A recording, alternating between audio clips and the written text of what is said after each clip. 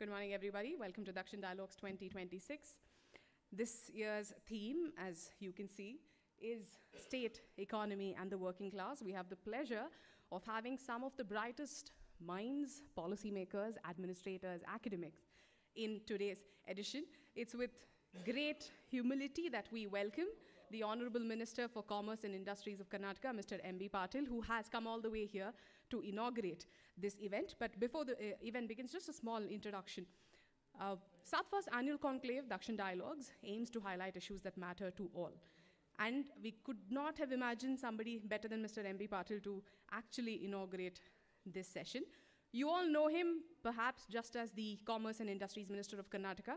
He's just returned from a very successful engagement of the World Economic Forum at Davos. Since a lot of you are students here, I'm sure you've seen on Instagram a lot of mockery of other chief ministers or delegations who went and met Indian businessmen there. But and signed MOUs there. But Karnataka did not do that, thanks to Mr. M.B. Patil's clear vision that the focus would only strictly remain on opportunities outside India. Because within the country, Karnataka has several initiatives like Invest Karnataka, our state's own growth multiplier.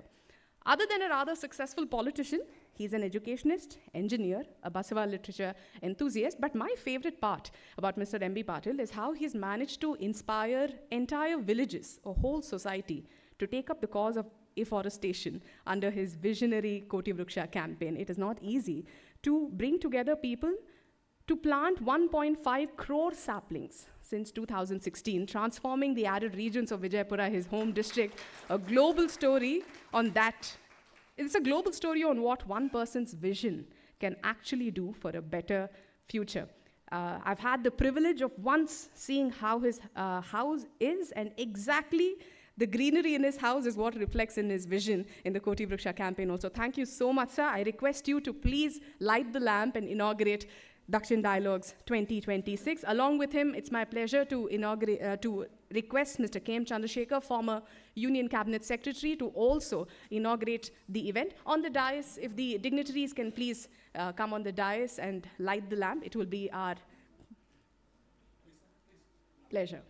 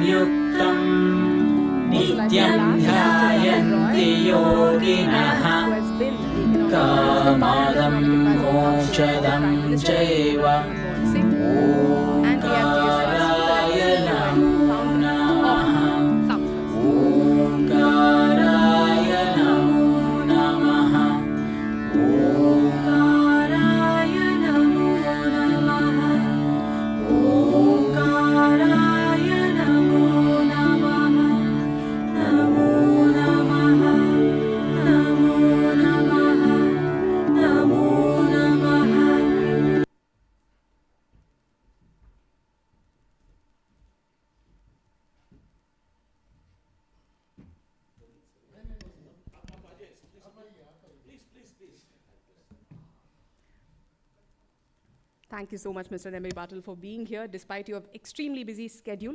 I've been telling our audience members that we need to rush everything because he needs to go to the assembly session. But without much ado, we cannot think of a more apt person to tell us about South's role in being India's growth engine. We have seen Karnataka be a pioneer, not just in innovation, investments, manufacturing even. That is something that we've always pointed out to. Like among all the southern states, Tamil Nadu is a manufacturing hub, but slowly but steadily that is also changing. In Karnataka, we are interested in different kinds of investments, and when we say South is the growth engine of India, we don't mean it just as a tagline. That is what statistics show, and that is because of the pioneering initiatives of leaders, policymakers, elected representatives like Mr. M.B. Patil. Sir, I request you to please deliver the inaugural address and open Dakshin Dialogues 2026.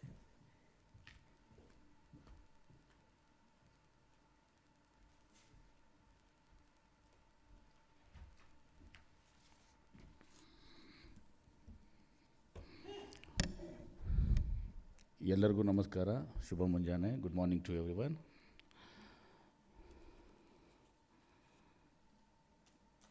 Today, with the South First initiative and the 4th edition of Dakshin Dialogues, we have here as the chief guest, Sri K. M. Chandrasekhar, who's been who had been the Union Cabinet Secretary, Sri G. S. Vasu, founder and CEO of Dakshin Digital Media, and Anusha Ravi, who's the editor of South First. All the esteemed guests, and more importantly, all the youngsters who are here, our youth, our students.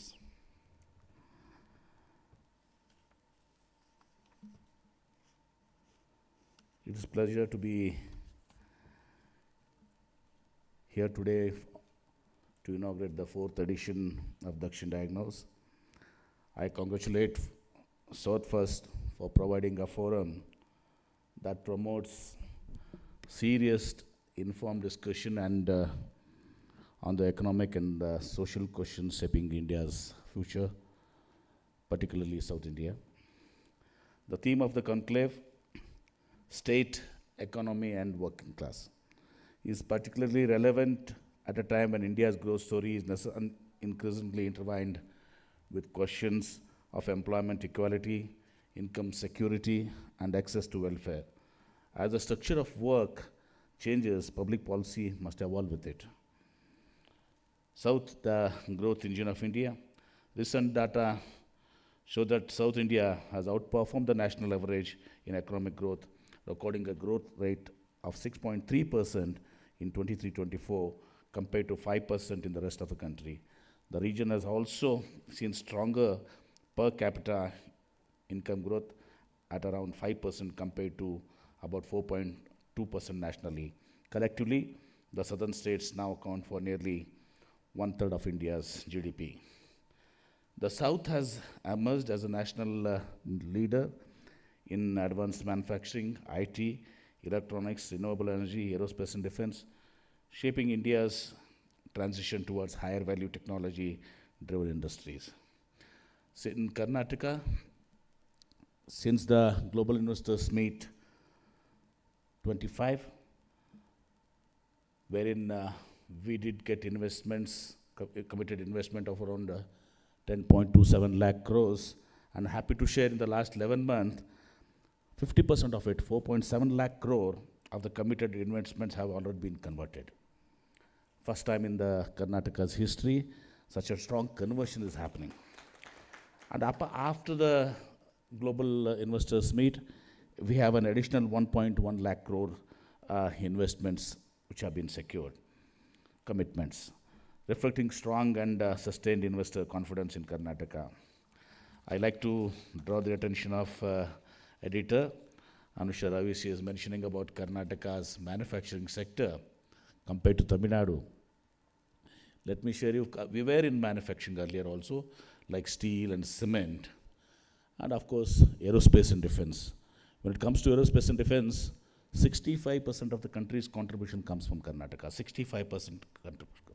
And globally, we are recognized as the 3rd largest ecosystem when it comes to aerospace and defense. And electronics, of course, you know the story of Foxconn, which has changed Bangalore's ecospace with $2.7 billion of investment, with 20 million iPhones being manufactured here, and a whopping around 50,000 employees. And you should be proud, 80% are women in that. So now Karnataka has given thrust to manufacturing. We had Utpadana Manthan, wherein 82 CEOs of and heads of various manufacturing organizations participated. They had given us a roadmap and we've been working on that roadmap. So in future, Karnataka will be also the manufacturing hub of the world. So with this, and recently, as you said in the Davos visit, Davos is mainly for engagement. It is to know people, discuss with them, talk to them, tell about your ecosystem, tell about your talent, tell about, of course, your state's incentives, etc. there.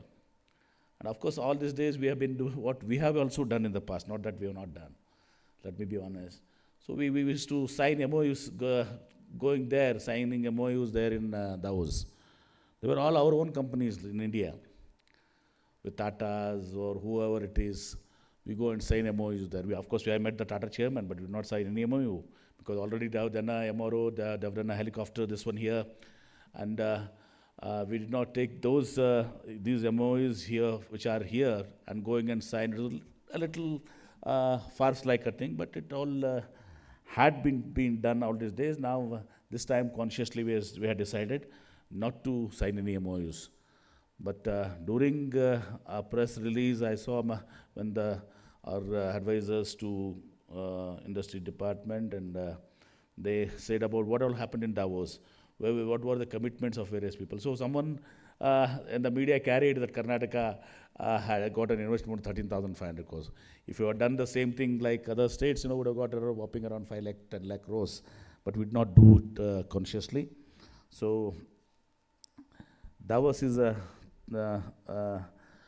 place wherein you have to know what are the trends, what are the future areas, and how the world is doing, and what all we have to learn from them to where should we stand in the future happenings of the world.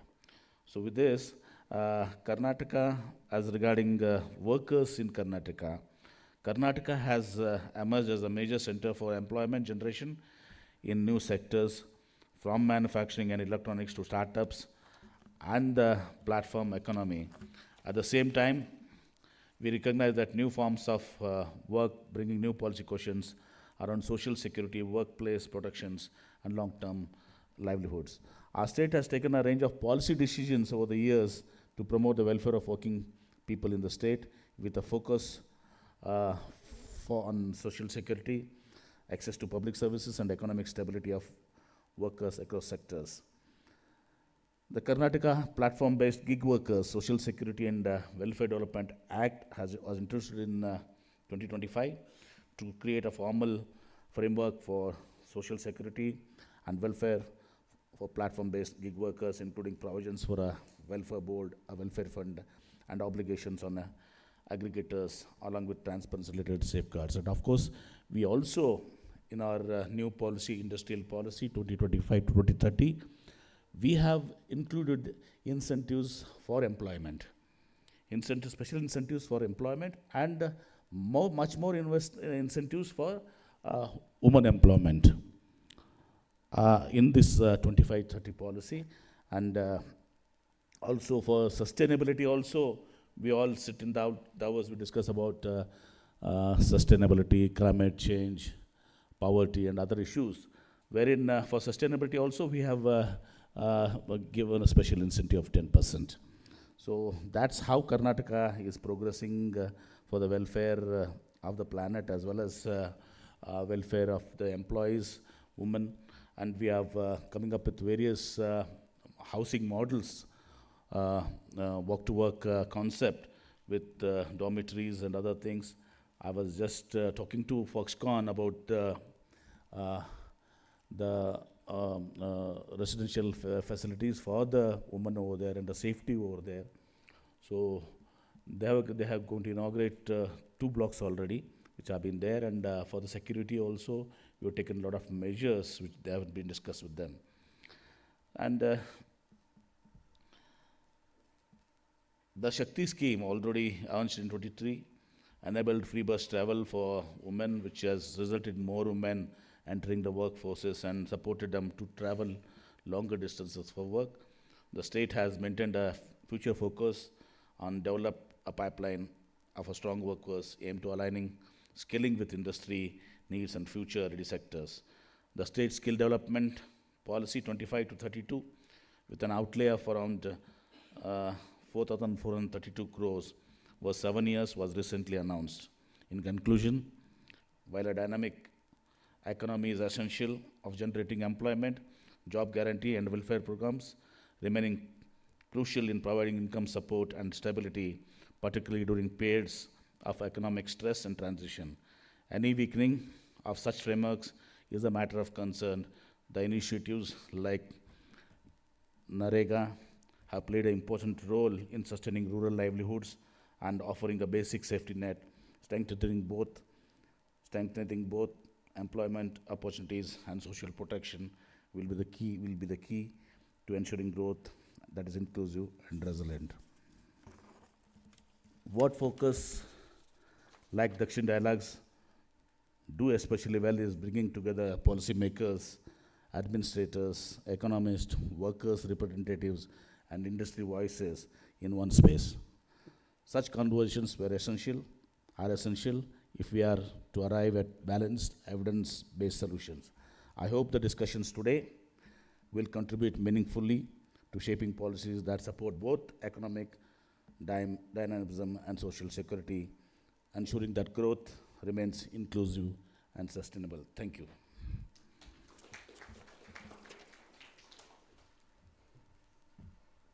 Thank you so much, sir. Also, we are doing all of this while also paying attention to our homegrown brands like Mysore Sandal Soap Limited. That is an initiative that is absolutely fabulous. The reclaiming of a brand as iconic as the Mysore Sandal Soap Factory. That is also something that Mr. M.B. Patil's leadership is doing in Karnataka. Thank you so much, sir, for that inaugural address.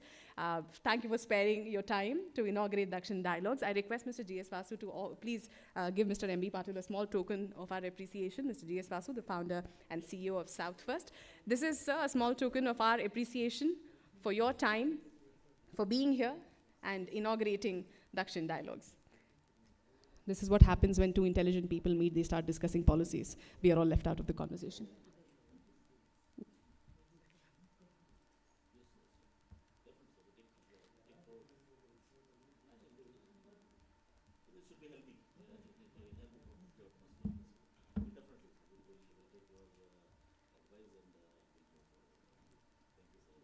Thank you so much, Mr. M.B. Patil. We are keeping up our commitment to free you up in time for the session. Thank you for inaugurating Dakshin Dialogues and for those words that set the tone for the entire day's discussions.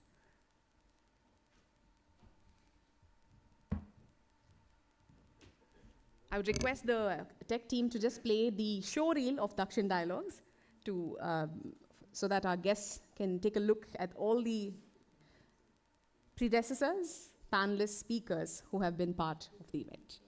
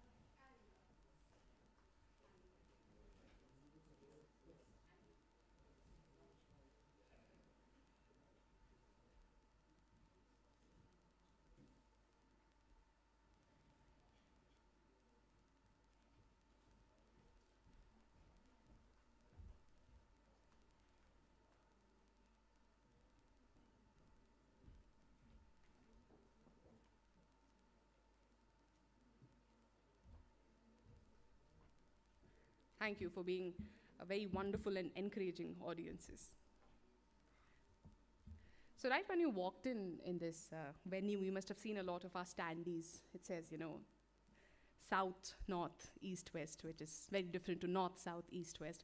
Or something when it says, less Lithians, more Lalbagh.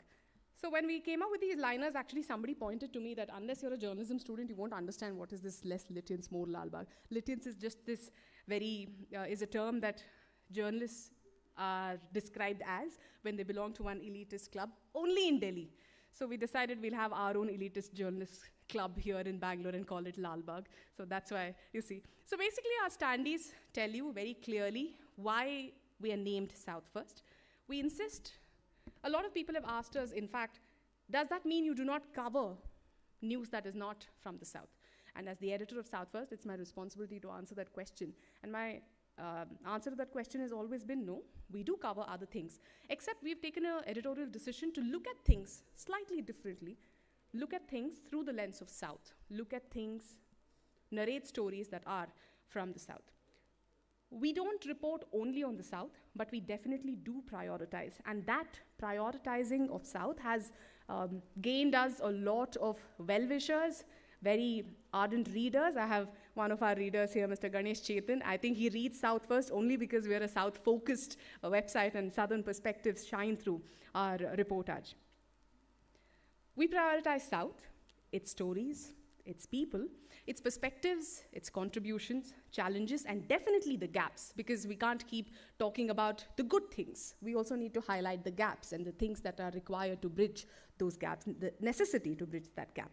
Because talking about it is the only way that you get its voice out.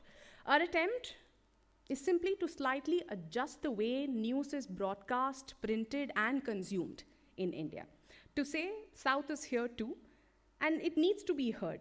Not as a special edition bulletin that you see during elections, you have anchors wearing clothes that otherwise they don't in a regular news setup. Not as a special edition bulletin, but as a constant conversation. Mr. M.B. Patil was talking about how South contributes to India's growth. A small little data, just a single line data, because the panel that is coming after my long speech here is going to dwell into the topic of South, the growth engine of India, and what it means when you say South is contributing to India, what are the sectors, etc. Southern states make up just about 20% of India's population. But the southern states put together contribute to over 30% of the national GDP and are estimated to increase that contribution to about 35 by 2030. That's just another 5 years. So I'm not wrong when I say South is the growth engine of India. We have an economist here who later in the day is my panelist, Mr. Ratan Roy. He disagrees and we are going to have a banter about it when I sit with him as a moderator later today. But to discuss the topic in detail, we have a panel of experts. First and foremost, I'm very, very thankful that Ms. Uma Mahadevan Dasgupta is here. She is a very senior IAS officer, currently the Additional Chief Secretary and Development Commissioner of Karnataka. But she is forever a pioneering administrator who has been a huge part of revolutionizing rural libraries in Karnataka. Ma'am, I request you to kindly take a couch on the dais. It is fascinating how social empowerment uplifts the marginalized. And Ms. Uma Mahadevan Dasgupta has had a long career of development through social empowerment.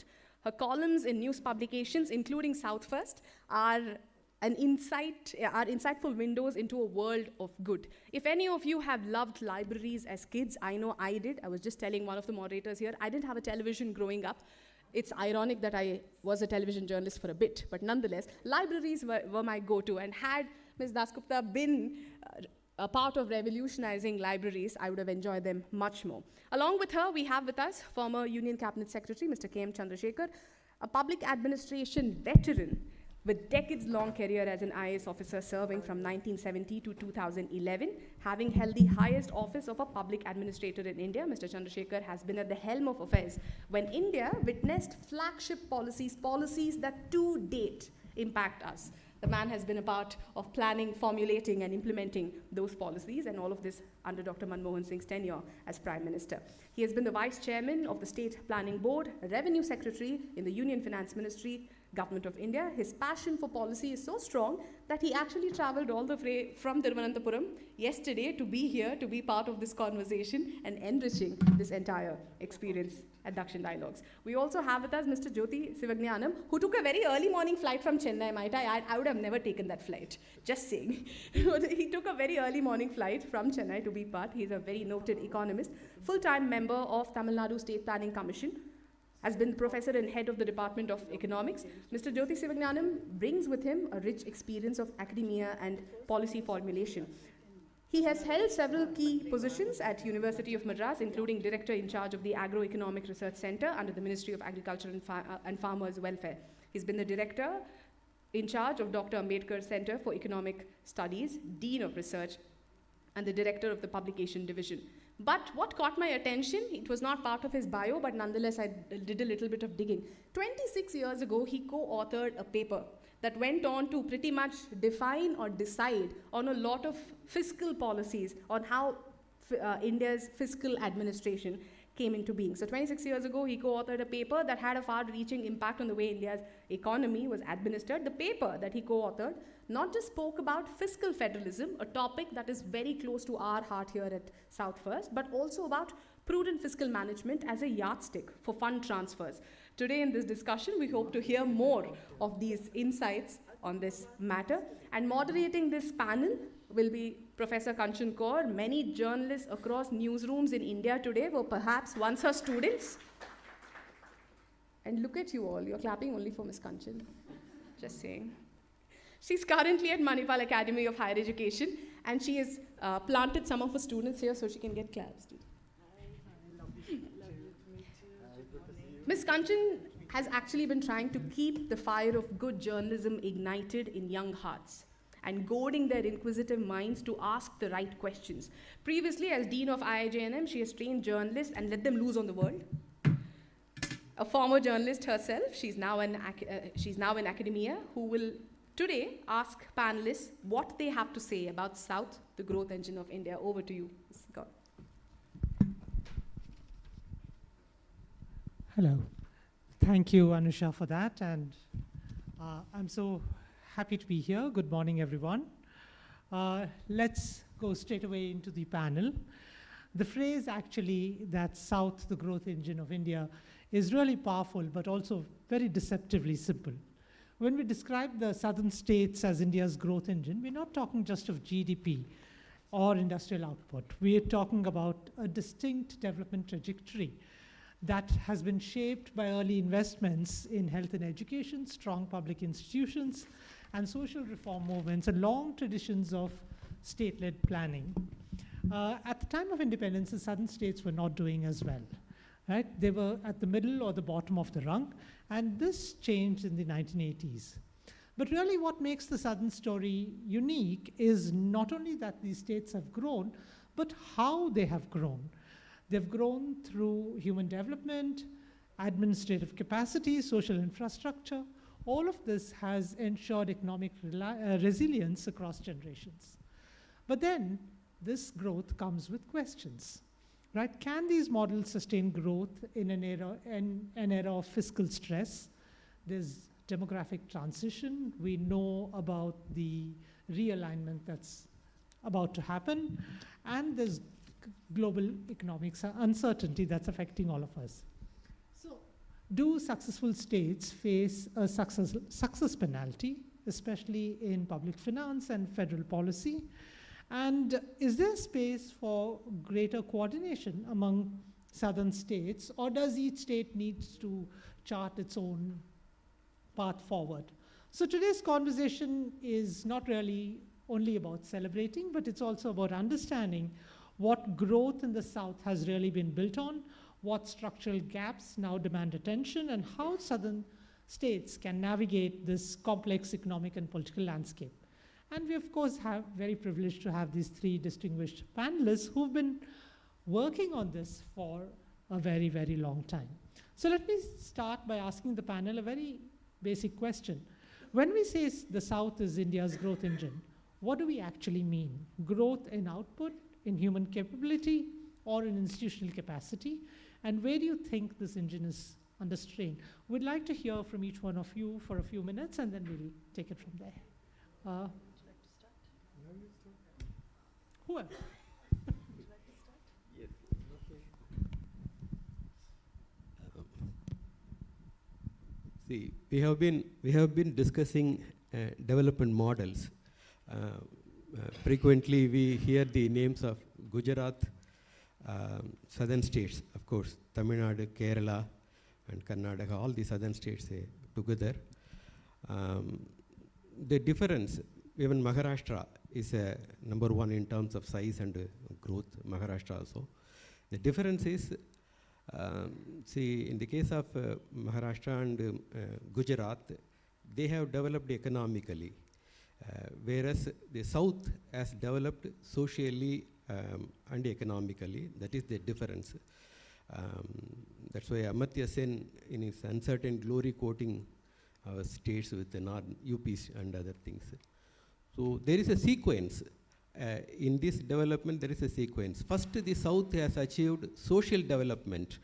So up to 90s, maybe in the case of Tamil Nadu, I can say confidently, we have not accelerated our economic growth. By 90, we have more number of poor. All the challenges were there. But up to 90, for the 40 years, and even before that, from independence onwards, from 1920s onwards, the politics of this state started fighting for the social justice issues, reservation, right to education, participation in education, higher education institutions, employment. So the politics fought for share in employment, education, political representation. So that's how it started, the development journey started. Post-independence, most of the social sectors are assigned to the state list. The state governments are given most of these social sectors, whereas the union government is given some macro level, growth, stability, inflation, all those concerns have been given to them. So having given, the states could not spend as they like. See, for instance, in the case of Tamil Nadu, Kamarajar, one of the earlier Congress chief minister, he wanted to spend for school education, midday meals, but the policies, again, though these subjects were assigned to the states, the policies were dictated by the union government. So it was the planning, beginning of the planning era. So the planning, the plan strategy is conceived based on one growth model called Herod-Domer growth model, where investment is the major driver of, they preferred, see, in the Constituent Assembly there were debates whether to social justice between OBC reservation and SC/ST were agreed, but the reservation has not been given to minorities and OBCs. During that debate, the debate was whether to go for social justice or economic justice. The union preferred to go for economic justice. Through that, they thought that they can address social issues, whereas the South, Tamil Nadu and other states preferred the other way. We thought that addressing social issues, education, health, and these are the primary concerns. That's how we conceived development. So in Tamil Nadu, as I said, though Kamarajar wanted to spend, he could not do that because neither the union policies nor the state administrators within the state have not given, allowed him to spend as he likes, because capital expenditure alone is considered as the public sector expenditure or government expenditure. Revenue expenditure on health, education, and other social sector were considered to be unproductive or useless expenditure. So he has not been given a free hand. The cabinet secretary in the state assembly refused his spending approval for his spending proposals. So he went and requested the landlords, private corporates, and everyone throughout the state asking money. So that is where the development model shift. When DMK took power, Karunanidhi, Annadurai did not have much of the time, whereas Karunanidhi had the opportunity. Even the mid-60s, the election promise was 3 or 4 kilograms of rice per rupee. That was the promise made by DMK. And DMK ascertained its power. Though the executives were the same, they wanted to implement the union government policy where capital expenditure alone is productive. The state government ascertained its position. We should spend for, we have been democratically elected government, we should spend for people's aspirations. So that is where the state government started spending for health, education, PDS. So the revenue expenditure, after the first regime of DMK regime, the revenue expenditure from somewhere around 22 or 28 to jump to 40%. So that became a new benchmark. So from then onwards, because of the competitive politics, the other governments also have to continue with that or expanded many of the programs. And this social sector expenditures and development formed a basis. So it helped people to see what is the point in providing reservation when there are no qualified candidates available to fill up the vacancies. So along with the reservation, the state conceived, the social justice policies of the state conceived was spending for health, education, even if it is a capital expenditure, it is spent for rural road, electricity, infrastructure, like that slum clearance, providing slums to the poor. So like that the capital expenditure has been spent. So at one point, almost half of the revenue expenditure the state is spending on social sector. So that formed a base when 90s when we liberalized the economy, the private investment started pouring in.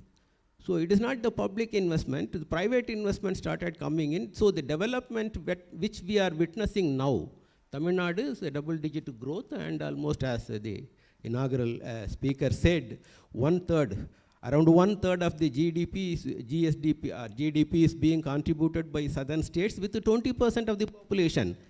So the rest of the 80% of the population is contributing just to 2/3 of the GDP.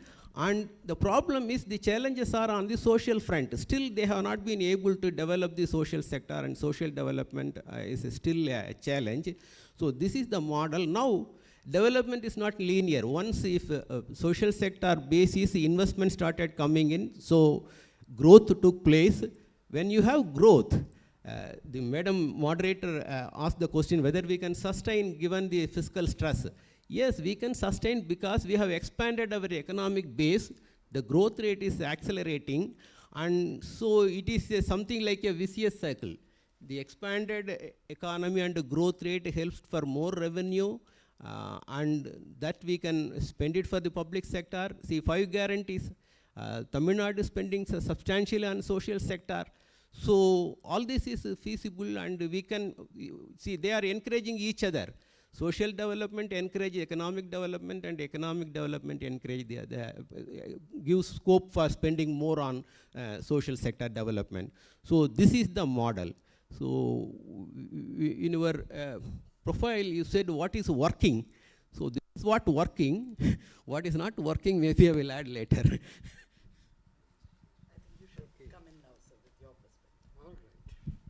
No, I forgot your question. I forgot your question.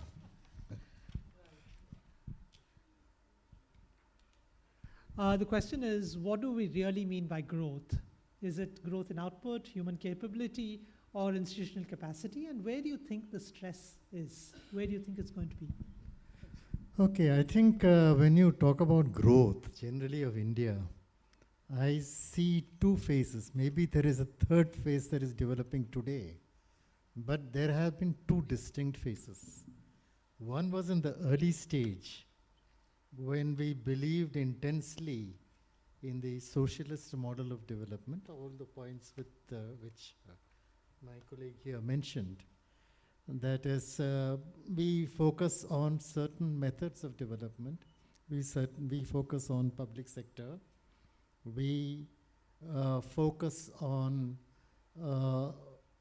human development, of course, because some of the great things that happened was in the 50s, when you had the institutes of management, you had the Atomic Energy Commission, you had the Vikram Sarabhai Space Center, and the Indian Space Research Organization, all those things, Indian Institute of Science, All that was there at that point of time.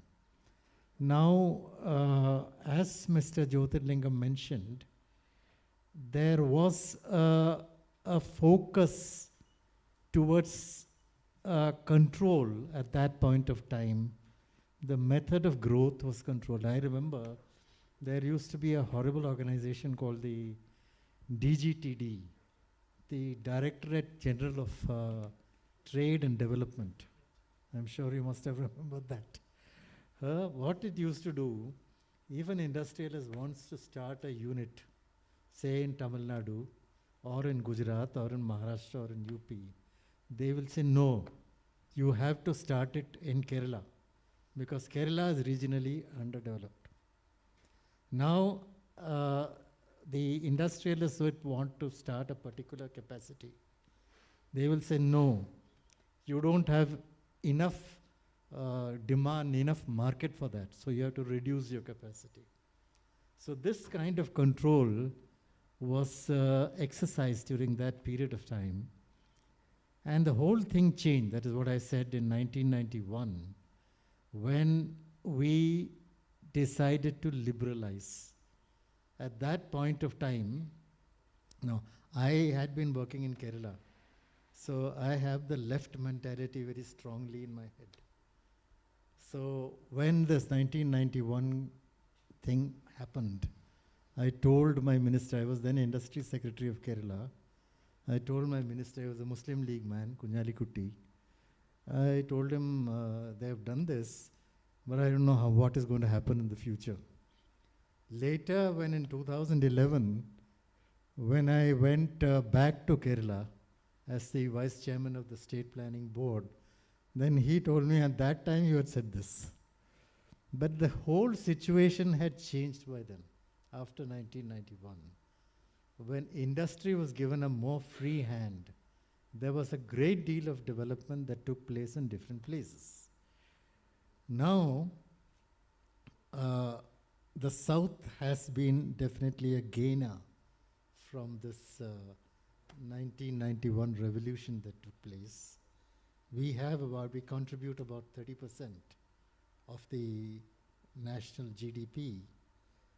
But at the same time, we share only 16% of the total allocable resources of the government of India, which is a complaint that all the southern states have today, that we are not getting a fair deal. Karnataka in particular has been very strident. They've been saying for every rupee that we contribute as taxes to the central coffers, we get only 15 paise. Now that's a situation for all of Kerala, all of South India.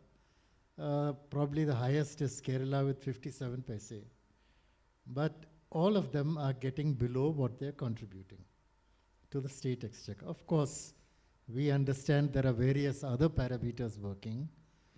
The center, it's part of our constitution that we are spending more money on the less developed areas. And the finance commissions have also been doing that.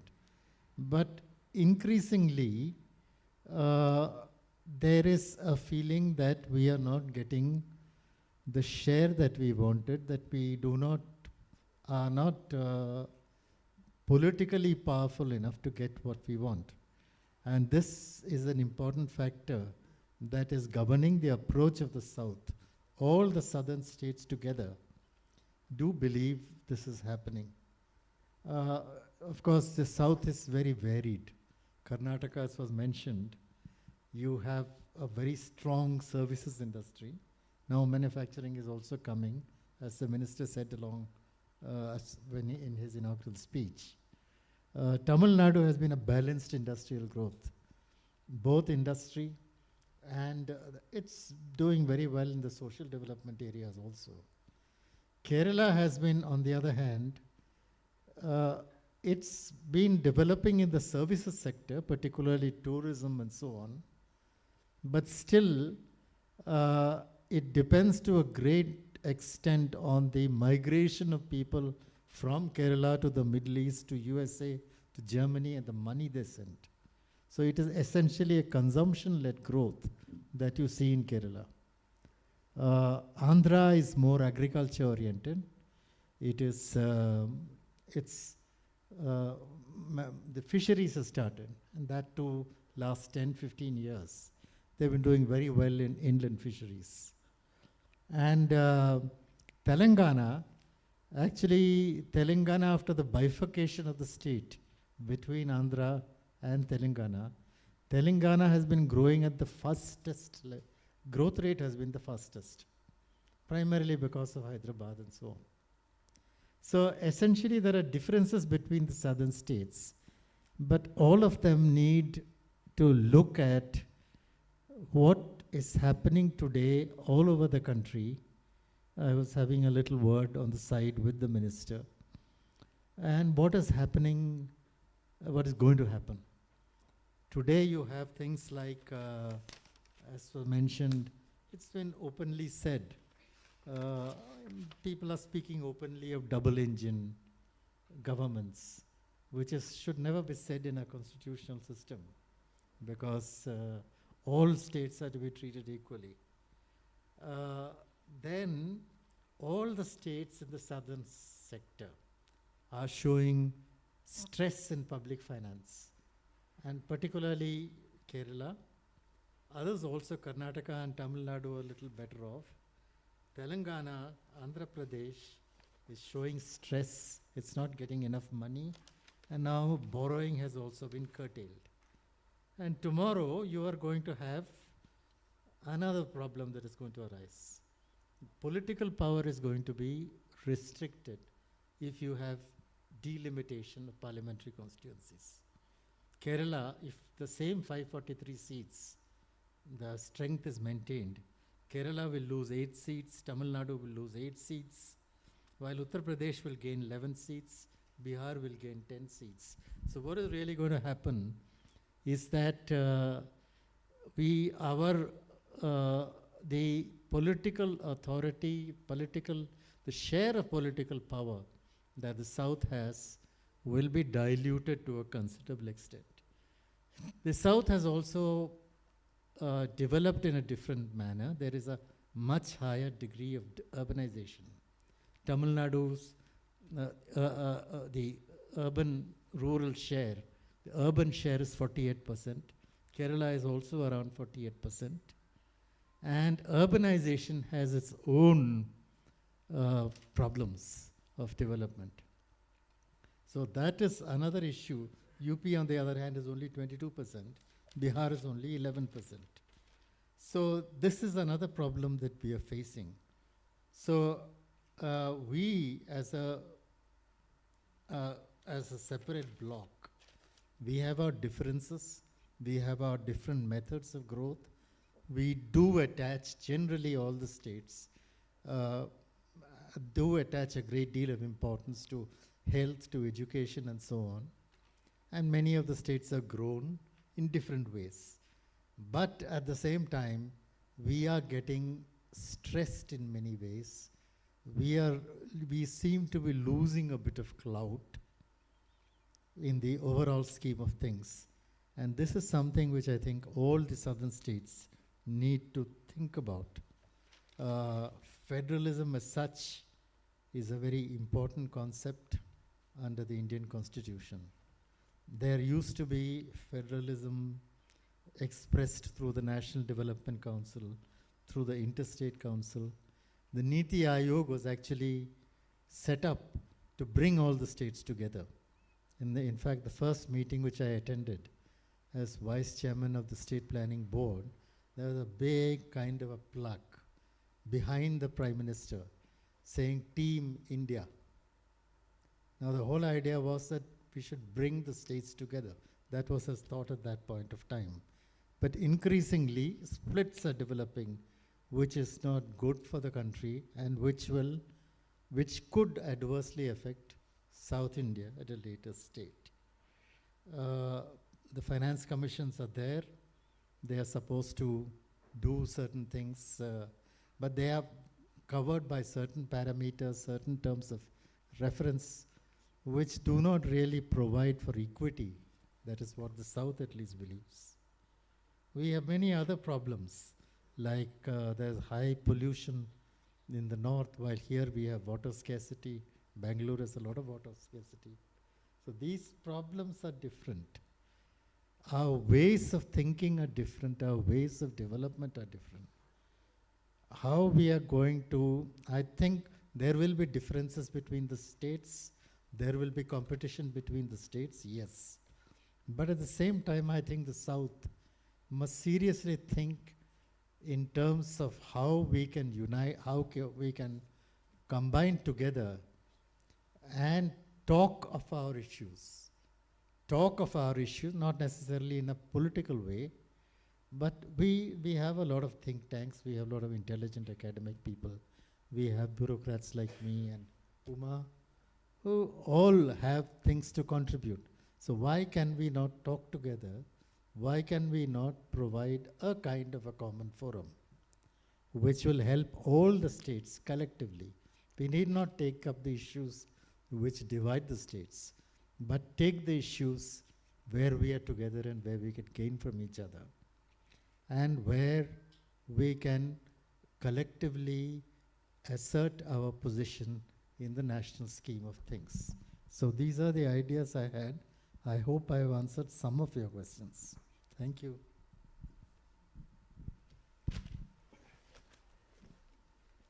Thank you, Dr. Shivananam and Mr. Chandrasekhar, for laying out a very panoramic view of where the South is and what have been some of the reasons for the South's success. We'll come to some of the gaps later, as they mentioned.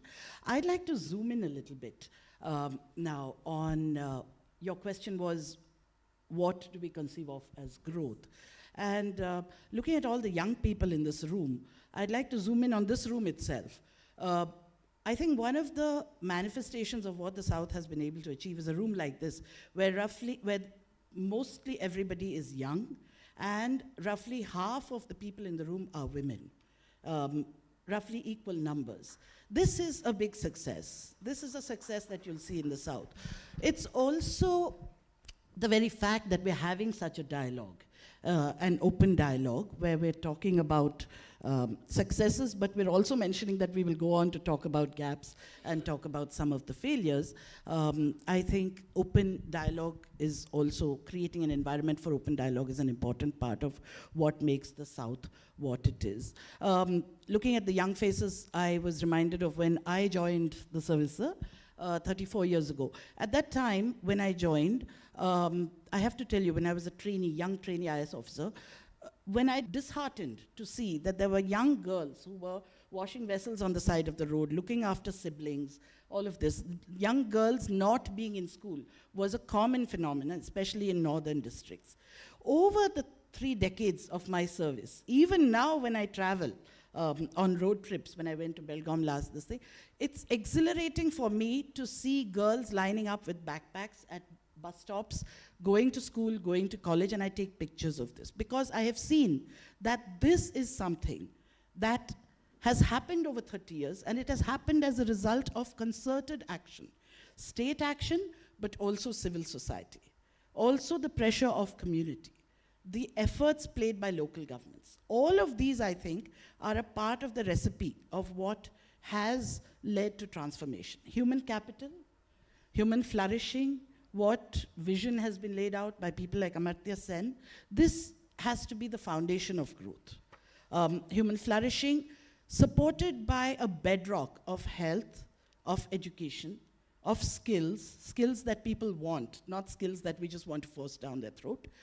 of helping women and young girls get into spaces where they can learn and where their voices are also heard, of creating, for example, working women's hostels right next to workplaces, transitioning them from homes, from environments of perhaps regressive or negative social norms, into places where they can see other ways of living and other ways of being, and where they can feel empowered. These are some of the successes. Labor force participation of women, creating creches. These are some of the examples that I'd like to just quickly mention, because as Development Commissioner, my day-to-day work is about really reviewing concrete actions taken by the state. These are not competitions. The southern states were roughly similarly placed to the rest of India when we started out. How did we diverge? Some of the answers have already been discussed. Look at the divergence, for example. I'm not going to read out the numbers, but the parameters and the indicators. Infant mortality rate, maternal mortality rate. We actually get concerned. A few years ago, Karnataka had a 3-digit maternal mortality rate. A meeting was held at the level of the chief minister, and it was discussed that we need to take action. Steps were defined, groups were formed, working group was formed, schemes were formulated, and over the years we've been able to make great progress in something as fundamental as the maternal mortality rate. Nutrition. Nutrition, not only in terms of creating Anganwadis and having nearly 70,000 Anganwadis in a state like Karnataka, but adding to the nutrition that is provided as part of the centrally sponsored scheme. And I'll come to this.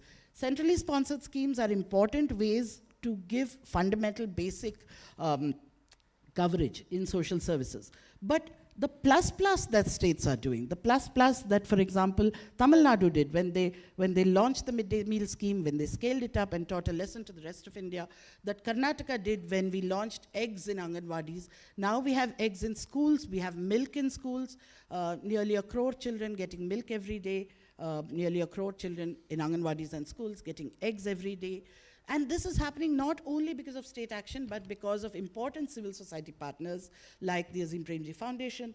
2 eggs a week are given by government, and 4 eggs a week are given by the Azim Premji Foundation. So a part of the story is that we have strong, not just state action, but strong civil society partnerships, strong civil society participation, which keeps the state accountable and responsive. I could go on. Under 5 mortality. The provision of 70,000 Anganwadis, out of which nearly 4,000 Anganwadis are funded only by the state, in addition to the Anganwadis that are part of the centrally sponsored scheme. School enrollments. I talked about how getting children into school. Now we're talking about retaining children in school. We have, in September last year in Karnataka, launched a universal higher education scholarship program for girls, called Deepika, which in partnership with the Azim Premji Foundation allows every girl in Karnataka who has attended government school for class 12 and class 10 to apply for the scholarship. It's a universal scholarship, no matter where she chooses to attend higher education, where in India, whether in private institution or public institution, as long as she has studied in Karnataka in a 10th and 12th government school, she is eligible for a 30,000 rupees a year scholarship. Applications are online. It's universal. Now think of, we had nearly 1.8 lakh girls applying for the scholarship. Now think of the impact such a scheme will have, or such a policy intervention will have, on just allowing girls to dream of going to college, on allowing girls to think that they need not go for the option of teenage marriage, teenage pregnancy, remaining at home, not being able to be productive members of the workforce, not being empowered. This is something that Karnataka launched just last year in September. School enrollment, retention, hostels. Again, hostels, we have more than 6,000 hostels for the young people, for children, starting as early as class 1, for children of families from marginalized communities, SC. ST, OBC, minority welfare, hostels which allow young people to attend school, get their meals, and stay in a safe and stable environment until class 10 or class 12. We have not only a focus on college enrollments, but also on scholarships, and a focus on making such hostels available for children with disabilities, for children living with HIV. Just yesterday I was reviewing scholarship programs for young people living with HIV. So some of the successes that states like Karnataka, Tamil Nadu, Kerala have achieved, the reasons for these are hidden in these schemes. The fact that we want to go to scale, but we also want to focus on those who might otherwise be left out. For example, children with disabilities. For example, children living with HIV. scholarships.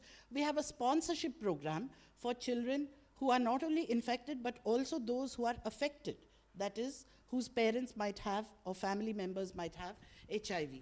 These sponsorship program, this again is a plus. It's a state scheme which enables these children to remain within family care and not be institutionalized, because we don't want, and this is just 10,000 or 12,000 children. So you can see, we're talking about 1 crore children who are in Anganwadis, who are in creches, who are in schools, but we're also talking about a number as small as 12,000 because we don't want anyone to be left out. And I think that's a part of what makes a state responsive to needs. And by state, I don't mean only government, I mean government with civil society and with private sector participation, with intellectual inputs from strong organizations working across the South, understanding what are some of the successes. A culture of transparency. Karnataka was one of the earliest states in India to come up with its own human development report. I was a very young member of that working group, and we used to meet during the lunch break. We used to meet during the lunch break when Renuka Vishwanathan was the planning secretary, and we wrote that entire report from within the government. It was an honest report. It was a transparent report, and it's worth reading in full. But not just Karnataka. Kerala's focus on planning, Tamil Nadu's focus on planning, and putting out reports in the public domain, getting them read, disseminating. These are also ways in which we raise the level of discourse so that there's public understanding about what makes our states succeed. But apart from only data, the need to study schemes such as the extraordinarily successful Muthulakshmi Reddy scheme for women, pregnant women in Tamil Nadu, which has led to tremendous success and reduction in maternal mortality and infant mortality. Tamil Nadu's working women hostels, Kerala's Big Bang decentralization, which has been a model for the entire country, but also decentralization in Tamil Nadu, in Karnataka, which has led to better service delivery. We all recognize and we know that decentralization is pivotal to better service delivery at the grassroots. In fact, decentralization and gram panchayats is what allows us to invert this whole metaphor of last mile, where we focus on every Indian at the last mile, and we say we want to focus on you at the first mile. We have more than 80 services which in the last 3 years have been rolled out in gram panchayats so that people don't have to go all the way to the taluk and roam around at the taluk, taking a bus, paying money, losing a day's wages in order to just get one certificate or one particular document. They can apply at the Gram Panchayat, they can apply online. Online, again, the use of technology. Technology in a state like Karnataka, Tamil Nadu, Kerala, Telangana, in southern states, is not only used for transparency. It is also, it's not used only for basic, very first level things like first in, first out. These are all 20th century achievements. Technology today is also used to reach out to those who are excluded by technology. That is one of the challenges that we pose to some of our digital fellows who are working on reaching those who are excluded, those who don't have a smartphone. What is the way in which we can give digital literacy and enable them to reach online platforms in order to apply and claim services? This is one of the things. Working women's hostels, again, learning from each other. Karnataka learned a lot from Kerala's decentralization, and we have been able to take decentralization and local governance further along those ways. Karnataka has learned. Women's collectives, the self-help groups, the Kudumbashri of Kerala. Karnataka was also one of the early states which, as far back as 2001, started the Stree Shakti group. I could go on, but one example, very vivid example, when all of this came together is during the COVID pandemic. Rural Karnataka, it was the panchayats which stepped up, the Gram Panchayat task forces, the Ashas, the Anganwadi workers, the house-to-house survey of more than 1 crore families to understand vulnerabilities and COVID comorbidities. This was possible because of strong civil society, private sector, participation, local government, more than 1 lakh local government elected representatives, of which 50% are women, working with us. I started my service in Karnataka when the total literacy campaign was being rolled out. Again, that was during my district training. I used to go in Mysore to total literacy sessions in villages, understanding how volunteerism was teaching each one teach one. That was one of the things. And 7 years later, when as director of mass and non-formal education, I rolled out a second campaign of volunteerism. I remember visiting one of the Gram Panchayats in Kolar and looking at people learning how to read and write from each other without a single rupee being paid. This was the first cohort of elected officials in Gram Panchayats, and one of the Panchayat members asked me, "Ma'am, this is very good what the government is doing, and this is important and it's helping people, but shouldn't we try something?" This was in 98. Shouldn't we try something like Cuba and Nicaragua, where they actually extended the school holidays, shut the schools, and school teachers and school children, high school children, went and taught. What was extraordinary was that this was in 98, when I probably wasn't using Google as much as I do now, or as normally is used. But here was a local elected representative in a Gram Panchayat in one of the districts of Karnataka, having global knowledge of best practices and suggesting, being generous enough to appreciate the effort that was being taken, but also suggesting a way forward. I think this constructive dialogue is also something that has actually been built. This environment of participatory, transparent, and constructive discussion, where the state is being pushed to be more and more responsive, is also a part of the magic mix that has allowed the states in southern India to be successful in what they have. Thank you, everyone, for that elaboration. Mr. Dasgupta, I want you to take this a little forward and explain to our young people how all of these that you talk of, all these leads not just to social outcomes that are so different, as Mr. Chandrasekhar pointed out, from the north, but also lead to economic resilience. How does this translate into economic resilience? Thanks for that question. Thank you for pointing out that economic development need not necessarily come before social development, and need not necessarily lead to the social development outcomes that we want.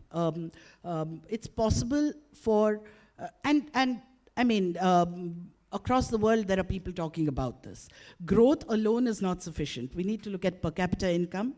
We need to look at regional imbalances. And the HDR that I spoke about in 98 actually was the one that first focused on Karnataka's own deep regional imbalances. And it's extraordinary that a government document in the 90s itself pointed out the vastness of these imbalances and the need to do something about them. How these interventions come together is something that I would take the example of what the minister was talking about, the guarantee schemes, the Shakti scheme, for example. The Shakti scheme, it's easy to dismiss a scheme like this as a freebie. What is a freebie? It's fare, free public transit, right? 500 crore trips have been made in 2 years by women and girls who have been able to get on these buses across Karnataka, nearly 25,000 buses, get on these buses in search of education, in search of livelihoods, including entrepreneurial livelihoods. For example, fish selling, right? You take a bus, you go from the coastal area, you go into interior area and you sell your fish. Or in search of part-time work, or because we recognize that there are deeper structural barriers. Making buses free may not itself lead to greater women's workforce participation, but it may help them to retain good jobs. It may help them to seek better jobs. It may help them to seek better education. It may help them to seek flexible work, which can enable them to perform other caring responsibilities or manage all their other domestic responsibilities. We also found out that women trip chain. Women travel differently than men, because men, when they go for work, are going from point A to point B in general, finishing that work and then coming back from point B to point A. women often have to do multiple things, like dropping a child to school, taking a family member to a health center, or going out to do some shopping, or going out to do 2 hours of work and then come back. So Shakti has been extraordinary in its ability to help women to reach better levels of empowerment, to access healthcare, for example.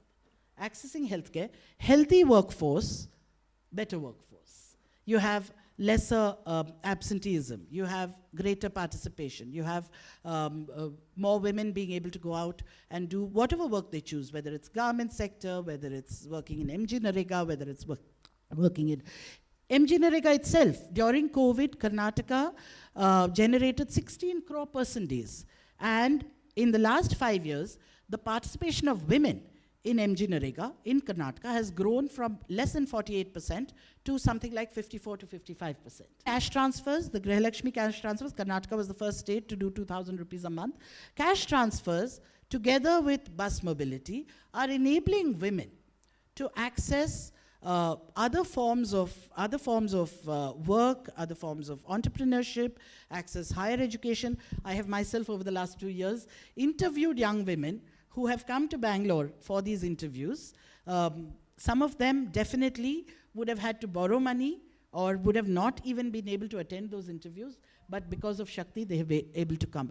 And therefore, what these interventions together do is create a larger narrative of growth, of individual flourishing. When the individual flourishes, when the individual is able to earn more, care for their family more, spend on better nutrition for their children, use the savings that they were otherwise spending on buses to get more eggs, more milk, more fruit for their children, I think we're going to see the fruits of development down the years being very visible. Thank you. Mr. Chandrasekhar, we were talking about, I think even Mr. Shivagnanan was talking about that fiscal transfers are penalizing success, and you mentioned that. So how, from a public finance perspective, how big and how real is this problem? How big and how real? Yes. Well, actually, I mentioned that our contribution of the South to the GDP is as high as 30%. But what we are getting back in terms of allocation of central resources is just about half of that, about 16%. And what's the impact on the ground then? On the ground, you know, it's difficult to say because I think my feeling is that the rupee has been better spent in the South than in the North. You see the same factors, the Finance Commission successively have been using the same parameters. The distance from the average per capita income, that has been one factor. Population has been another factor. These have been the same things from the earlier Finance Commissions to today. Some tweaking has taken place, but it's still there. But then, somehow, as Uma was saying, we do have a much better health mechanism, education mechanism, social standards in the South than in the North. Literacy is much higher in the South than in the North. Now, the handling of COVID, she mentioned, the Panchayati Raj system which has been established has proven itself in the South. It's worked, and there is a feeling that even, you know, many of us IAS officers had doubts initially whether the development of the Panchayati Raj system, decentralization, will essentially mean a shift in power. But then what our youngsters actually found out was that it strengthened them because they were able to get the people also on board. So they are able to do much more through the Panchayati Raj system today than what we, when we were collectors, could do. I mean, when I was a collector at that time, there was hardly any money at my disposal. The contact systems with the people were much more loose. Today it's much stronger, and a great deal more work is being done. So I think we have been using money better, with the result that we have got better output and better results. But at the same time,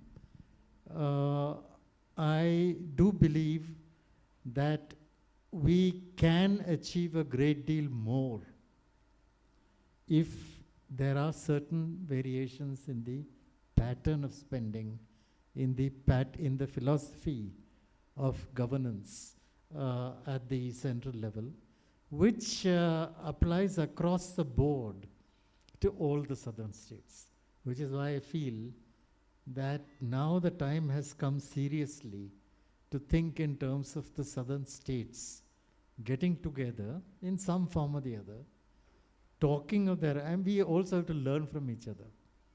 Like we have to learn from Tamil Nadu, and Kerala has to learn from Tamil Nadu and Karnataka the methods of industrialization, how industry can improve better.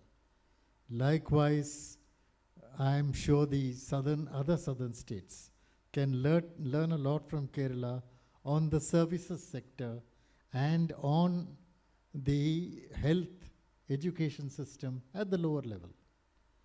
We have also, Kerala has to learn from Karnataka in particular, higher education, how it has developed in Karnataka. It's not happened in Kerala, with the result that we have to send our youngsters to Bangalore and so on to study or abroad. There are systems also, how do people go abroad, the migration systems, that we have to learn. And again, we have a huge problem of migrant labor from the north. Now it's a wonderful thing for us, because I think it leads to greater integration of the nation. But how we are going to absorb them, and how we are going to give them the same, I'm sorry.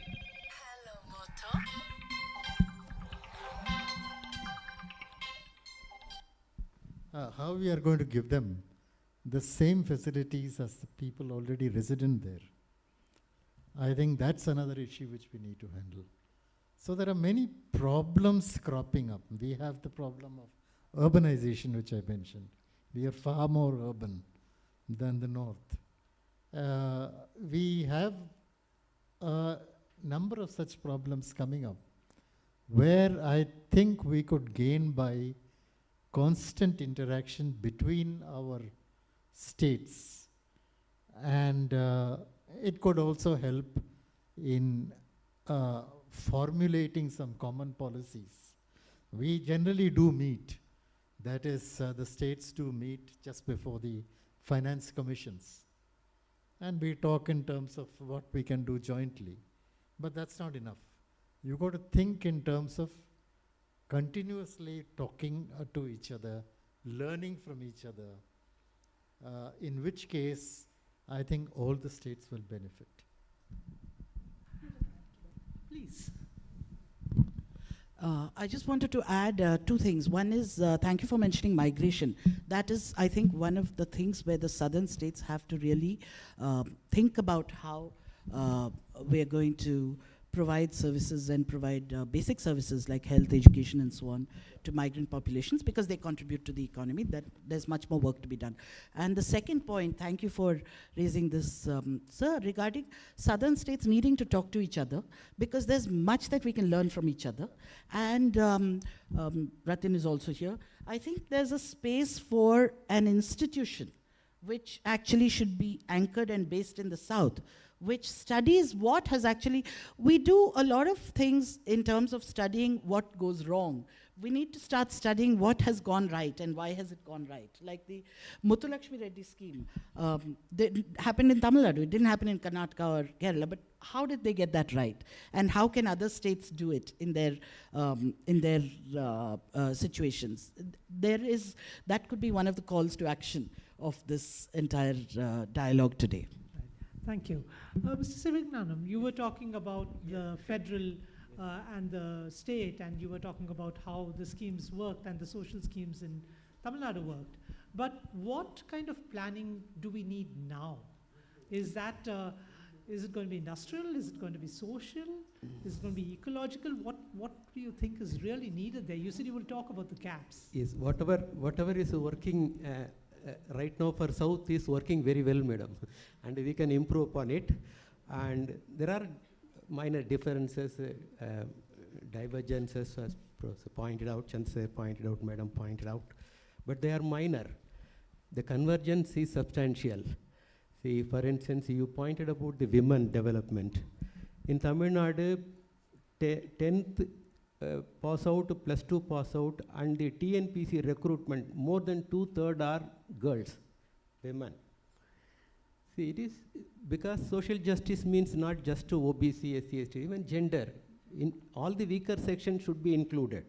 That is the theme of the social justice. So we have a number of issues. We can address it. There are a number of ways in which we can cooperate. Professor Ratin Rai has written recently in Indian Express. There are so many possibilities where we can cooperate and join together, work together. And how we are coming together, he has also written about it. Now, the challenges that we are facing on the fiscal front and the parliamentary constituency, we have discussed much. But what we have not discussed is the political challenge that we are facing today. Even Chandrasekhar has pointed out double engine growth. A couple of days back, Prime Minister visited Tamil Nadu and spoken about this double engine. The state chief minister responded saying that it is a dabba engine. Those who know Tamil may know very well it is a rusted tin. So what he meant is, apart from the political counter, there is a substance, there is a fact in the defense. It won't work. The double engine will not work, and wherever it is working, we don't see the results. UP, it is working. What is the result? What we have able to achieve with the single engine, the double engine could not achieve that. And moreover, what he promises is anti-federal. See, the basic structure of our constitution is a federal. Every rupee that we pay as a tax, in fact, we pay more, as many may have pointed out.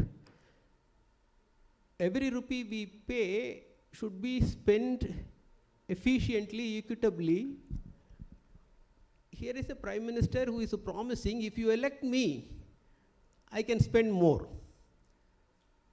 That is squarely anti-federal.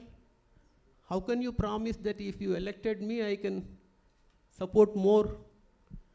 So even wherever it has happened, that has not delivered result. The challenge is, as I said, social justice facilitated economic advancement, economic growth, and they encourage each other. So the precondition is social justice. Union government proceeded on the other way. They believed that economic development or distributive justice will deliver social justice. That has not happened. So in 2004, we brought Manrega. So the union government itself reconsidered their approach, development approach. So all along 70 years, the debate in Indian economy has been growth and distribution. Now what is happening? Reaching 5 trillion economy. At some point, our GDP will reach 5 trillion, whether it is 2047 or 57, doesn't matter. At one point, it will be, so what?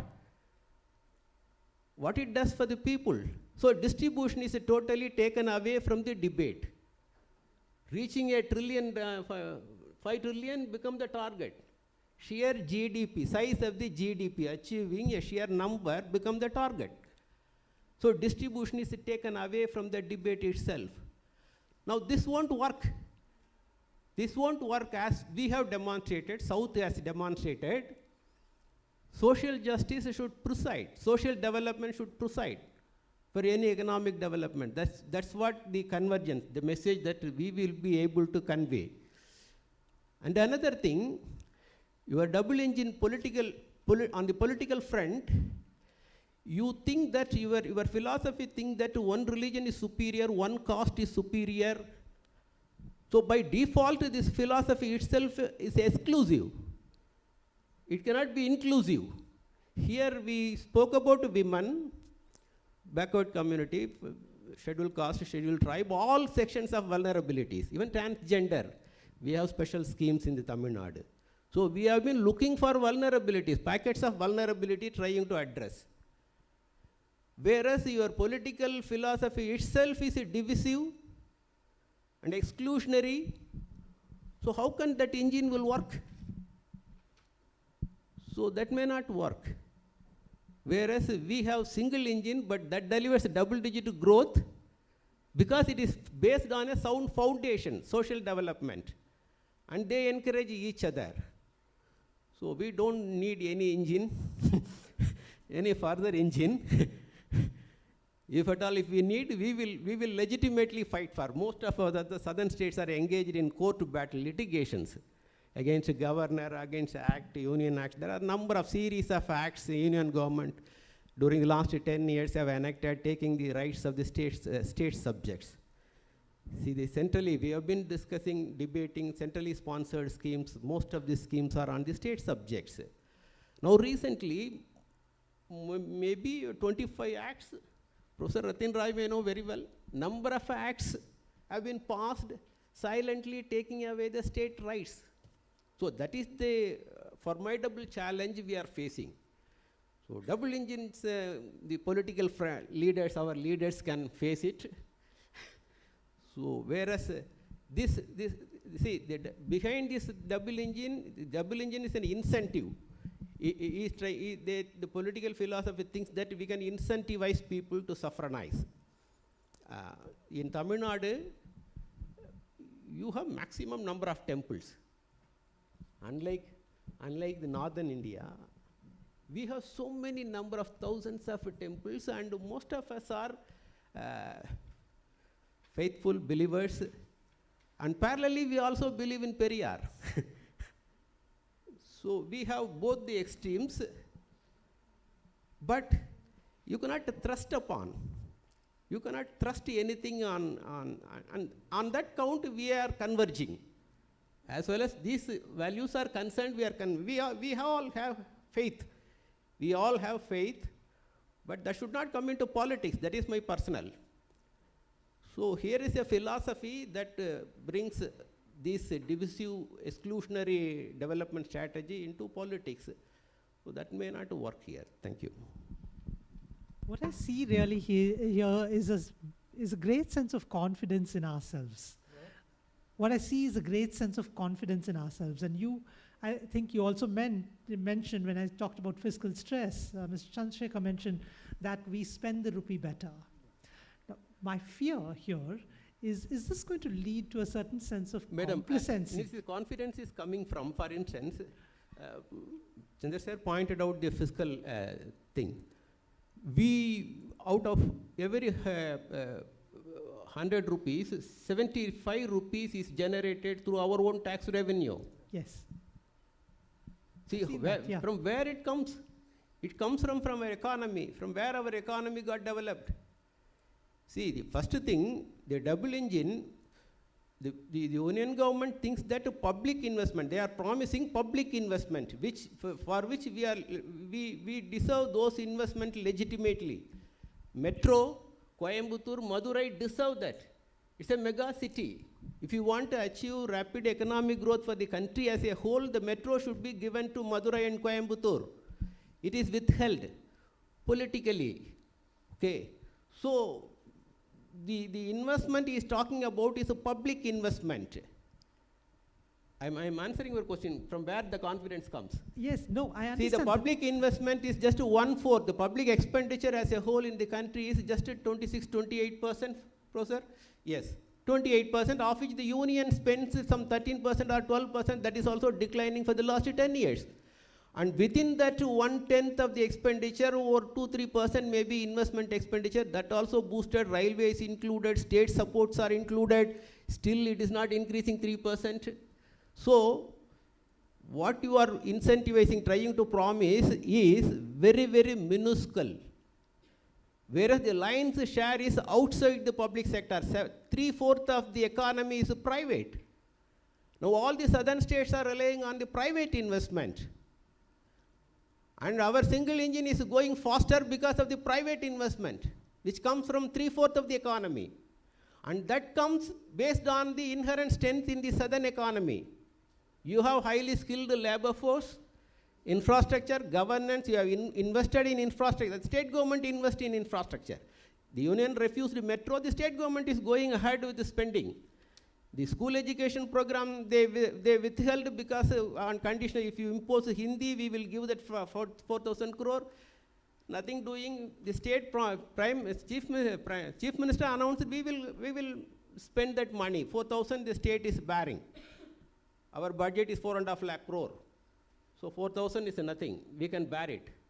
So the confidence comes from our inherent strength in the economy, our workforce. I agree. But my question really is this going to lead in the future to a certain sense of complacency, or are we looking at reinventing the growth model and seeing how we can take No, this it is not further? complacency. I am warning about the threat. Will it lead- Whatever No, Professor no, no. Chandrasekhar has pointed out, fiscal front, parliamentary constituency front, these threats are real.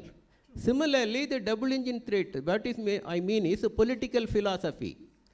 So this philosophy is trying to be imposed here. These are all the risks we are confronting. We have to face it. Maybe it is politically. So how do we plan forward? Mr. Chandrasekhar? How do I?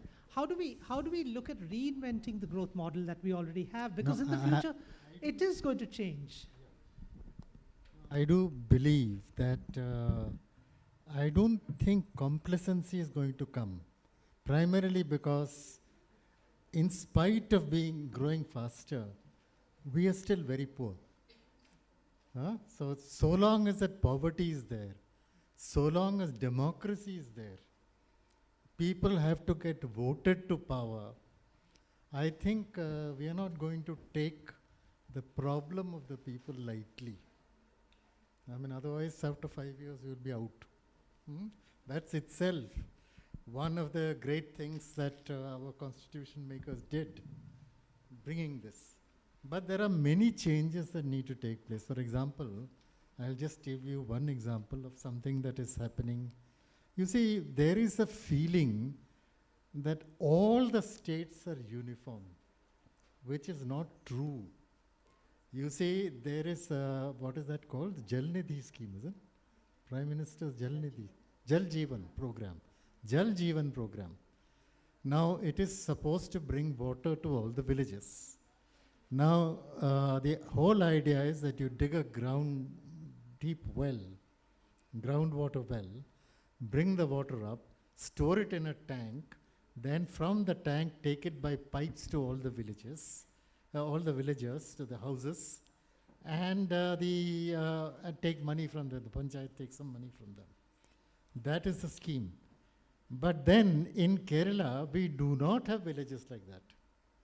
Kerala is one big urban sprawl. So how are you going to implement this centrally sponsored scheme?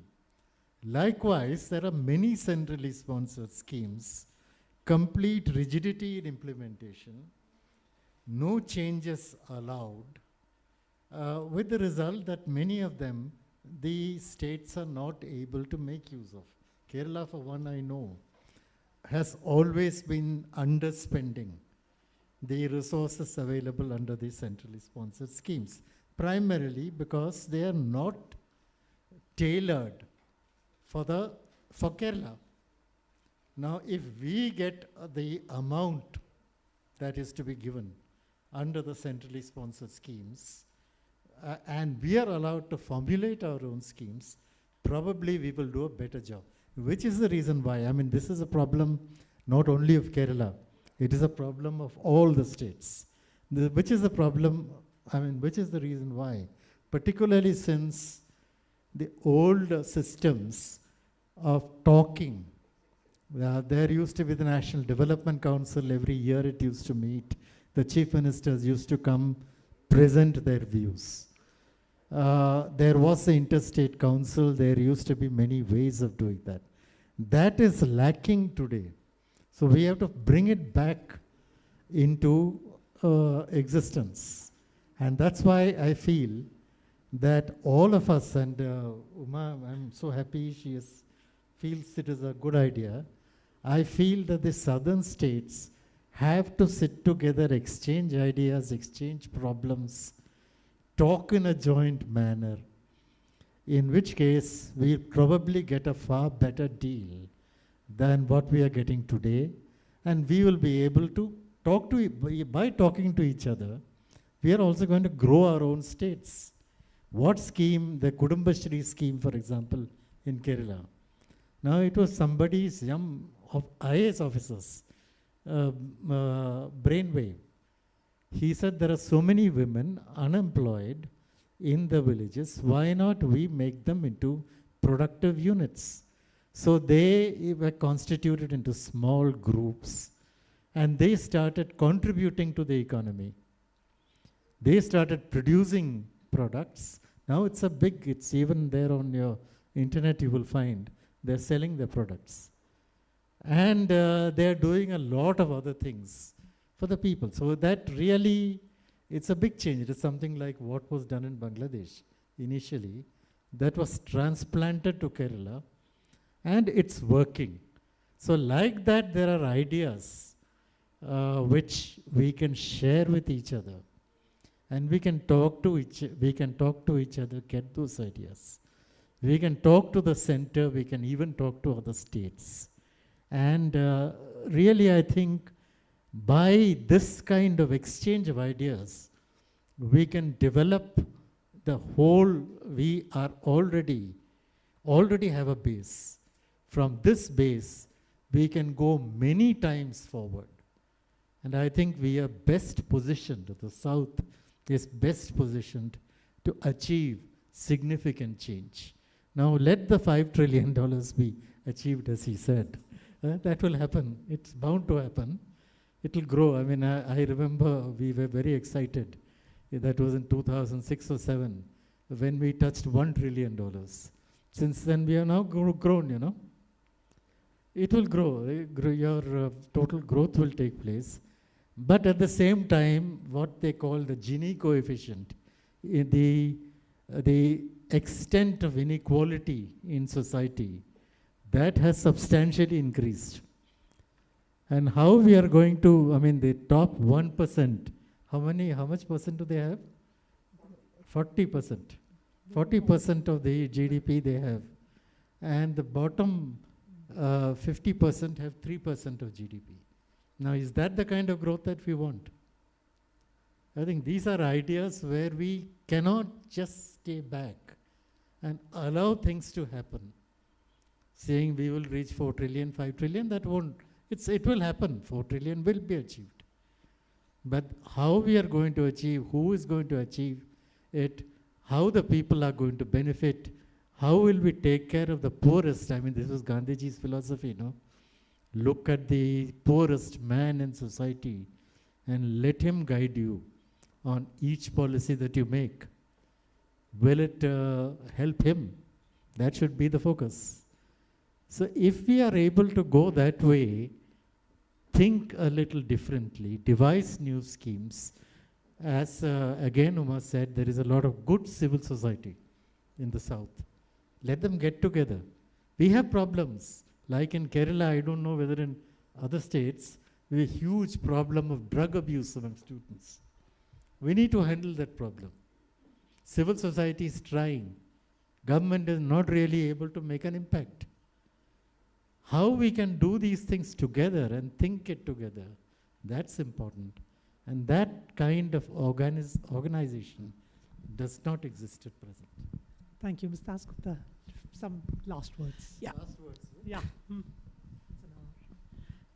Yeah, just wanted to make 3 very, very quick points. One was on a slight note of being a devil's advocate, in continuation of what you said, Mr. Chandrasekhar. You know, this centrally sponsored schemes, as a young officer implementing and now as development commissioner, I've always like you, I found it frustrating sometimes when they have this one-size-fits-all approach. Having said that, and we feel that the amount of money can be better spent if states are allowed to do their own thing. Having said that, I do feel, and I'm not a fan of paternalism at all. In fact, I'm a fierce opponent of paternalism. However, I do feel that broadly, in certain states, this approach of ensuring that this basic minimum gets done is something that will yield some returns, and it has its value. And I also feel, in continuation, that let the one-size-fits-all scheme come, but let us do the plus-plus. That plus-plus with the struggle that we do in southern states is worth much more to me, because that plus-plus comes from a space where we are responding to local needs. It's not just that we are accepting and saying that this is where the scheme ends, this is the scheme, this is how it is. We are putting in our own resources, our own effort, and so on, as a further response to local needs, and that has a very important value beyond just the value of that scheme to the extent that it covers. That is the first thing I wanted to say. The second 2 points I wanted to make very quickly.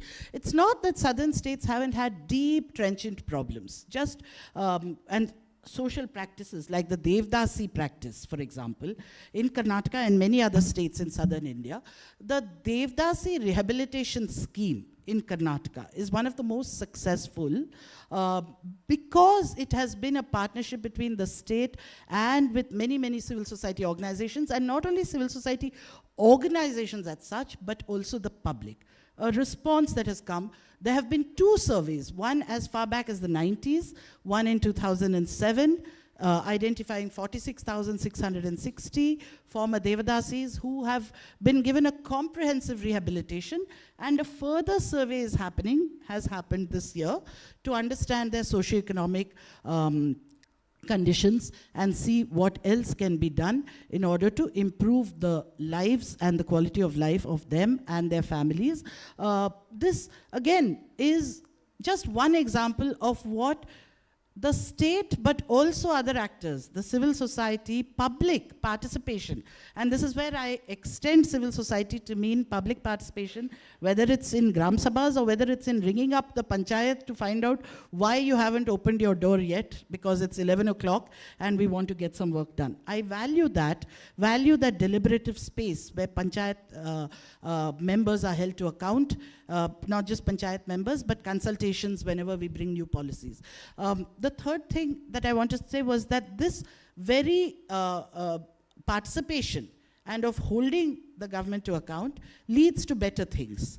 And that's why, if we can share, coming back to your suggestion, that we must have these dialogues, but not have it only as dialogues, but have them as a structured conversation, and as perhaps an institution, a public institution, that will actually start studying what we're able to do right, how we're able to quick and dirty analysis of what is going right, how can it be improved, how can states learn from each other, how can we take it forward, and how can we share all of this, not only with the public of our own states, but with other states in India, because we're all at different stages of our development journey on the same road.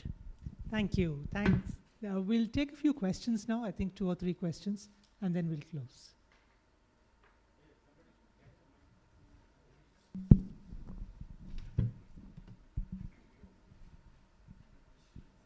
Hello, I am Shinjini. I'm a student of Media and Communication Studies here at Christ.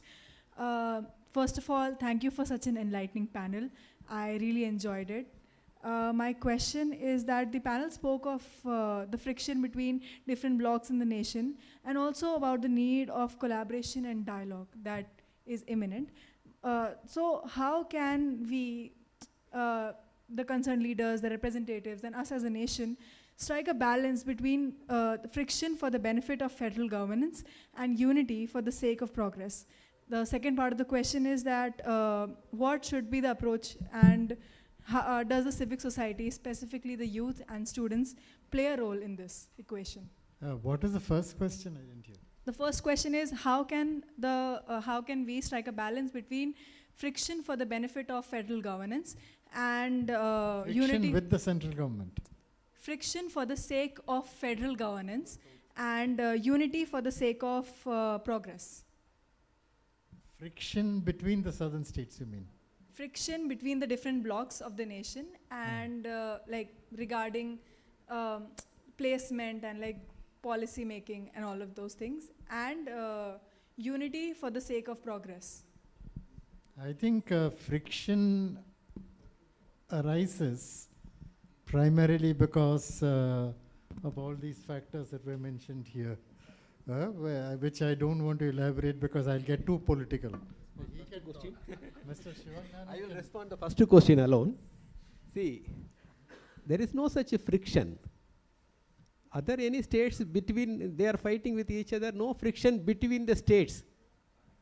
And the identity, our identity is a diversity. You should celebrate diversity. That is our identity. If you make an attempt to submerge those diversity and make everything uniform, unity, in the name of unity, that is where friction comes. and the second part, was that what you said? What can young people do? So how does civic society? Yeah, and, I like, see does it- there are many organizations of the South, of young people, which already exist. I am myself chairman of the advisory committee of a big group called the India International Movement to Unite Nations. It has about 30,000 students across 108. There is in Bangalore also. Now, I think what you require really is you need to think together and think like a nation. How are we going to achieve? We are not in competition with each other. We want all the states to grow. We want all the people to grow. What better can we do? We are not, I think the most dangerous thing that can happen is that we get caught in a political trap.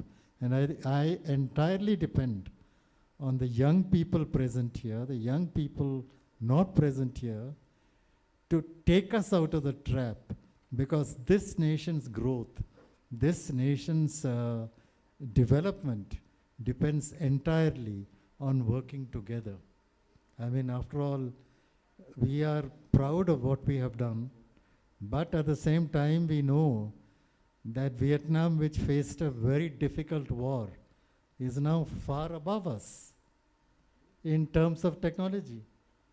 Korea, which again, around the same time they have grown so much. China and India were at the same, in the 80s, we spent the same 0.6% on research and development. Today, they are challenging US. And this year they are expected to cross US in research and development, which is the basis of development. Actually, without more science, more technology, we are not going to grow. And that is somewhere we have totally failed, abysmally failed.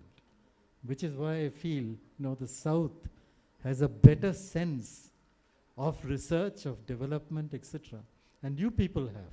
Young people have. I think you can really lead from the front, and that's what I expect of you, Ma. Yeah, to the young people, I would say that I myself, as a parent of two young people, I'm worried about the world that they're facing. There are challenges that our generation didn't have to face, such as climate change. There are also enduring challenges, such as inequality. And your generation has to face these challenges and find ways to resolve them, which means, first of all, participation, but participation with information. You have to be informed, you have to read, you have to know how government functions. You can only hold your governments accountable if you know how government functions. And that means local government, state, center, everything. You need to participate either by leading or by holding your leaders accountable, which means read up, find out, get your voter card, go and vote, find out who are the options, make an informed choice. These are all ways in which young people can prepare for a better future and a better world for all of us. Thank you. We'll take one last question. Hello, ma'am. Hello, sir. Thank you for the conversation here. My name is Shivangi Biswas. I'm also from Christ University. My question was, the budget is going to be announced on February 1st. What kind of discussions and deliberations do you wish to see from the Parliament and from the budget allocation and allocation of resources that can help us form the kind of collaborative experience that we are hoping to achieve here? Shivagnanam said, probably we require an entire whole day for discussing that. But I was just talking to Mr. Ratin Roy, who's one of the foremost economists in the country today. He's sitting there quietly. But what he said was, I don't know whether it's going to happen or not, that along with the budget, the 16th Finance Commission recommendations could also come. If it does come, that will give us an indication as to where we stand.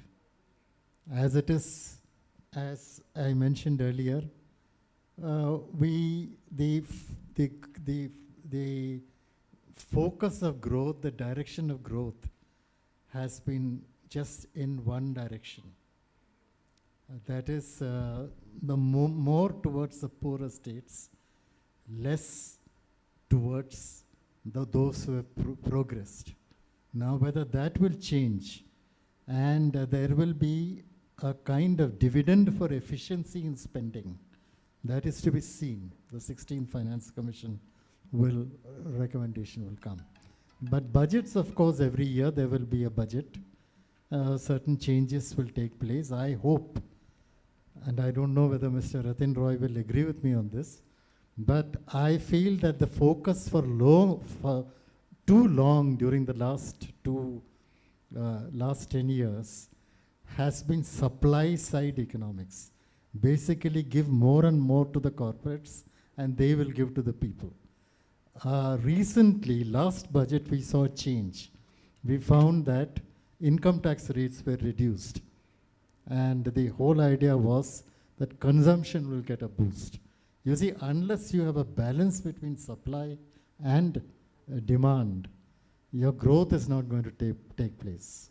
So that is what I hope the budget will present in the current year. I don't know whether that will happen. Thank you. On that hopeful note, we shall now call it a day. Thank you so much for such an engaging conversation and enlightening. I think a lot of the young people have learned a lot of things today, a bit of history as well. Thank you so much for this. Thank you so much for that wonderful conversation.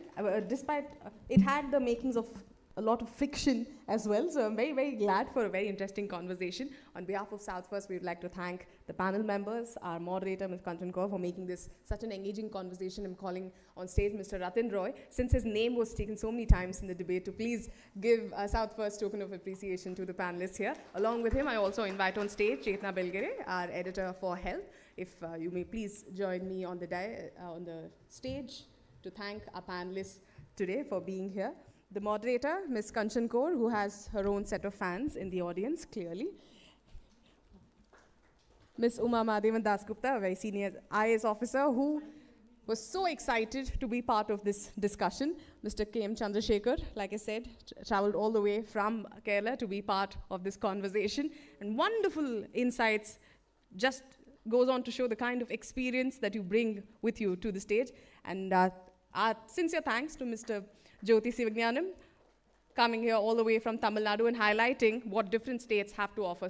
Thank you so much, my dear, dear panelists. Audiences, thank you so much for being such a wonderful audience. We will break for lunch now, for just about 35-minute break for lunch. When we convene, we will take the second part of Dakshin Dialogues forward. In the meantime, a round of applause to our panelists who have engaged you in this discussion.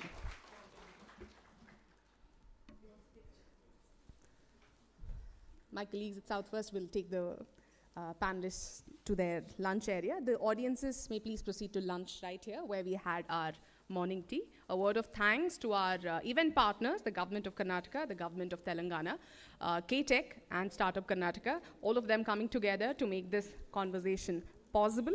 Once again, a reminder to all the audiences, we have small souvenirs that we want to give away.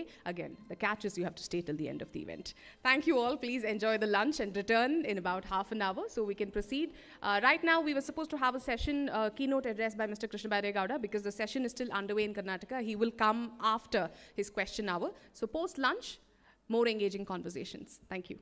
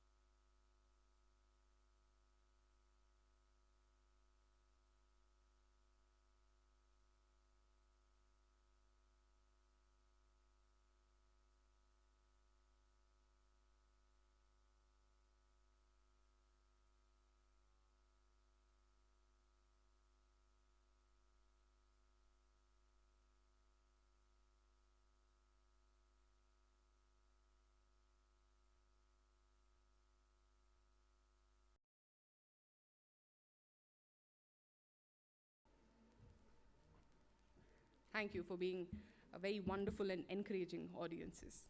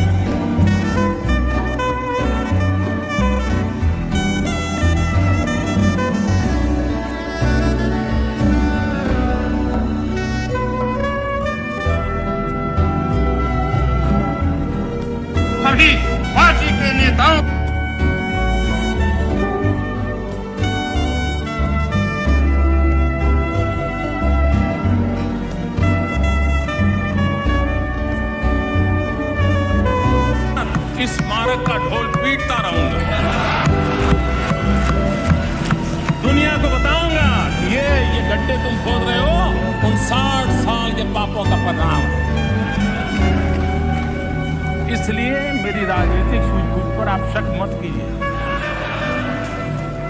MNREGA रहेगा, आन बान शान के साथ रहेगा और गाजे बाजे के साथ दुनिया में बताया जाएगा। हाँ, एक और बात जरूर, क्योंकि मैं देश हित के लिए जीता हूं, देश हित के लिए जीना चाहता हूं, और इसलिए इसमें से देश का अधिक भला कैसे हो, उन गरीबों का भला कैसे हो, उसमें जो कुछ भी आवश्यक जोड़ना पड़ेगा, निकालना तो कुछ नहीं है, आप चिंता मत कीजिए, जो जोड़ना पड़ेगा जोड़ेंगे।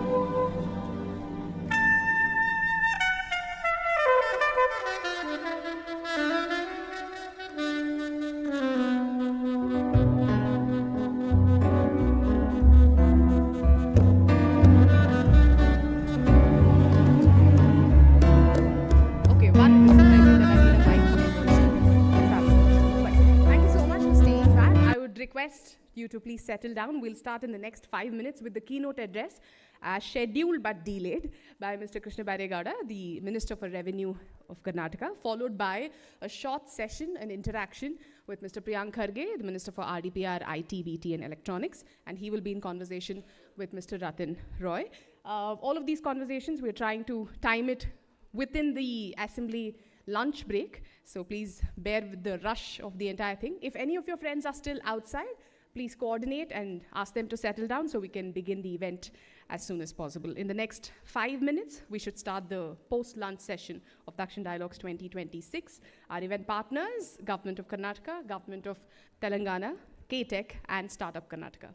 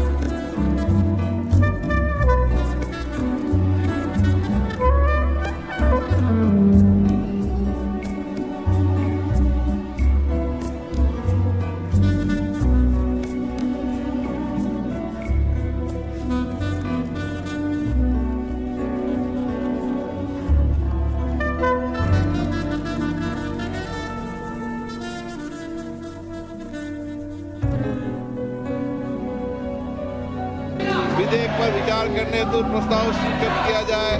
जो सदस्य इसके पक्ष में आ गए हैं,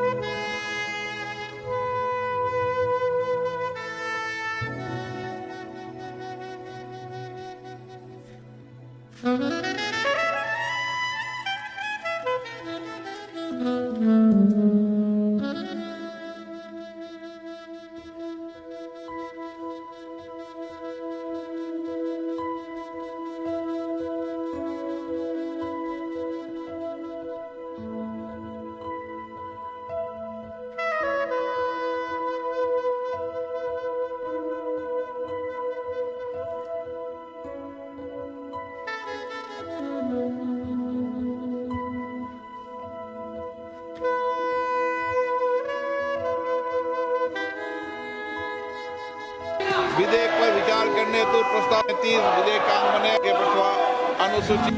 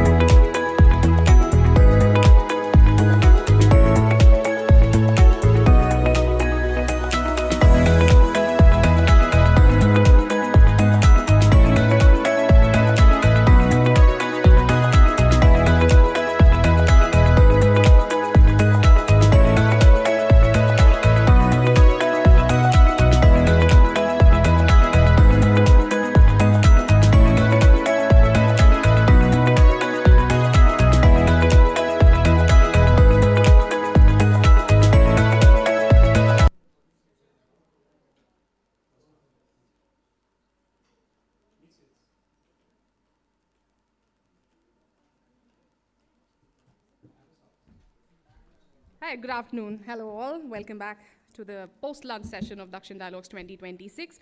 Like I said, very pressed for time, so I'm going to keep the introductions very, very, very brief. In the second leg of Dakshin Dialogues 2026, State, Economy and the Working Class, thanks to our event partners, Government of Karnataka, Startup Karnataka, K-Tech, and Government of Telangana, who are partners in a conversation aimed at India's growth story from a southern perspective.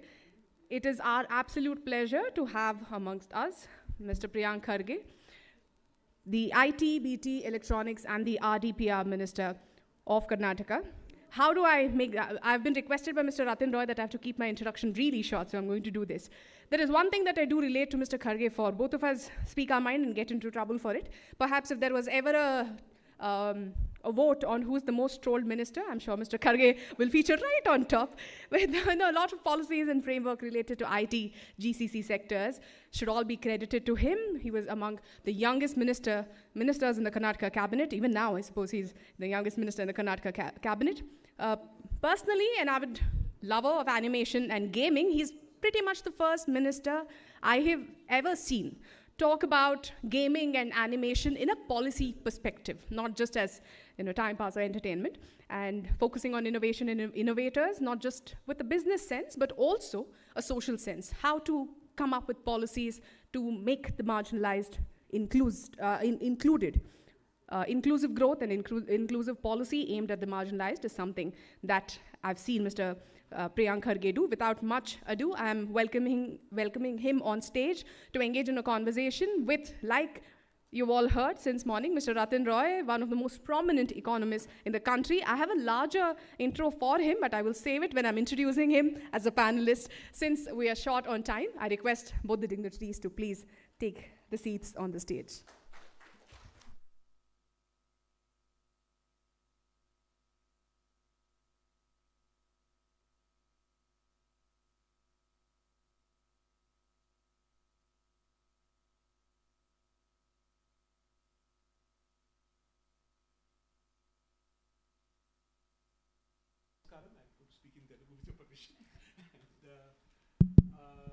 So I'm delighted to actually have the privilege of having a conversation with Minister Priyank Kharge.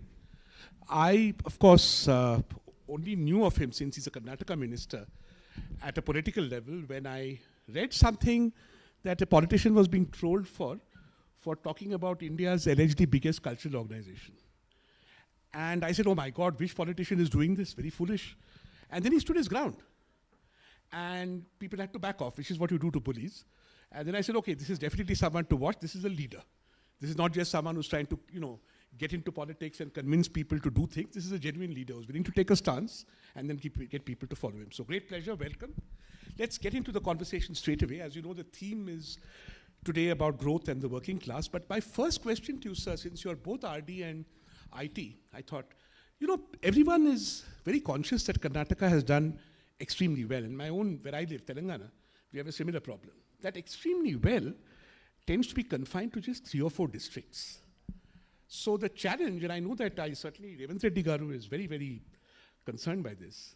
What are your ideas to disperse growth across Karnataka, to broad base it? Oh, well, it's a very difficult question to answer because every state has 2 or 3 growth hubs or growth anchors, like how Telangana it is Hyderabad, Karnataka it is Bengaluru. So I was reading this economic survey report, which attributed 39.9% of the state GDP's contribution coming only from one district, that is Bengaluru, 39.9. The next closest is Dakshin Kannada, that's around 5.4%. Look at the gap. And between the second and the third, it is 3.4%. Again, 2% gap between the second, 5.4 to 3.4. So Kalburgi, from where I come, contributes 1.9%. Bangalore rural also contributes 1.9%. So you see, this is something that struck me. And I went to the Honorable CM and Deputy CM, showed them the stats. And I said that, look, if we do not have economic accelerators across the state, our intention of delivering $1 trillion economy or the nation delivering $5 trillion will not happen. So we put our heads together.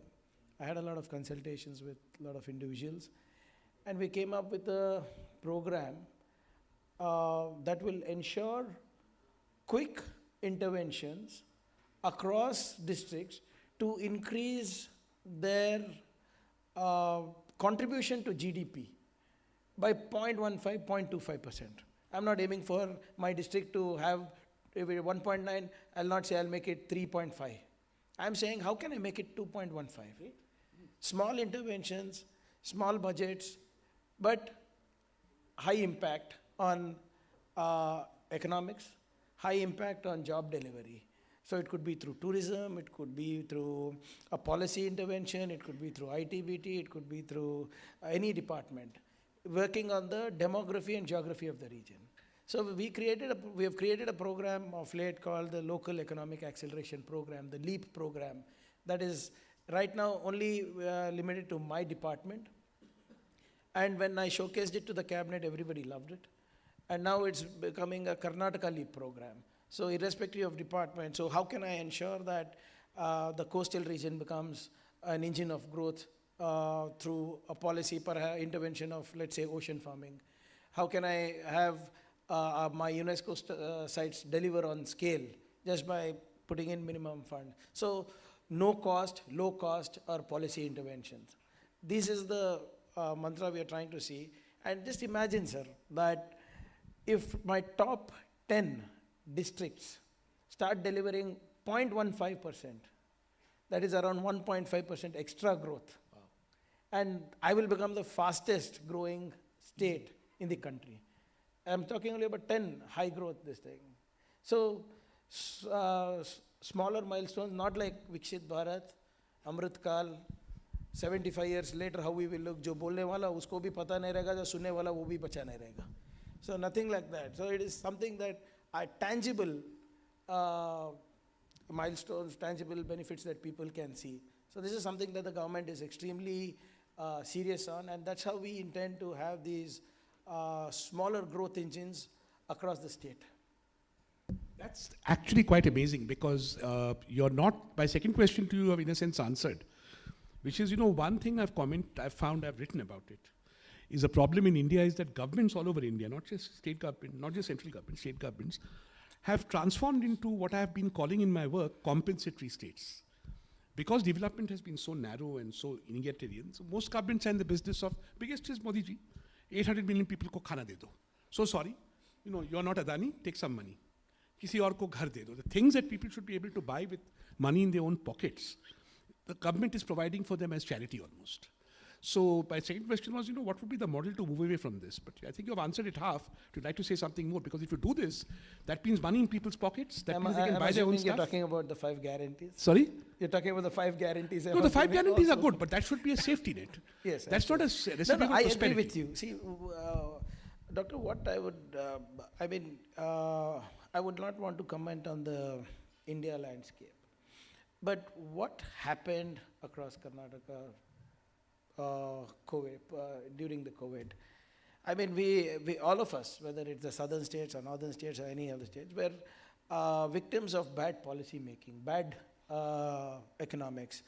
So, demonetization, okay, followed by unscientific lockdowns and opening up of the economy whenever you wanted. Then comes your bad economic policies with other countries. You don't follow diplomacy, you just go and hug people, you don't get money, you don't get investments like that. Your FDIs are not as expected. Your Make in India, Digital India, Skill India, everything is highly incentivized. You're spending more money on advertising than this thing. You're not being able to curb the drop of the rupee. You're not able to strengthen it. Like last month, we spent $12 billion just to ensure that the rupee is below 90. And all this has had a cascading effect on the state. So like you rightly pointed out, the purchasing power has come down. And that is why we decided to come up with this social net which will empower people. And where is the money going? It's coming back to the government. It's not a completely freebie or revdi as they say. Now, there is a report that is, independent report that has come out. See, because of the Shakti program, more women are getting into the labor force. More people are getting employment. In my own district, more than 90% save more than 1,500 only in this scheme.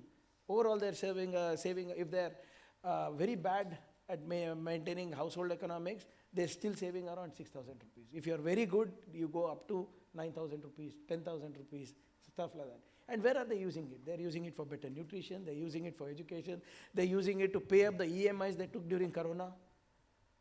So, while we are providing this social net, 52,000 crores I'm spending on the 5 guarantees like you said. My other job is to ensure that I get in investments. I am number 1 in FDI this time, not Maharashtra. We are absorbing the highest migration in the state. We are creating employment. Although we are being shortchanged by the central government in our financial devolution of taxes. We are number 1 IT में है, number 2 GST में है, FDI में number 1 है. In spite of that, हमको कितना मिल रहा है? 100 rupees if I am giving, I am getting back only 13 rupees. I am not saying give back 90 rupees to us. I am saying give us back at least 30 rupees. What are we going to do with it? We are going to build better infrastructure. We are going to create more jobs. I am not against UP, Madhya Pradesh, Bihar getting money. If they are paying 100, they are getting back 282, 288, 333, 313 in some cases. And what are they doing with that money? What are they doing? Laksha Deepotsava? I mean, I have no problem if they're building hospital, they're building infrastructure, they're building schools, no problem. Hospitals, but lelo, no problem. But what are you doing with it? So, while our job is also to ensure we provide a social security, we also need to ensure enough investments come in so that we create enough jobs, so that we move these people up the social value chain. And I think that's something that the government of Karnataka is extremely keen on and is extremely hell-bent on doing with the local economic acceleration programs or the new policies that is required for job creation and investments. This is a fantastic thing. I must look up for Telangana, because much of what you're saying will apply there very well. And Telangana learned from your free bus pass. So I'll give you an interesting piece of information. It will interest all of you. So like you're saying, that bus pass empowered women to work. And many of them saved money. You know what they did with that money? It's such a logical economic thing to do. They bought a mixer grinder. Many of them, there's research I've done on this, my students have done. Why did they buy a mixer grinder? Because when they get up in the morning, it's a patriarchy. They have to make breakfast for their husbands and children. This would save them time and they could go out and make even more money. So these things sometimes have these economic benefits. Absolutely. But when you guys did it, you did it just, as a safety net. So this has been a pleasant surprise that it's actually brought economic outcomes. See, that was the situation then. I mean, when the government is not even acknowledging that the experiments you did was a failure, you're not even ready to acknowledge that price rise is a problem.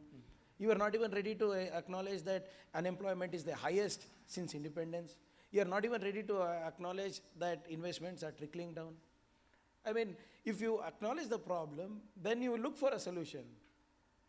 Your hyper-nationalism is costing the country a great deal, both outside and within the country. And yes, hyper-nationalism is a problem right now. Nationalism never was a problem. But now, just look at how things are going on. Australia, some states are banning Indian students. H1B visas, you know what's happening. Some European countries are issuing warning not to allow Indians there. And you're not even, if the governments are not even addressing the problem. See, if we are in Amrit Kal, if we are in Vikshit Bharat, tell me why are 2.5 lakh Indians relinquishing their citizenship? Relinquishing, not even going. Forget other people who are being caught illegally at the border. that what donkey route or donkey route, whatever they call that. Forget those people. 2.5 lakh people every year giving up their citizenship. Nahi bhai bas ho gaya. And HNIs, where are they going, sir? Why is the people who are screaming on rooftops, telling you should avenge the history, you should be nationalistic, sab unke bete to American London citizens. What is our national security advisor's children, sir? What citizenship they have? British, both of them. Both of them British, but he wants revenge. What about our Minister of External Affairs, sir? वो क्या करता है, sir? All Ambani's grandson, I believe, is moving out. I don't know. Does he live in some wildlife park? No, that's his son. That's his son. So anyway, so the point I'm trying to make is this kind of hyper-nationalism has a very great impact on the social and economic life of the middle class, the lower middle class, the BPL. And the sooner we acknowledge this, the better. This is a very interesting consensus that the 5 southern states have now. Even Chandrababu Naidu, for reasons of compulsion, I guess, is in the NDA. Convenience. Pardon?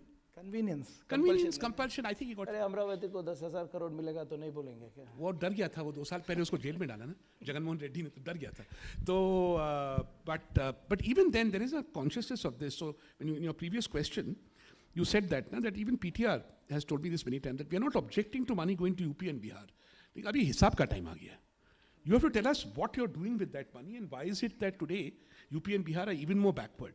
So don't you think the time has now come for politicians, especially more dynamic ones like yourself from the 4 southern states, to sort of get together and put a list of these serious questions before the public and to the government? Because parliament pe to hota nahi hai.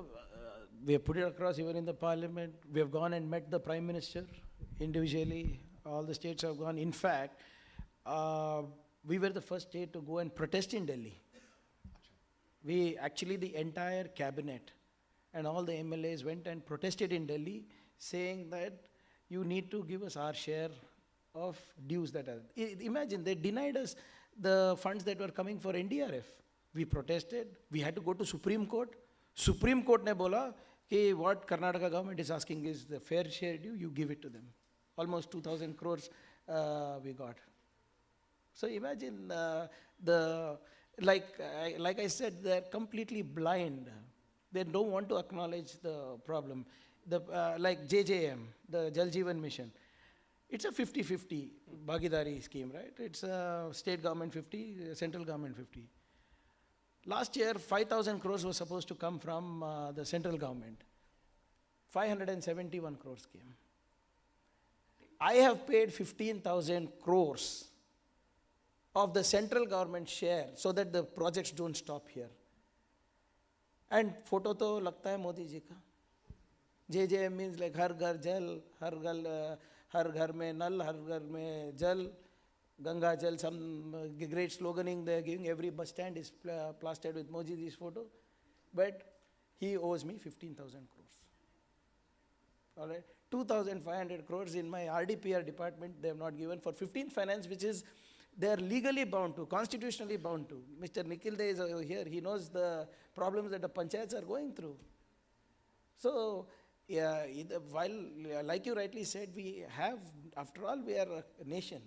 We will contribute to the development of other states. We should. It's our responsibility. But at the same time, let them be as progressive as us. You can't punish us for following the law. You can't punish us for being good citizens of the country. You can't punish us for following every policy of the government of India ever since independence. How come we all had the same opportunities back then? But we performed better. Why? Because we gave impetus to education, we gave impetus to skill building, we gave impetus to industries, we gave impetus to services. So it's unfortunate. So yeah, like you said, we are questioning them repeatedly. Where the chief minister has gone and met the prime minister multiple times. The revenue minister has gone and met the finance minister. We have gone and met the finance minister. Isn't the finance minister a Rajya Sabha MP from your state? Twice. Twice, right. And even then, they still owe you 15,000 crores, you said? No, they owe us much more. Only in Jal Jeevan Mission they owe me 15,000. One scheme. My God. So, there are two challenges I can see, since you're a progressive politician, which are actually all India challenges, but for Karnataka, because you've been lucky and you've developed actually, what I would call not just jobs, but prosperous jobs, at least in Bangalore and these areas. Two challenges going forward, once you attain this middle income level that you have, Karnataka is now roughly like Tamil Nadu, almost as prosperous as Indonesia. UP is poorer than Nepal, but Karnataka is almost as prosperous as Indonesia.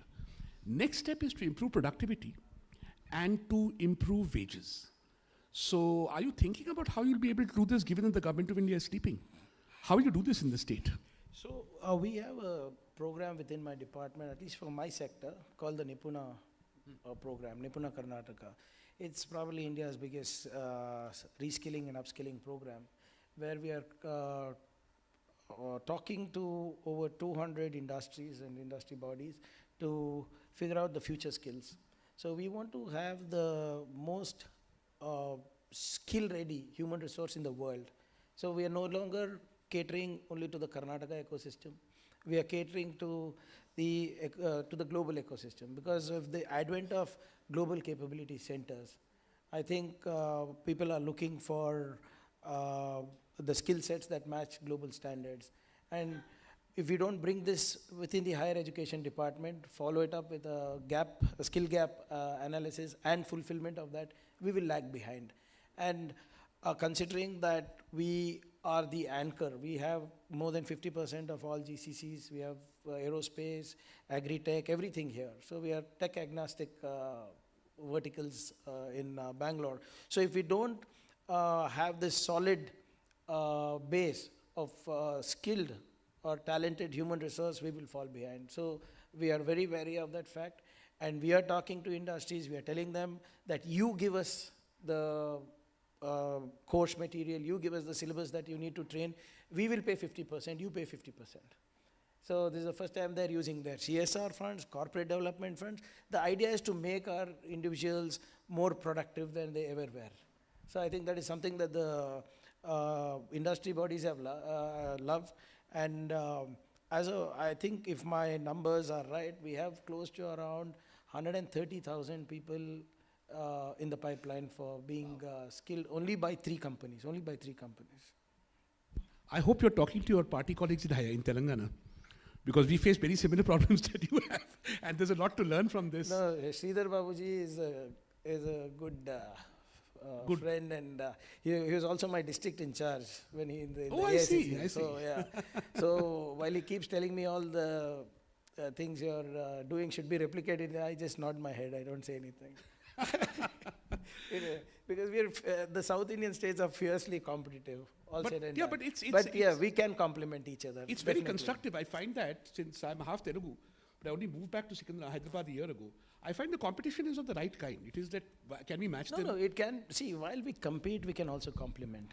And I think that is something that Mr. Babu also recognizes. And I think if in the near future, I think there is a lot of scope where all of us, whether it is Maharashtra, whether it is Telangana, Andhra, Tamil Nadu, Kerala, there's a huge hub because we have the geographical and the demographic advantage. See, we are the port entry, that's where the exports happen. So I think sooner than later, there should be some kind of collaboration between the states. Yeah, in fact, a lot of the relatively skilled labor who come to Hyderabad come from northern Karnataka, what we used to call Hyderabad Karnataka.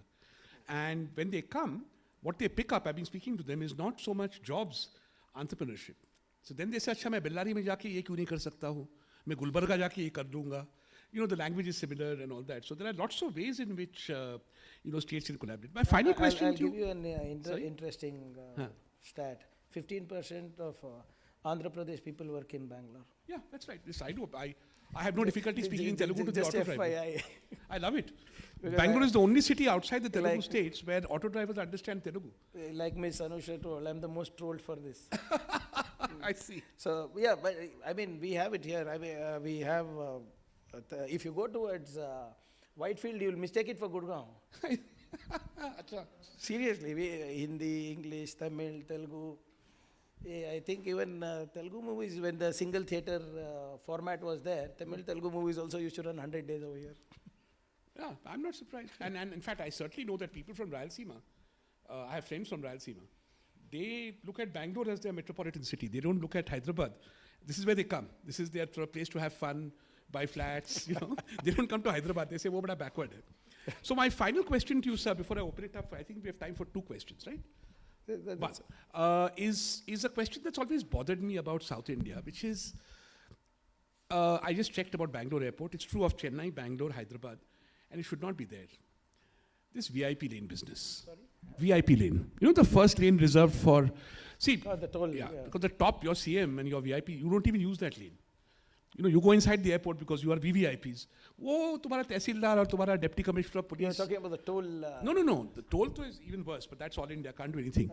Just that first lane in the airport where you dropped off or picked up is Here reserved. in the BI? BI, everywhere. Okay. Chennai, Bangalore, Hyderabad. Oh, okay. So when are we going to move out of this feudal mindset and try and reflect South India as, because many young people tell me this, that, you know, they want to look at it commercially. In New York, nobody is as a, you know, Mamdani does not go around in a red light car to a VIP lane, right?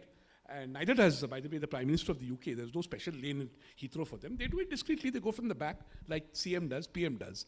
So do you think that mindset is going to change? Because only a politician can do this. Bureaucracy will never do it. They love it. No, I think the change should come from everywhere. It's not only from the legislative or the executive. Even the people need to change how they look at things. And I think this was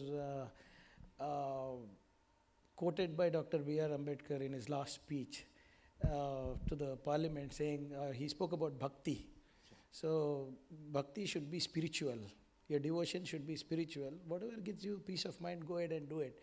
But in a democracy, don't put that bhakti, don't give that devotion to an individual, especially a politician. He'll become a dictator. And that's what has happened. I mean, look at us, how we are revered. I'm not talking about only one person in central government or here. I mean, including me, I mean, this thing has somehow trickled down into our society, saying the Jilla Panchayat member, MLA, or the MP is a superior thing. It's the new Varna system of some kind. But having said that, it also is also the civic thing, you know. People also should learn to respect everybody's privacy and things like that. So I was in London a few years back. I was walking down the Whitehall, I think, if it was this thing. I don't recollect the lane, but that's where all the offices were, the foreign office and all. I was walking to get inside my appointment, and I was seeing a gentleman coming from the opposite. I was thinking that I've seen this gentleman somewhere. So I just kept staring at him, thinking that I've seen him somewhere, I've seen him somewhere. He's just walking alone. The public is not bothering him. There's just one guy with him, another gentleman with him. They were just walking casually, and this thing. He passes by me, and then I realize he's the British Prime Minister. Jesus. Now imagine this happening if the CM is going out. 100 security people, 200 other people, 300 other people. So it has to be both ways. We need to, this entire process of getting rid of this should be legislative, executive, as well as from the people.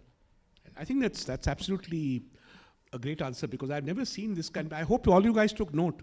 Don't worship individuals. Okay, there's time for, he promised me one question to the audience and just one, yeah? Unveil the new look of our You need to unveil website. something? So, The or new shall look we of the take one website, question? yes. Yeah. One question, chalo. Exactly one. Who? Lady there. Keep it short, huh? Namaskara, good afternoon, sir. First of all, GBA elections, after many years it's happening. So congratulations on that. And ನೀವು IT minister ಆಗಿರೋದ್ರಿಂದ ಈ ಪ್ರಶ್ನೆ ಕೇಳಬೇಕು ಅಂತಿದ್ದೀನಿ. So Bangalore is the tech capital, and BEL developed EVMs, a great contribution to our country in terms of electoral governance policy. From EVMs to ballot, the shift. Why are we going back in time? Just your thoughts on that. While I agree with you that EVM was introduced by us only. See, every technology that we get in has pros and cons. Okay, and when people started doubting the EVMs, forget what me or my party has to say about it now. Earlier, the current ruling dispensation had written a book on EVM saying that it's a threat to democracy. And over a period of the last 10 years, a lot of things have come into public foray, which raises a lot of questions. See, we don't know how the previous, the batch 2 EVMs have been disposed. There is actually a particular way of disposing EVMs. They don't know where the batch 3 EVMs are. There was a huge article, complete story on in Frontline about missing EVMs. Recently, in Haryana, when there was a panchayat elections, a gentleman goes to the Supreme Court saying that, I think I have won the elections. The Supreme Court stated that they reviewed the EVM, and after reviewing the EVMs, the result was changed. So the person who won lost, and the one who went to the court won. So, and as a student of science or being a tech capital, why are we so progressive? Because we are curious. Because we ask questions. We should ask questions. That is the first thing you're taught in science, doubt. Everybody thought geocentric theory was the best. But what happened after centuries? Heliocentric. We got to know that sun is at the center, not the earth. Why? Because people doubted.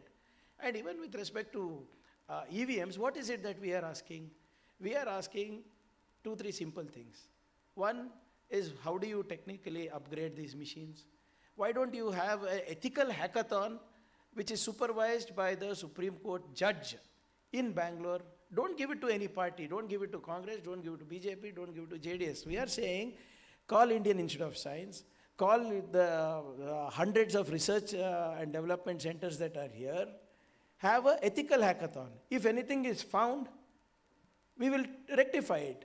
If nothing is there, good.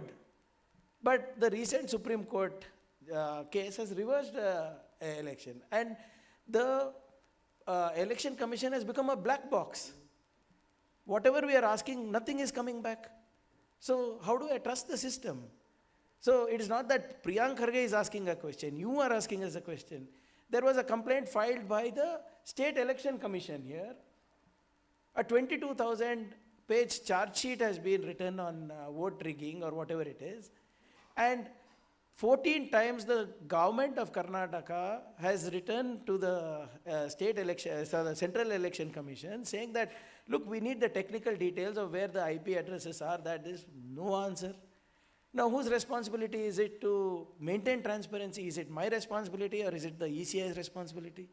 And when citizens are asking, when they themselves have filed a complaint, and they are refusing to answer the questions posed by their own officers and the citizens, how will you trust the system? We don't know. Technology is always for good. Now AI they have got in for good. But recently, what is Grok doing? They had to go, the government had to issue an order not to do these things. So there are people who misuse technology as well. So whatever it is, we are asking simple. If they had adhered to this, in my official capacity I have written, saying that the government of Karnataka is ready to host an ethical hackathon. Why they are not doing it? So once they do it, we are okay with that. If they answer our questions, we have no problems. But the problem is, we are not getting any answers. And people are questioning us.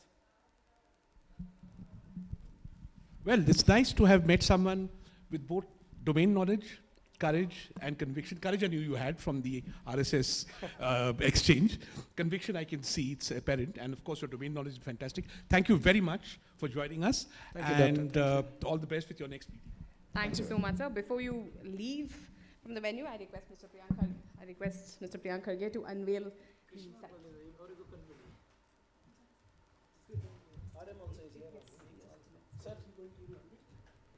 And I have the pleasure of also inviting the Revenue Minister of Karnataka, Mr. Krishna Baire. A lot of people in the audience have been waiting since morning just to hear his keynote address, I must say. And I'm very, very glad to see both the young ministers in the cabinet together. And I have the pleasure of having them unveil the new look of South First. If you can please cue the transition video, please. Please, right here.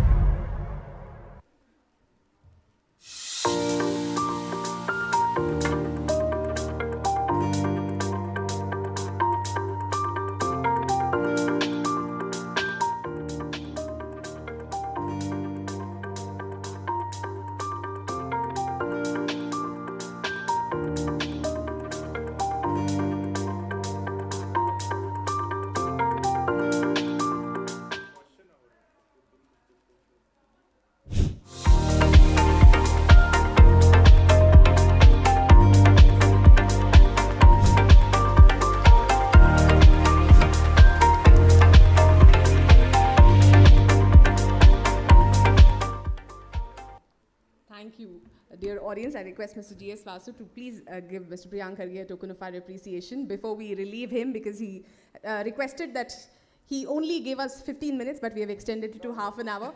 And without much ado, I'm going to hand over the stage to Karnataka's Revenue Minister, Mr. Krishna Baire. Now, there are very few people in the audience who do not know Mr. Krishna Baire. One thing I must point out, there was a lot of controversy about how the Karnataka's tableau this time was not allowed to be part of the Republic Day parade. What was special about that tableau is the fact that it was based on Karnataka's combination of millets to microchips. And if you do know his work, you will know that he pioneered policy making when it comes to millets, making it a national conversation, taking it from the state level to making it a national conversation. He heads the revenue department. Most often than not in our interactions, we've spoken about how two very defamed departments in the government is police and revenue, but he is doing the cleaning up of the Revenue Department Act now, bringing in transparency. And if you're active on social media, on Instagram, YouTube, you must see a lot of his reels taking officers to task, but he says that's not the only thing he does, and I do believe him because I've seen his work up close and personal. Without much ado, with a round of applause, please welcome Mr. Krishna Baire to deliver the keynote address.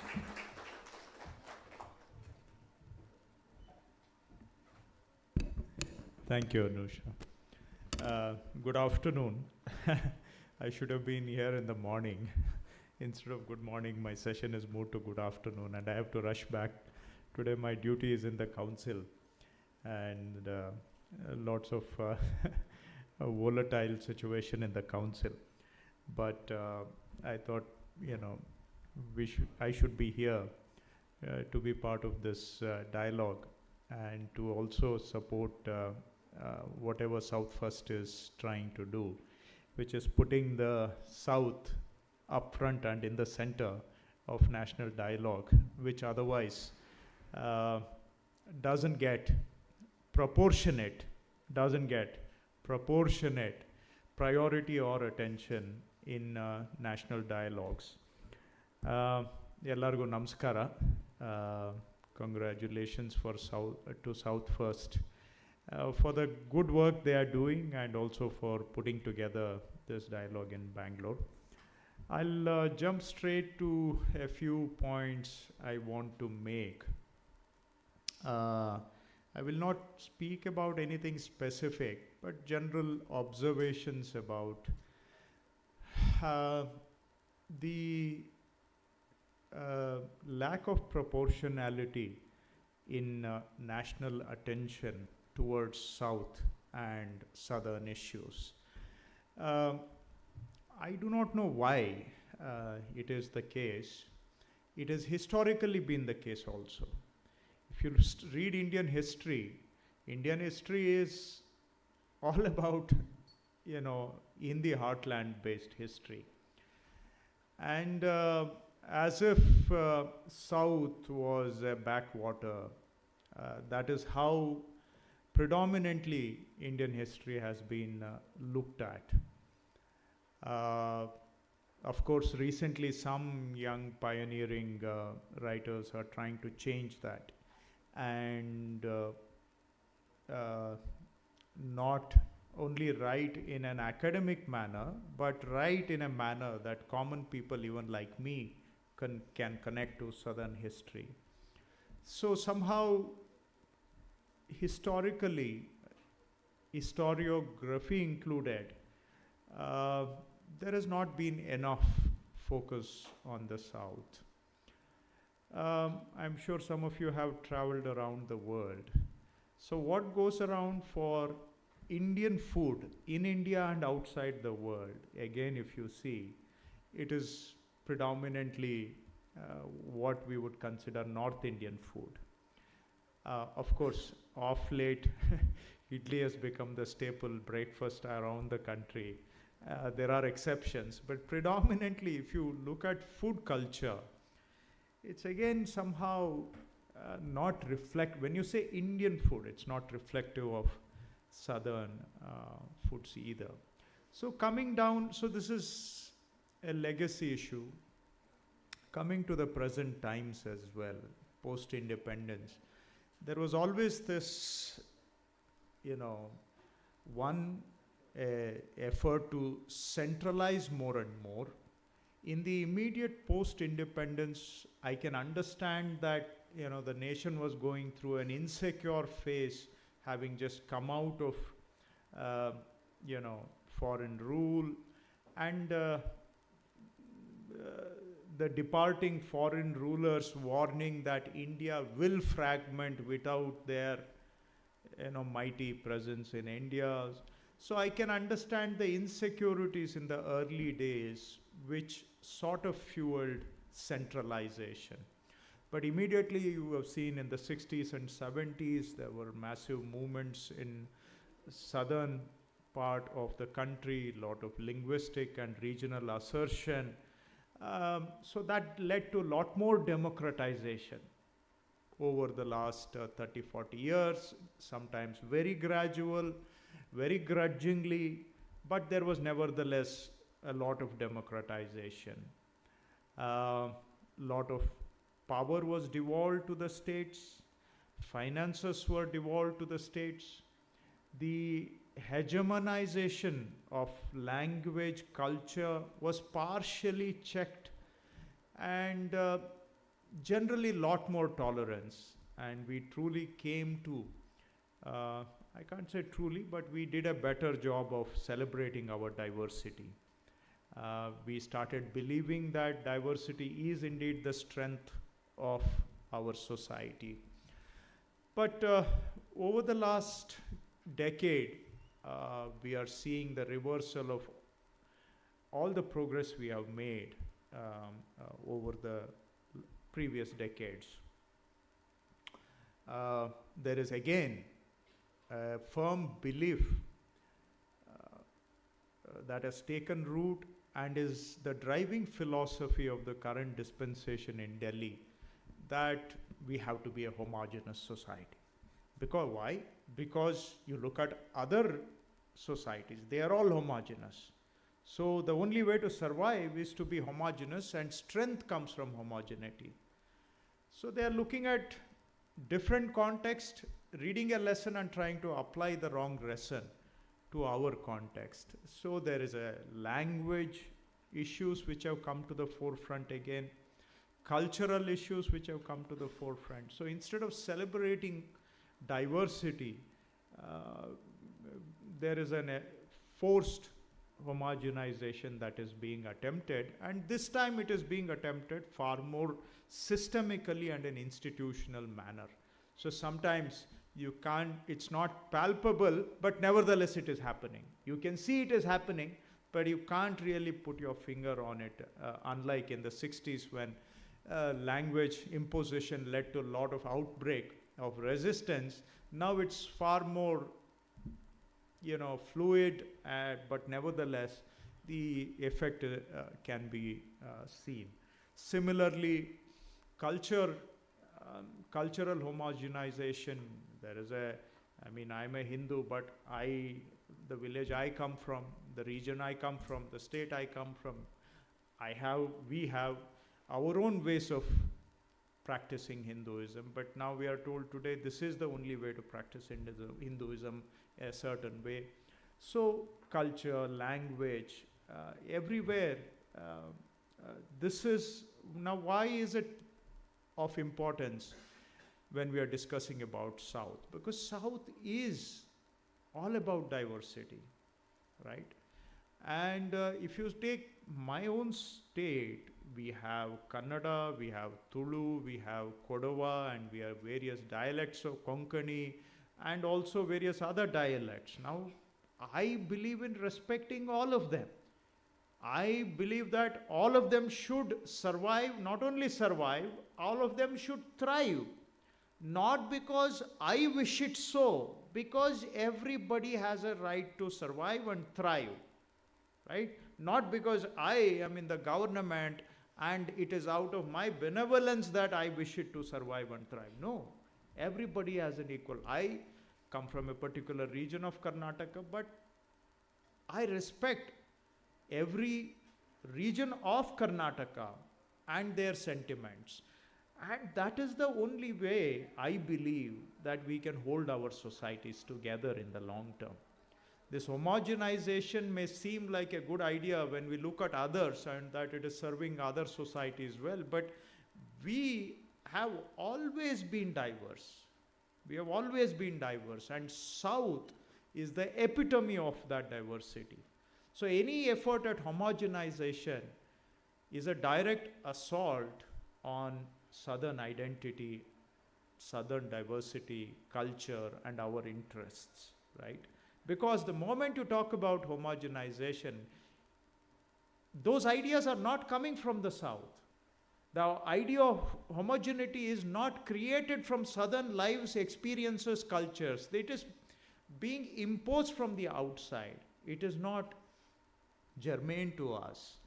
And so this is on the cultural front. Now you come to, recently you have been seeing how democratic norms, laid down practices, conventions, laws are being subverted as well. In the last 1 week alone, we have seen 3 governors in South defy the democratically elected governments, when the constitution is very clear. So the response seems to be, okay, we are not going to follow it. What are you going to do? What can you do? Because we have the power, we are going to do it the way we please. So it is, Tamil Nadu has had to go to Supreme Court.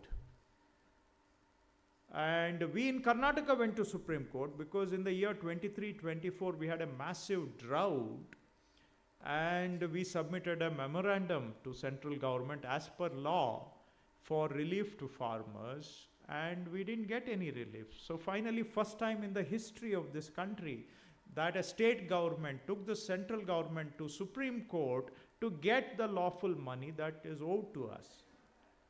So then finally in the Supreme Court, when the matter came up in the Supreme Court, then the Attorney General and Solicitor General both came to the Supreme Court and said, no, we'll try to resolve it. So the CJ asked, why are these issues coming to us?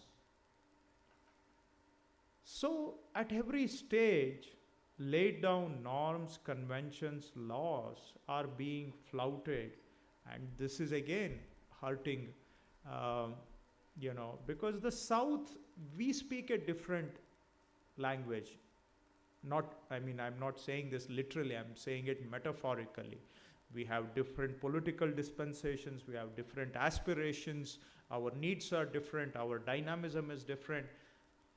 And if that is not reciprocated, then there is a marginalization of the South. So this is the governors, which has happened in the last 1 week. Now, my other pet subject has always been about finances. How is it that, anyway the cake is sliced, the southern states end up losing it always? all the southern states end up losing. Why? Because we are simply more dynamic than the others. Why? Because our per capita income is better. Why is our per capita income better? Because we are investing in our human resource. We are investing in physical infrastructure. We are investing in our institutions. We have a far more open society. We have a far more better human development index. None of it comes without effort or investment. And it appears that the same progress that we have worked hard to build is today being penalized. To do better is to attract punishment. I am all for, what we in financial terms call cross transfers, right? I am all for a more equitable development. What do I mean by that? I am all for better states contributing some of their revenue to the not so much better states, so that ultimately there is an equalization of human development, at least an equalization of opportunities for human development. I'm all for it. I'm all for cross transfers. But ultimately, you also at the same time have to keep note of the basic needs of the contributing societies, right? And I have used this analogy hundreds of times that, you can't throttle the neck of a goose that is laying the golden egg. And we are that. The South is that. South is a hugely net, gross contributor in all respects, in human resource, financial might, technology, dynamism, your startup, you name anything. The southern states are contributing enormously. But when it comes to getting our share, we somehow end up on the losing side. Now, of course, they will throw a lot of explanations to us, how, under this formula, under this formula, under this formula. But ultimately, democratic governments are about addressing the issues of every group of people in an equitable manner, right? And how is it that our issues continuously go unrecognized, unappreciated, and unresponded to, right? Because I also represent Karnataka in GST matters. I see how today decision making is happening with a token consultation. So you call everybody together, okay, you can speak for 3 minutes, you can speak for 3 minutes, everybody has speak for 3 minutes. Then finally you have your say, I have my way. So if this becomes the norm, obviously it is not good for everybody. But it's definitely not good for southern states because we contribute so much in all respects. So over a period, my concern is that, in the 1 or 2 decades after independence, there was a lot of agitation in the South about its role. And in the subsequent decades, we managed to bring everybody together. But if our voices continue to be ignored, then the people are going to feel disconnected. And if people are not part of the larger project of nation building, and you continue to disregard the voices and the needs of people, somewhere it leads to disconnect with the national project. And that definitely is not in the national interest. If you want a stronger union, then we must take everybody along, not just the South, but everybody along. Everybody should be treated respectfully. They may be right, they may be wrong, but our nation building is built on negotiation, understanding each other, developing consensus. That is the path, as I understand, for nation building, not the approach of might is right. That doesn't work for a country, society, not a country, society like ours, in my view, right? So in this context, let me make it clear that I am speaking about South, but it applies to every part of India.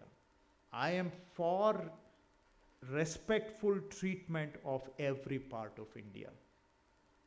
I am not seeking any privileged status for South or at the cost of anybody else. I don't believe this is a zero-sum game.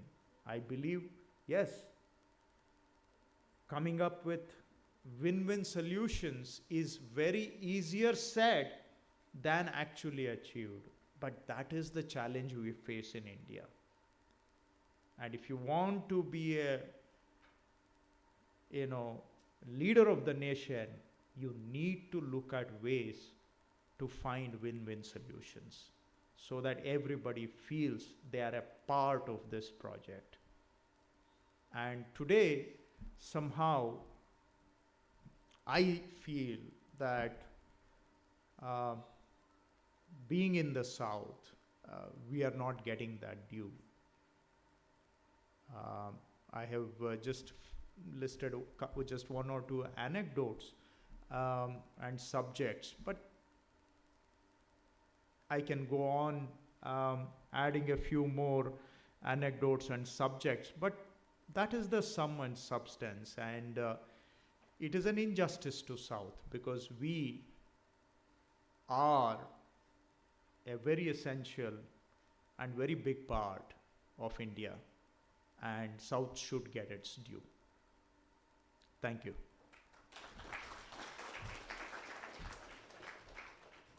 Thank you so much, sir.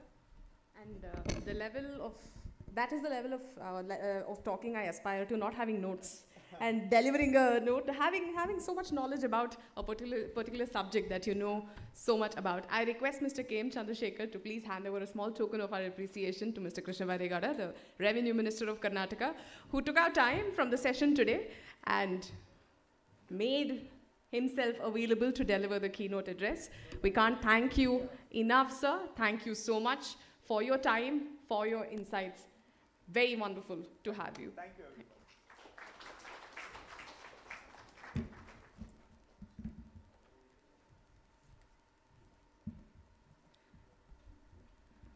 Pressed for time today, aren't we? We have a few more panels, but I have my panelists actually already ready, and I had apologized to them beforehand that there may be delay in the panel, and hence they've very kindly accepted our apology. But this next topic that we are going to talk about is gig economy. All of us use all kinds of apps, right? Delivery apps to kind of get to places, all of it. I don't know what other kind of apps these days you kids use. I feel ancient already. But nonetheless, since we are talking about so many app-based services, we are also talking about an entire ecosystem that works based on these app-based services. And for that, we thought it's a good time to speak about gig economy. There are policies that are in place. Karnataka as a whole, as a state, has come up with a specific policy for gig workers, and who better to speak about it than people who live in the state. We are expecting Mr. Santosh Lad, the Labour Minister of Karnataka, to join this particular panel, but since we are pressed for time, we will proceed with the panel and request the Minister to join as and when. I will request the admin to please set up the stage for 4 panelists and 1 moderator, 5 seats.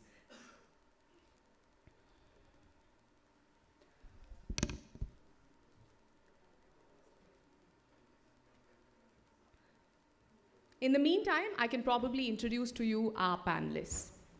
We have with us a very, very popular name in India's civil rights movement, Mr. Nikhil Dey, who's come all the way to Bangalore to be part of Dakshin Dialogues. In fact, we're punishing him by making it mandatory for him to be part of 2 different panels. The first panel that he's going to be part of is the gig economy panel, where we discuss gig economy and where the challenges lie. A constant and well-intended civil rights movement is more often than not a sign of a healthy democracy. It is good for people to be aware, for civil rights to be a constant presence in our lives, and Nikhil Dey has been a huge contributor for it. The founder member of MKSS, which is Mazdoor Kisan Shakti Sanghatan, in his capacity, he has been involved in struggles for the poor and for the justice for the poor, including grassroots level struggles for land and payment of minimum wages. Now that is the kind of background he's going to bring to this discussion as well, where he speaks about the rights of gig workers. He's also been part of the organization's involvement in larger campaigns, notably for people's right to information, RTI, and the right to work, right to food, and the protection of other human rights guaranteed under the Indian Constitution.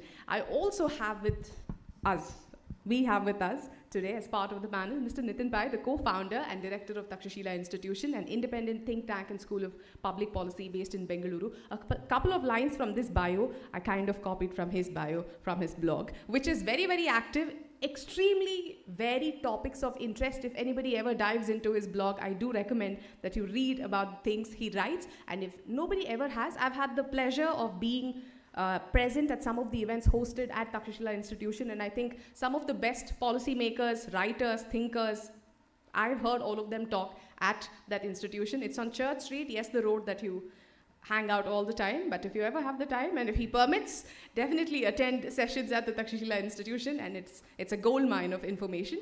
It's based in Bangalore. He has worked previously with governments of Singapore. He's also been a part of the government of Karnataka's vision group on higher education. And by his own admission, he believes in individual liberty, free markets, and this is what he's going to bring to the discussion about why advocating for a free market and minimal intrusion of governance is perhaps the best way forward. I also have with me to introduce you as a panelist, Mr. Sheikh Salahuddin, who's come all the way from Hyderabad. He's the founder president of Gig and Platform Workers Union.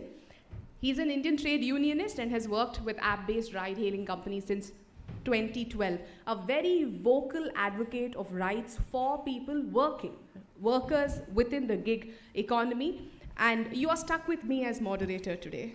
I request all the panelists to please come on stage so we can begin this discussion. We will we will have the minister join us as and when he's available. Please.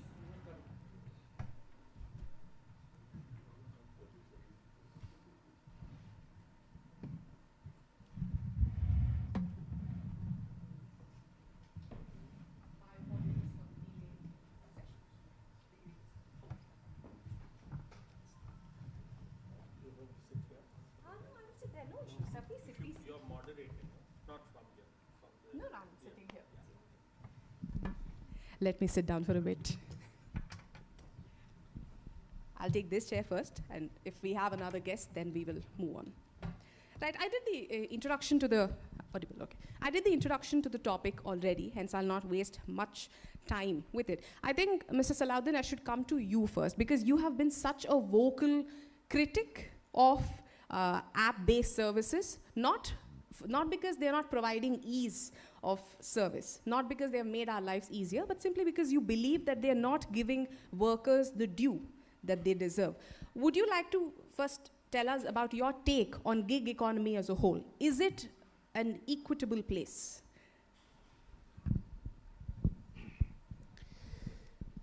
Thank you so much, first of all. Last 10 years, we can see the platform economy is raising, right? Gig digital economy also raising. But workers specifically, the platform who was doing the work, like driver, delivery boy, and urban company workers, the pace will be down. This is one thing. And another thing, the platform companies raising every, IPOs, like, developed from the financial resources also, and company CEOs salaries also raising. But workers' salaries and pays dues should be very low every day and every month. This is a very big challenge. Now, recently nowadays, you impact on 25th and 31st strike after that. You know, the COs, how to attack from the, you know, the platform, you know, the social media platforms comes to out, you know, the, like, the whole things, you know, the data transparency, algorithm transparency, and everything, you know, the wantings from outside of the stomach. Because those all are last 10 years, the platform companies has using the workers and workers' blood and workers' soul. The platform companies, once the set right and use the platform workers and know the giving the whatever the social security benefits, the outside of the scale. Because multiple states now doing the platform, giving the some social security like Karnataka, Telangana, Jharkhand, Bihar. Those states come forward to give at least from legislation, social security and welfare. But platform companies not giving the data from the state governments to access the schemes. This is the biggest challenge. This all thing in our mind, that's why we are fight to platform companies. We are not anti any platform companies, okay? But we are try to sit together. We have to finding the facts. We have to workers' welfare who daily, you know, the come on the streets without any life guarantee. जब घर से निकला तो फिर जब घर को जा रहा तो उसका कोई गारंटी नहीं है, इंसान की कोई वो नहीं है, एंड डिग्निटी ऑफ उसकी कोई वैल्यू नहीं है, उसकी वैल्यू को जोड़ना चाहिए. बट ये चीज़ के ऊपर we are not the platform companies back to where we are asking, and state government the responsibility to access these all schemes and dignity from the workers, these gig and platform workers. That's why we have to journey will started last 10 years. We have to fight back to back state governments, central governments, and asking the platform companies. Now some little bit fruits, hanging fruits will be some states and centrals. Let's see how to in upcoming days these all things are going. But 5 states we have to move forward from proper one legislation.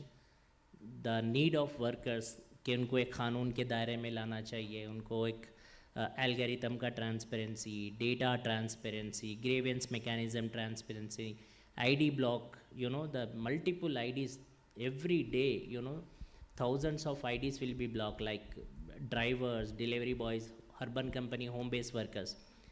Women specifically in this field, urban company workers, he is paying 50,000 rupees from beautician kit. He is purchasing from the platform company. Within 1 month, you have to ID should be blocked immediately. Who can take the responsibility?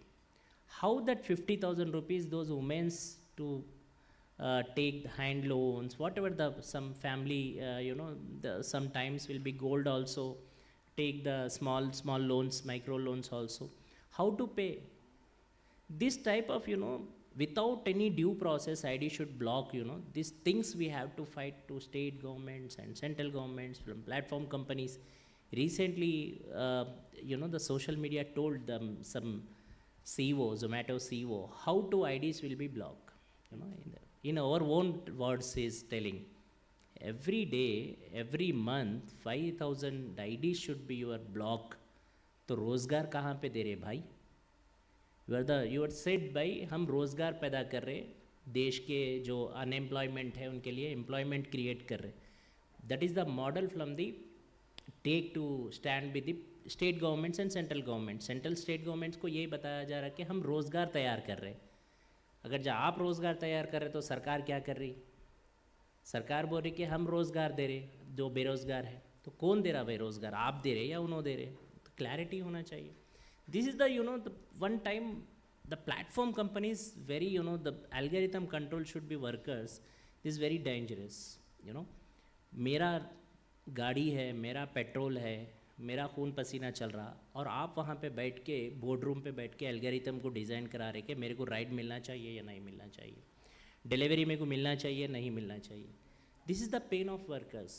आप कौन है? You are the broker. You are said the multiple platforms has said we are the partners. अब तो partner का दर्जा दिया ही नहीं. फिर बोलते जब बात हिस्सेदारी की आ गई, जब बात कहीं पॉलिसी पे आ गई, You are simply saying, we are a, we are a service providers. You are a service provider, give the clarity. Deal. There are some issues that you have raised, which we will get into when we continue. Where you have spoken about how there is not equal access, especially when it comes to digital presence. Yes. When it, compared to the companies versus the workers. You've spoken about transparency or rather the lack of transparency when it comes to algorithms, etc. Security concerns is something else you have raised. We'll come back to all of these debates, but let me first go to Nitin Pai. What I would like to understand from you, Nitin, first is when a government decides it is going to come up with a law, with an act, from a free market perspective, do you look at it as regulation or curtailing the spirit of free market? Yeah, so I'm not defending free markets or capitalism, communism. I don't want to be in any of these boxes.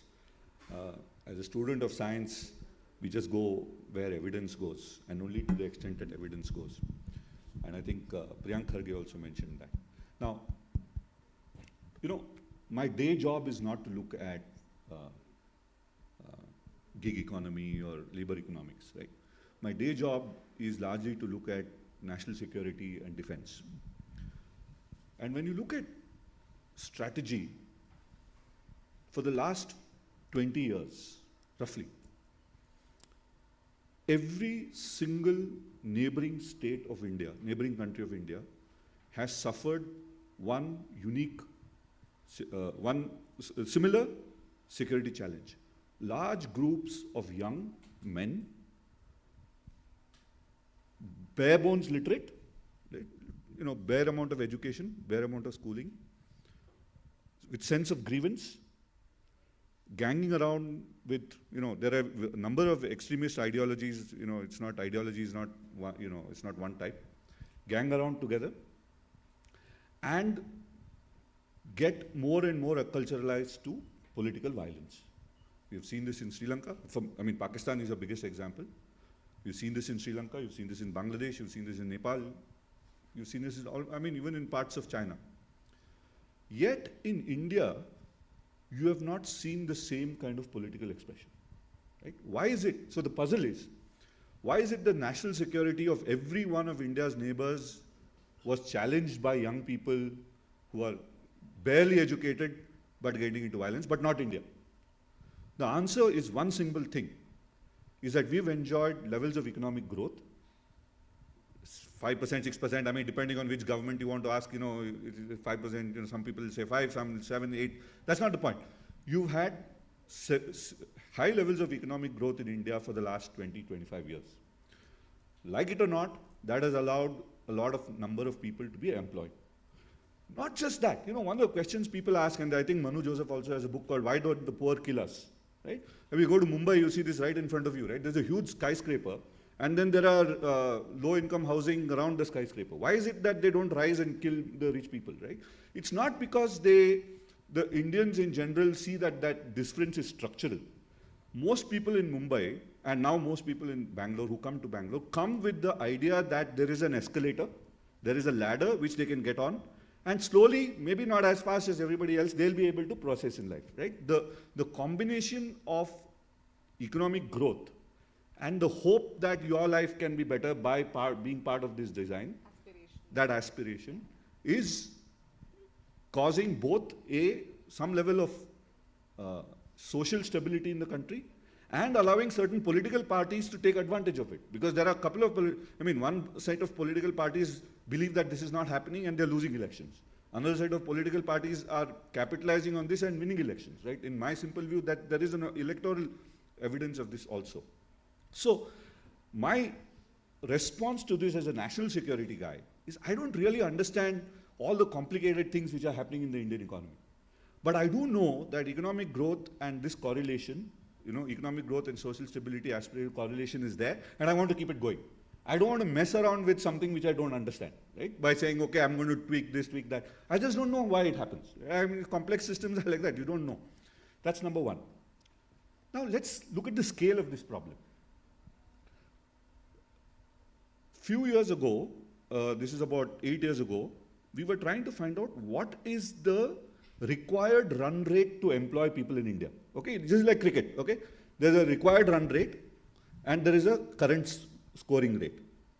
The required run rate is you need to create 20 million jobs in India every year. Okay, that's the population of Australia. Okay, that's the population of Mumbai. You have to create jobs for an entire Australia in 1 year. You have to create jobs for entire Mumbai in 1 year. And you have to do this continuously from 2010 onwards. Okay, that's your 20 million. Is your, oh, you can say, some people will say 15, some people will say 25. So now latest Neelkant Mishra says 30 million per year. Doesn't matter, okay? 15 to 30 is your range. That is your required run rate. What's the best scoring rate? If you talk to the government, the union government, they'll say, oh, we are doing 5 million per year, 7 million per year. But if you talk to other people, you'll say, look, you're barely doing 2 million people per year. You need 10 times more job opportunities for people to enjoy a decent life. Where are these jobs going to come from? And we've been, and those of you who are turning 18 and 21, you'll be in the job market soon. You'll need jobs, right? So unless you're able to create jobs at the rate of 20 million a year, which is 10 times more than we are creating today, right? You're going to have a big problem ahead of you in the next 5 to 10 years. And we've seen the effect of this problem. So again, I come back to saying, so what do we need to do? Of course, government is in denial. I think a lot of people in the union government have started, giving you all sort of statistics instead of accepting the fact that this is the scale of the problem and we've got to solve it. So where are the jobs coming from? You could say, oh, go to Bangalore, you do IT industry. I mean, how many people work in the IT industry? I don't know, 2 million people at best, and not that many more, right? Although they create a vastly large amount of output in terms of monetary levels, but the number of people employed is small. You don't have much of manufacturing, and I'll come to that. Why? Why don't you have manufacturing? And now the only things which are left are service economies. And in service economies, what is the kind of a job that can employ this person who's basically barely educated, 10th grade, 12th standard pass, right? Has a phone, is literate, is willing to work hard. What's the kind of jobs? There are just a handful number of these jobs available, and gig is one of them, right? So again, my point is, something is working here, don't mess with it. One, before I end, why do you think we have bad manufacturing? 15 years ago, I used to work for a foreign government, and I met one person from China. He's a businessman from China, and he said that I run a small, medium-sized manufacturing entity in China. I said, oh, okay, so how many people do you employ? He said, 50,000. 50,000 in one factory. Oh, I said, 50,000, that's pretty large. He says 50,000 in one shift, and we do 3 shifts a day. So it's 150,000 people, right? And he's a medium-sized guy. It's not a surprise that the Chinese, that many people were able to make a life living out of manufacturing and come out of poverty. Our manufacturing was stuck because there was a small bunch of people who had power over the labor laws, labor unions, and they prevented large-scale manufacturing coming out. Now this is controversial, but I'm sure he will see, right? When they were starting off, the people who were blocking gig workers from coming in were the old-style unions, right? So it's not to say, this is natural. I'm not saying that they are bad people, right? This is the way a union, established union will work, right? Old-style unions that no, you can't hire people, you can't fire people, you can't do this. There are lots of companies in Karnataka who can't close down because the labor laws don't allow them to close down. So there's a massive amount of crisis we've seen in manufacturing. India missed the manufacturing bus because we got seduced by certain kinds of labor protections which held us back. Now, I'm sure there are lots of people here who will disagree with the view on unions. I like unions. There are good things that unions can do and must do. But one of the things which union hold back is hold back on the growth of employment. Okay, I'll just end with one thing. Looking at the audience here, I don't think many of you have had the joy of being unemployed. How many of you have ever been unemployed here, even for a day? I have been unemployed, okay? I have been unemployed. And I'll tell you, being unemployed without having recourse to, money, your wages, It's not just a deprivation of money. It's a deprivation of a kind of psychological status that you cannot imagine unless you've been unemployed. So if you say that, oh, you know, I'm going to do these gig economy regulations and we're going to get in the government to say who can be fired, who can be hired, and because of which, let's say 10% of the people who might otherwise have been employed are now unemployed. Imagine their life, right? So it's not, you know, this idea that, you know, we get the government and the government will wave a magic wand and all these problems which Sheikh mentioned, all these problems will go away. You know, it's nice to imagine that. But, you know, it's a way like saying you drop a stone on your toe and you say, oh, ma, you know, you call your mother. It's the same thing about government. You know, any problem comes, so you call, oh, government. No, the government is not going to solve these problems for you. You know, there are other ways you have to look at to solve these problems. If you go to the government will create a law, and the law will create an inspector, and you have to deal with this inspector for the rest of your life, right? And my generation has seen what that has done. We are in a process of deregulation. So let us try to keep the government and regulations out. Let us find a way to solve these genuine problems. I agree with anything which he says. These are genuine problems. Even as a consumer, I'm disempowered against the gig platforms, right? The gig platforms are stronger. I have no voice. If your Swiggy delivery is late, try to contact help and see. You know, it doesn't happen. But the answer is not to get the government inside. Because once you get the government inside, you get an entirely different set of problems. And I think, again, he gave you the example of many states which have done certain regulations. What's the employment being created in those states? Right? Before I end this, okay, just remember this. A lot of people have created indices and say the most livable city in India is Meerut, or, you know, some place, you know, all wonderful places, you know, these are the best living conditions, or these are the best places to live in India. If that is true, why is it that all the people are coming to Bangalore? Right? Though these people are not stupid, right? So they're coming here because they know that this place offers you a better way to live. So let's recognize that, right? There are certain reasons why it's a better place to live. Let us recognize that and let's keep it that way. Let's not import bad ideas from places which have not done so well, hoping that, you know, this is going to solve our problems. And also people who come never leave. People who come to Bangalore never leave. All of us are migrants in one way or the other, right? But what I'm saying is that, look, people are voting with their feet. Whether it's coming to Bangalore or whether it's joining the gig economy, people are voting with their feet. They are not stupid, right? If they were stupid, if they were stupid, they'd say, look, gig economy is not a safe job for me. They wouldn't do that job, right? How many people go and work in mines? Very few people do, because they know it's a dangerous job, right? But gig economy people come, because the alternative to that job is so terrible that, and I've said, I've been unemployed. The alternative to being unemployed is anything which gives me decent wages, which from honest, hard work gives you wages, right? So that's the reason people do this. So let's recognize, let's not get too excited about, the involvement of government in some of these activities. I'll just take one hook line from what you said when I go to Mr. Nikhil Day. Something that Nitin Bhai pointed out too is Indian economy works. Somehow it works. I don't know how it works, but if it's working, let it work.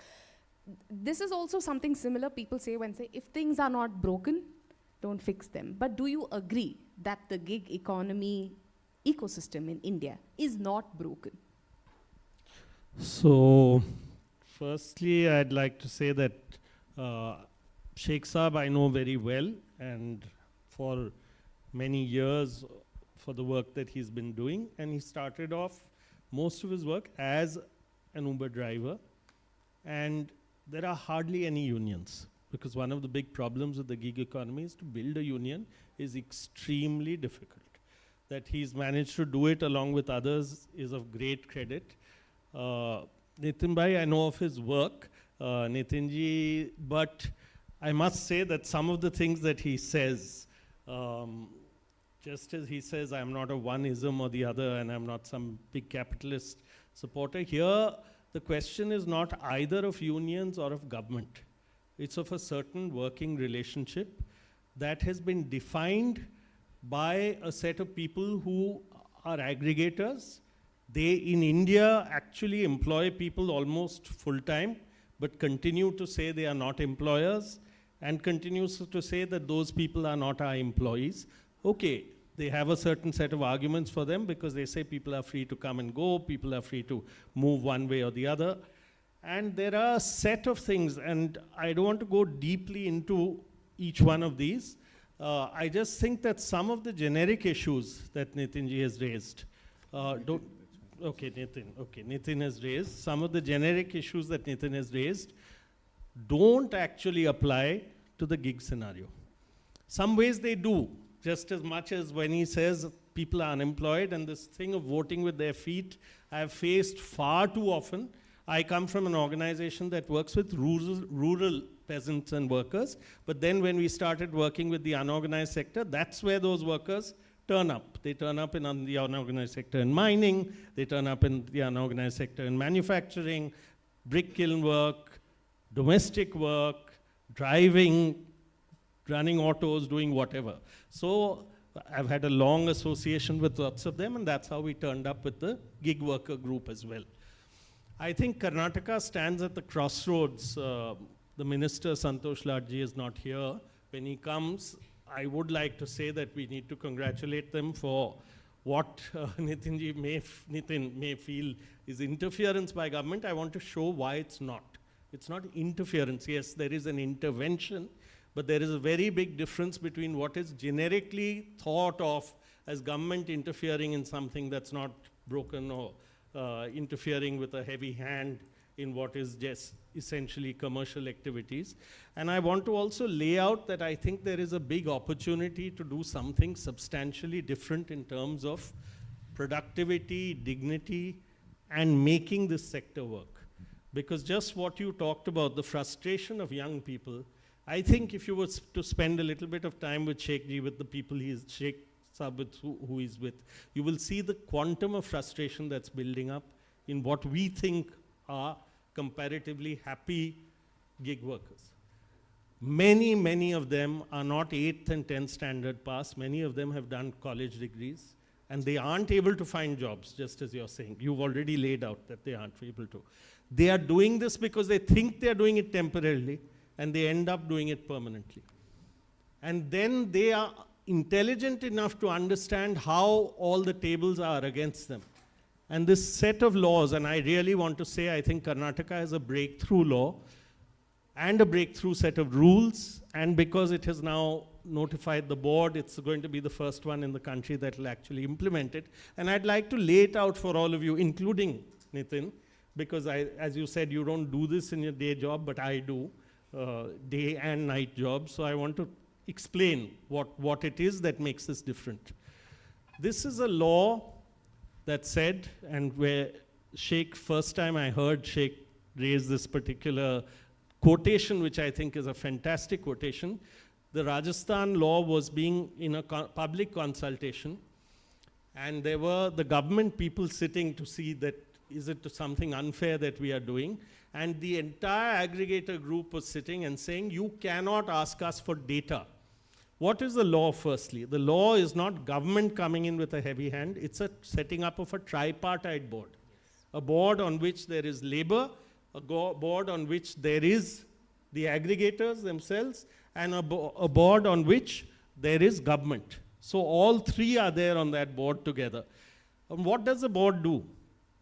The board in this particular instance has actually gone back. The Indian law, and this is quite unique, and other laws are beginning to learn, other countries are beginning to learn again about this, because it is very difficult to put an employer-employee relationship if someone may work for 2 hours one day or may work for 18 hours one day or 16 hours one day. To put that relationship is very difficult. But the worker must have rights because they're working 8 hours or 10 hours or 12 hours a day on that. So how do you ensure that those rights are there and of those workers? So the key point that Sheikh was talking about is data. The aggregator does nothing except connect one person with another. There are hardly any people on the aggregator side. Their only thing is that they have come up with a particular mechanism to connect you as a consumer with someone else who is providing that service, and they are able to do that through essentially an app. So what is it that is happening? It's me, but it's my data that's running through. And when this law was placed, because the law said that the aggregators will have to provide all that who are coming through their app to the board, so that through that information they can add on some little money for social security and make sure that what is the pattern that's being followed is transparent. Transparent to whom? Now they said there is no way we can give this data. Data is privacy. We've now got a new DPDPA Act. We can't do it. And Sheikh ji said, meri gaadi, mera petrol, mera diesel, mera samay, mera insurance, mera risk, mera data, mere se private. Ab ye kaise kar sakte ho? Because what does the board do? It essentially ensures that all that Sheikh has done in a particular day as a driver, maybe on Ola, maybe on Uber, maybe somewhere else, flows into his ledger in the board, so that he sees that he gets his social security rights. Now, what are the three? I'll very quickly say. There are three rights that this law can give. It doesn't necessarily give, but the three rights that the law can give. Number one, even the aggregators agreed to begin with, and that's how conversation about law began, that of course social security may be there, must be there. If they have an accident while driving and they get killed, or their leg is broken, or something else happens, all the things that we say are social security related to any worker, whether blue collar or whether working class or anyone else needs social security, yes, of course it needs to be given. Aggregators agreed. But we are doing it. But we all know how they are doing it. We all know, okay, one may be doing it great, 20 others are not doing it great. So you run around in circles behind them, and families are in a terrible shape. So you need a place that it can be ensured. But what else can that data do? The data can do the two other things. The three most important things for any worker are, firstly, their wages, their capacity to earn. Are they earning what is fair as per whatever work that they are doing? That is something that is not just the duty of government, it's not just the duty of that aggregator, it's the duty of all of us. That's why we are having this kind of discussion. So that first thing is the wages. That allows you, because that data flows through, to see what is the wages and how they are being dispensed. Number one. Number two, because that data flows through APIs into the board, into the ledger of the worker themselves, it allows the worker also to aggregate their data across platforms to see what is it as a composite whole they are doing. Number two, it allows the social security. You're saying today in Karnataka, they've said 1 to 1.5%. Santosh Ladji, on your particular payout, you can see, Nitin, how much that would amount to, a minuscule amount. And so I would actually, if I had a chance, tell Santosh Lad, you should do much more than that. But anyway, he's come to his own calculation. Santosh Ladji, when he arrives, we'll discuss it. I think he anticipated you'll ask this question. Unfortunately, he's returned to the assembly and he will not be joining the session. Not be joining us, so I'll find another occasion to do that. But I have an occasion to say it in front of everyone else. That all it's saying is 1 to 1.5% of the payout. So if I'm getting 50 rupees as a Swiggy delivery person, out of that I will get what, 75 paisa into my thing that will go towards my social security. And the third is occupational safety. We've all seen that debate. Who came during COVID to allow us to work from home? Gig workers. Who comes in the rain? Gig workers. Who comes in the North Indian cold? Gig workers. Who is, and I would like to show you, if after this I have two videos, one that I want to show, and if we have time, we'll show the other one. I want to show the one that's about, but I'll tell you, I'll just give you 2 minutes, just give me 2 minutes. So what I'm saying, Nitin, and to everyone here, and because we are sitting in Bangalore, and because we are in a South First dialogue, Karnataka and Telangana can actually use, and this is why I'm saying it's not government.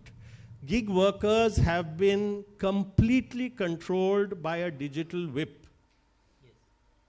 There is no, if there's no digital platforms, there's no gig work. So people who are aggregators are earning through digital platforms. Can digital governance actually work for people? And that's the model that Karnataka has shown. It does not require an inspector to go anywhere. It does not require anything else. It requires you to share your data and do what is fair. And if you don't do that, it allows you, just as you have been able to control workers, and there are millions of incidents of that, And I'll give you one example. Santosh Ladji said, how can you say he said, I agree that you're not an employer, they are not employees. Then how can you block an ID? Blocking an ID is firing someone. It's closing off their options. And you decide because there is something that you don't want. No, you offer the right to everyone. If they'll take it, they'll take it. If they won't, they won't. That's what your principle is. So it shows you the principle of what it is. And that's why it's not a question that opportunity that has come to us through the platform-based economy of being able to have a law that says we will just examine and let your data flow through as per the requirements. Yes, you will have to pay 1.5%, 2%, 3%. That is a requirement. But after that, actually, it is data that allows you to see, are you following it or not following it? And that's an opportunity that exists for Bangalore. That's an opportunity that exists for Telangana, for Kerala, for Tamil Nadu. These are the big gig economy places. There is much more I have to say about this implications for labor as a whole, but I'll say that later. Sure. Just for the benefit of the audience, the law that Mr. Nikhil is referring to was a law that was brought in by the Karnataka government. It's called the Karnataka Platform-Based Gig Workers Social Security and Welfare Act 2025. Insist that you please read on that law. Please go ahead, Mr. Bhai. Yeah. So, thanks. You know, I've gone through the bill. My argument about the labor board which has been put together in Karnataka is not that it's not required. It's inadequate. As you said, 1.5% of the deliveries, how are you going to use this to do social security, right? If you collect all this 1.5 million, or maybe you'll have 1,000 rupees a day or 5,000. So we'll join together to say it should be more. Well, listen. Yes, it should be more. Yeah. That's what I'm trying to say, right? You just cannot make it work. Even if you buy insurance premium with the kind of money that the government has in its fund, I mean, you're going to get some 500 crores, 1,000 crores, which is not going to be enough to pay insurance premiums of all these people, right? So what you've gone and done, again, as I said, it is this reflexive reaction to get government se kuch karwa dete.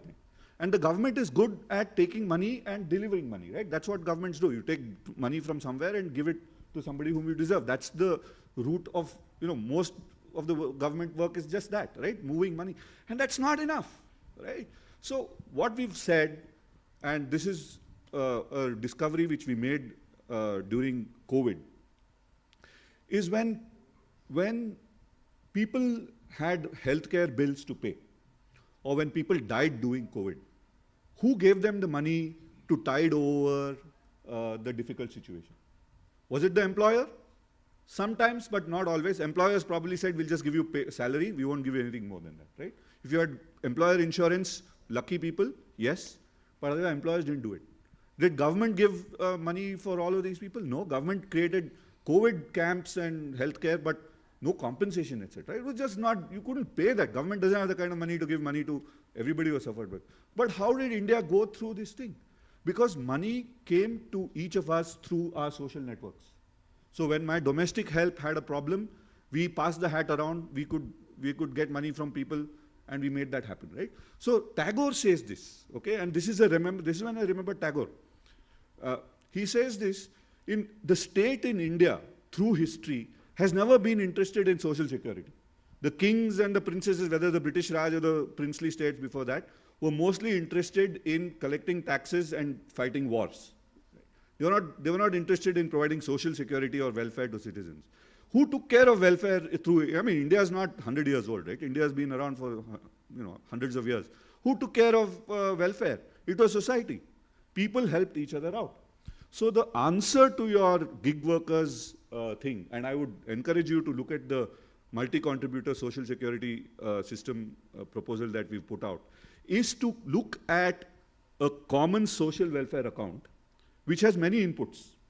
It could have inputs from the employer, it could have employers' own contribution, it could be from government, union government, state government, local government, it could have contributions from philanthropy, it could have philanthropy from CSR, whatever, right?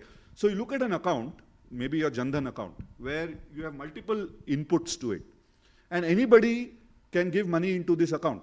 And if I'm a citizen who gives money, maybe I get a tax break or 80G exemption or whatever that is, right? So that is the way you'll be able to create social security for millions of people in India. The government-based system is not going to do it. I've done the maths. The maths does not add up. So you may not have used the term. One line to say. Okay, no, just one point. So that's one thing, okay? So the way that you've approached this entire thing is inadequate. Okay, I can bet you it's inadequate. Last one. You see, it's all very easy to say that, look, I have appointed Nitin Pai as a good government inspector. Right? Nitin Pai is a government employee, he's a good guy. He behaves nicely. He won't do nasty things. Governments will change. Officers will change. The law will remain. In 5 years' time, in 10 years' time, you will see that law being used for entirely different purposes. We have seen this happening in this country. Many of the laws that have been put in place were put in place for very good reasons. But they are being used for entirely different things by different governments and different people. So Nitin Pai and Nikhil Dey might be around today, but 5 years later we might not be around. Then what happens, right? So just be careful of getting the government in. So all I'm saying is, it's all very nice to say that, government employee will ensure that this ID is not blocked. But how do I know that Nitin Pai knows that's the right guy, the idea should be blocked or not? And what is the basis on which he's making the decision? What if I give him 500 rupees? Maybe he'll open that thing? You don't know, right?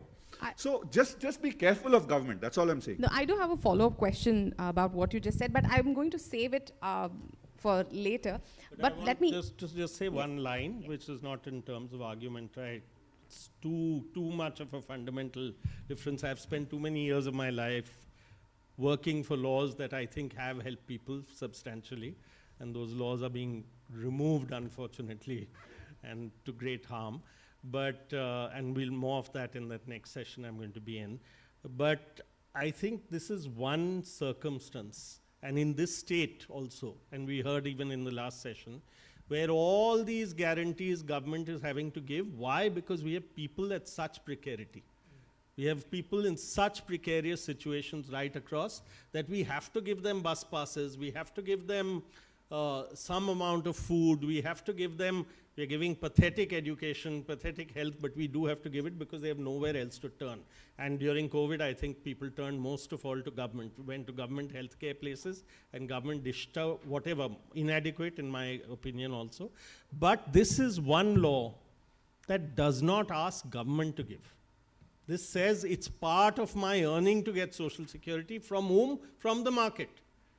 If I am there in the market, it's the market's job to give me at least that much of my social security and that much of my wage so that I can lead a dignified life.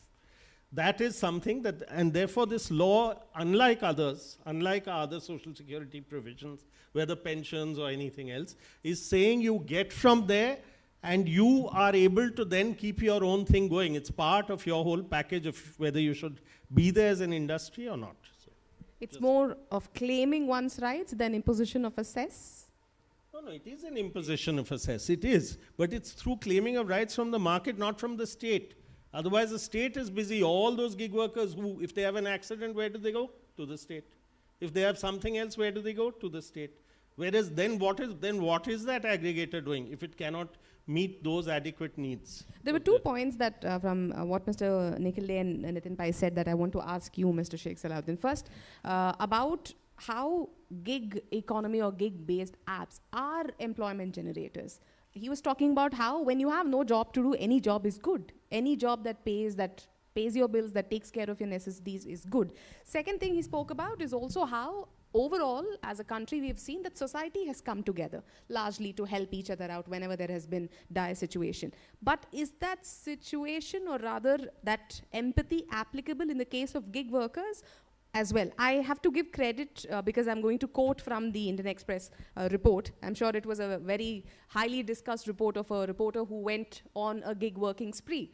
On multiple apps, the reporter listed themselves as a gig worker and went on a gig working spree and documented how their entire experience was. One thing that also stood out for me, and I'm only asking this in a social context, as a community context, spoke about how there are separate lifts, no lifts.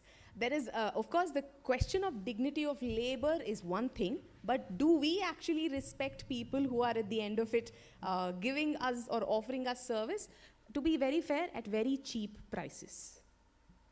So, Mr. Salahuddin, if you have inputs on it. See, the platform companies, again I told that, just to go back, just one comment, Nikhil Bhai. you know, the platform companies, whatever the social security schemes given, you know, the PR, only from that is PR. See, the Zomato CEO said 100 crores rupees from the, we are using from the social security, okay? The 10-minute delivery, the delivery boy has meted the accident, sometimes has go to hospitalized, admitted, not cashless hospitalized treatment, am I right? You are pay the own pocket, you have to treat it, and after treatment you have to bill pay, after you have to claim that insurance. This is not healthy, na? The delivery boy has own pocket as maximum 50,000, 1 lakh rupees minimum bill today's. अगर जब उसके पास 50,000 से 1 लाख रुपए अगर जब delivery boy के पास था तो वो डिलीवरी करने जाता ही नहीं था, first of all, number 1. Number 2, जो 100 करोड़ की बात हो गई 10 मिनट की डिलीवरी के अंदर नहीं आ सका तो 10 मिनट में उनका इंश्योरेंस नहीं आ सका तो फिर फ़ायदा क्या है? उनके 100 करोड़ रुपए पॉलिसी पे लगा के फ़ायदा क्या है? उसके लिए जैसा निखिल साहब ने बोला कि गवर्नमेंट के अकाउंटेबिलिटी पे इसलिए आना पड़ा, सरकार को इसके अंदर बीच में लाना पड़ा कि आप दोनों के बीच में एक रास्ता बनाओ, क्योंकि platform companies has multiple times we have ready to sit together and discuss. No platform companies has come to discuss with the unions. Now the fundamental rights to sit and discuss from the healthily in the unions. Why not? No one platform companies, you know, the 25th and 31st we have to 5 days we are waiting. No one platform company sit together to discuss. So now the platform companies, whatever the job creators, see some hotels, some restaurants before that pandemic, per order you have to deliver 70 rupees. After 60 rupees, 40 rupees, 20 rupees, now you have 0 M. आप delivery return लेके आएंगे तो भी आपको 0 पैसा मिलेगा. No the platform, you know, the every हर एक की तनख्वाह बढ़ते रहती है, मगर डिलीवरी बॉय की तनख्वाह घट रही है यहाँ पर. एक दूसरा, जो रोज़गार बेरोज़गार की बात है, जहाँ पे रोज़गार पैदा कर रहे, जहाँ पे employment has be created, but at the same time deactivation should be very, no, multiple IDs should be blocked every day, every platform. See the OD amount, some delivery boy has 4 lakh का कोई खर्जा बाकी रखता कोई platform company पे. You go and see my Twitter handle @TGPW. 4 lakh रुपए balance है, उसकी ID block करेगा थे. ये हंसने की बात है. 4 लाख रुपए प्लेटफॉर्म कंपनी का भी 4 लाख रुपीज़ तक बैलेंस, क्रेडिट बैलेंस रखता कोई प्लेटफॉर्म पे. It is possible. That's way we are told. You know, जैसा आप बोल रहे तो बड़े बड़े पैमाने पे आप क्या बता रहे, व्हाट यू कैन सेड. मेरे पास 4 करोड़ लोग एम्प्लॉय क्रिएट कर रहे हैं, हम लोग 4 लाख लोग को रोज़गारी दिए, बट आईडीज़ ब्लॉक करके कितने लोग को बेरोज़गार करे उसका हिसाब नहीं बता रहे, वो अकाउंटेबिलिटी नहीं बता रहे आप.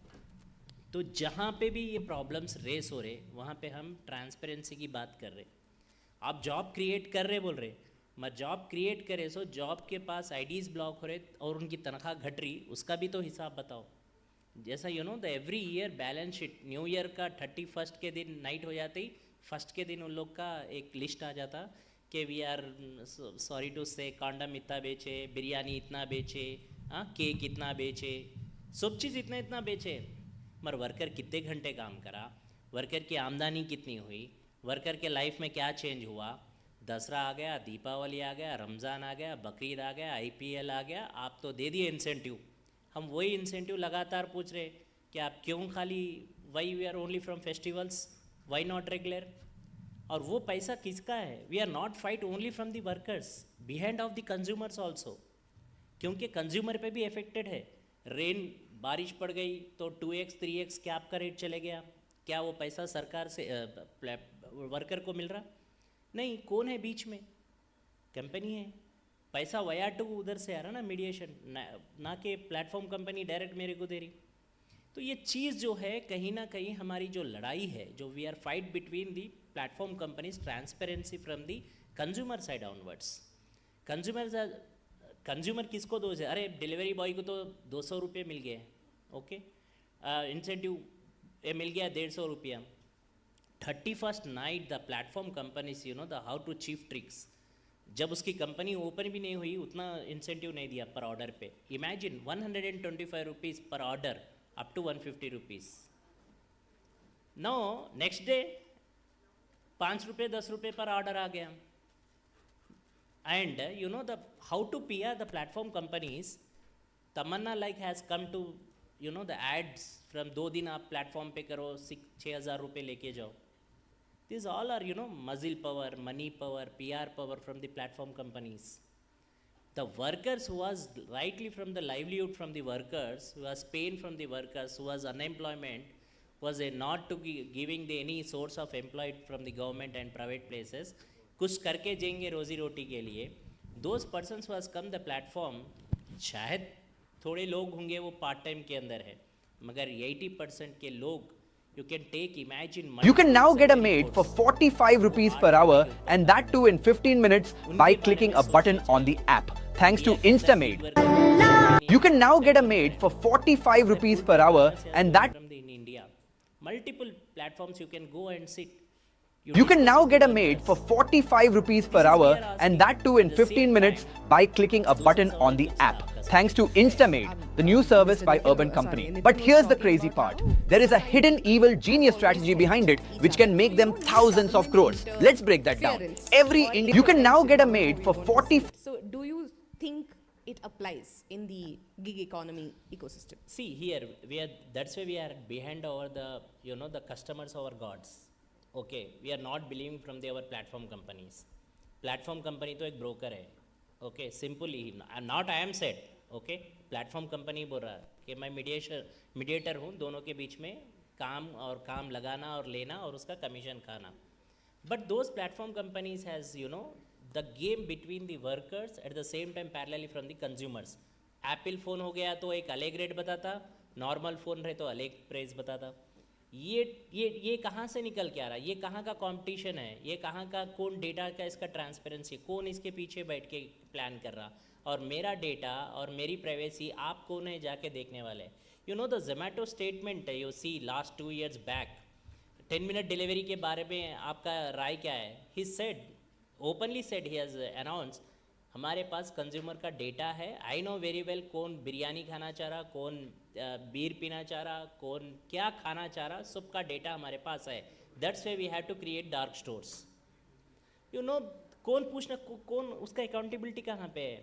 और मेरा डेटा बगैर पूछे कि आप इस्तेमाल कर सकते, वही वर्कर का डेटा वर्कर के वेलफेयर के लिए स्कीम्स के बनाने के लिए स्टेट गवर्नमेंट सेंट्रल गवर्नमेंट्स पूछ रहा, तो वो डेटा नहीं दे रहे आप. So in practice, when you use the term partner, delivery partner or driving partner, so captain, etc. So partner is only in name, not actually in theory. Let me just go to Nitin Bhai quickly, because you spoke about how you don't need to keep bringing in government, because like you rightly pointed out, there have been a lot of good intentioned policies that were brought in as laws which have led to misuse when it has changed hands. But then, how does an industry recalibrate, especially a new industry like gig economy? If you tell me that companies are going to recalibrate themselves, why would they do it? See, clearly they're not doing it now. You know, when I moved back to Bangalore in 2012, I didn't see any taxis in the country, in the city. There were no taxis. It's a huge city, no taxis. Why? Because the auto rickshaws were a strong force, and they didn't want private taxis to be operating, right? And now, to be an auto rickshaw driver, it was not easy. I actually spoke to people. It was not easy. You had to be Kannadiga, you had to be from the state, you had to be from the... So a guy from outside the, from Telangana couldn't come and ride an auto here. Why? Because these were all at one time measures like this inserted so that you want to, preserve, protect the local guy and all of that, right? But in time, in 10, 20 years, it became a device of exclusion. You excluded literally everybody else from the city. And consumers, those of you who remember taking autos, many of you are young here, but taking autos in 2012 is, 1.5 meters, 2 meters, 500 rupees, anything, there would be a lot of conversations and all of that. Now, that auto rickshaw business is largely managed, right?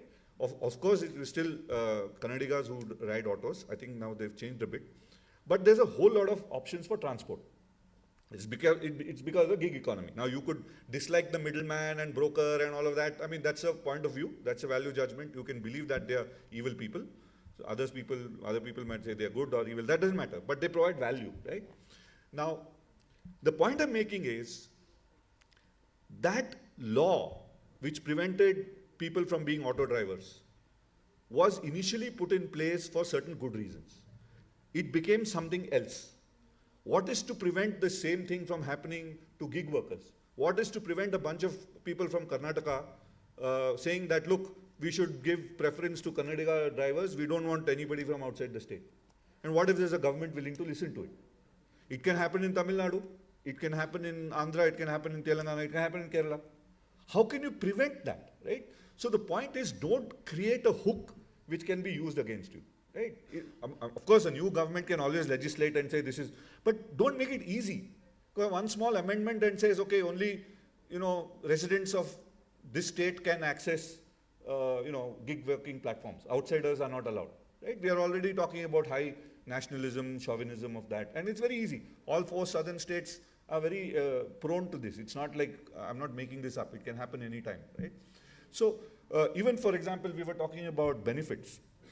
You still have situations today where migrants who come from other parts of the country can't access government facilities because your Aadhaar card is from a different state. Right. Although the government might say, no, these are available to everybody else, the person at the counter says, your card is from Telangana, you can't get facilities here. I've seen this. I've had to intervene in one particular case where, because they can't take this because you're Telangana Aadhaar, right? So all of these things come in. And somebody said, government, I think you said government will give that benefit. Have you ever tried receiving anything from government? Have you ever tried getting money from government? Union government or state government? It is not easy, right? There is a whole lot of political economy, whether it's 500 rupees or 50,000 rupees or 5 crore rupees, right? Getting money from government is not easy. So all of these things, we feel very happy that we have done something right, we have done something good. It gives us a good sense that, we have been nice people. But you play it out and see when it meets the reality on the ground, it's not going to have that kind of results. So I'm very skeptical about these measures.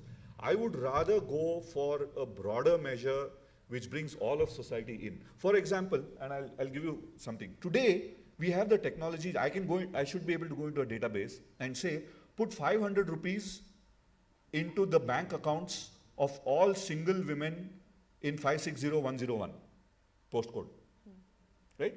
And that available, if the database is available, I should be able to transfer that.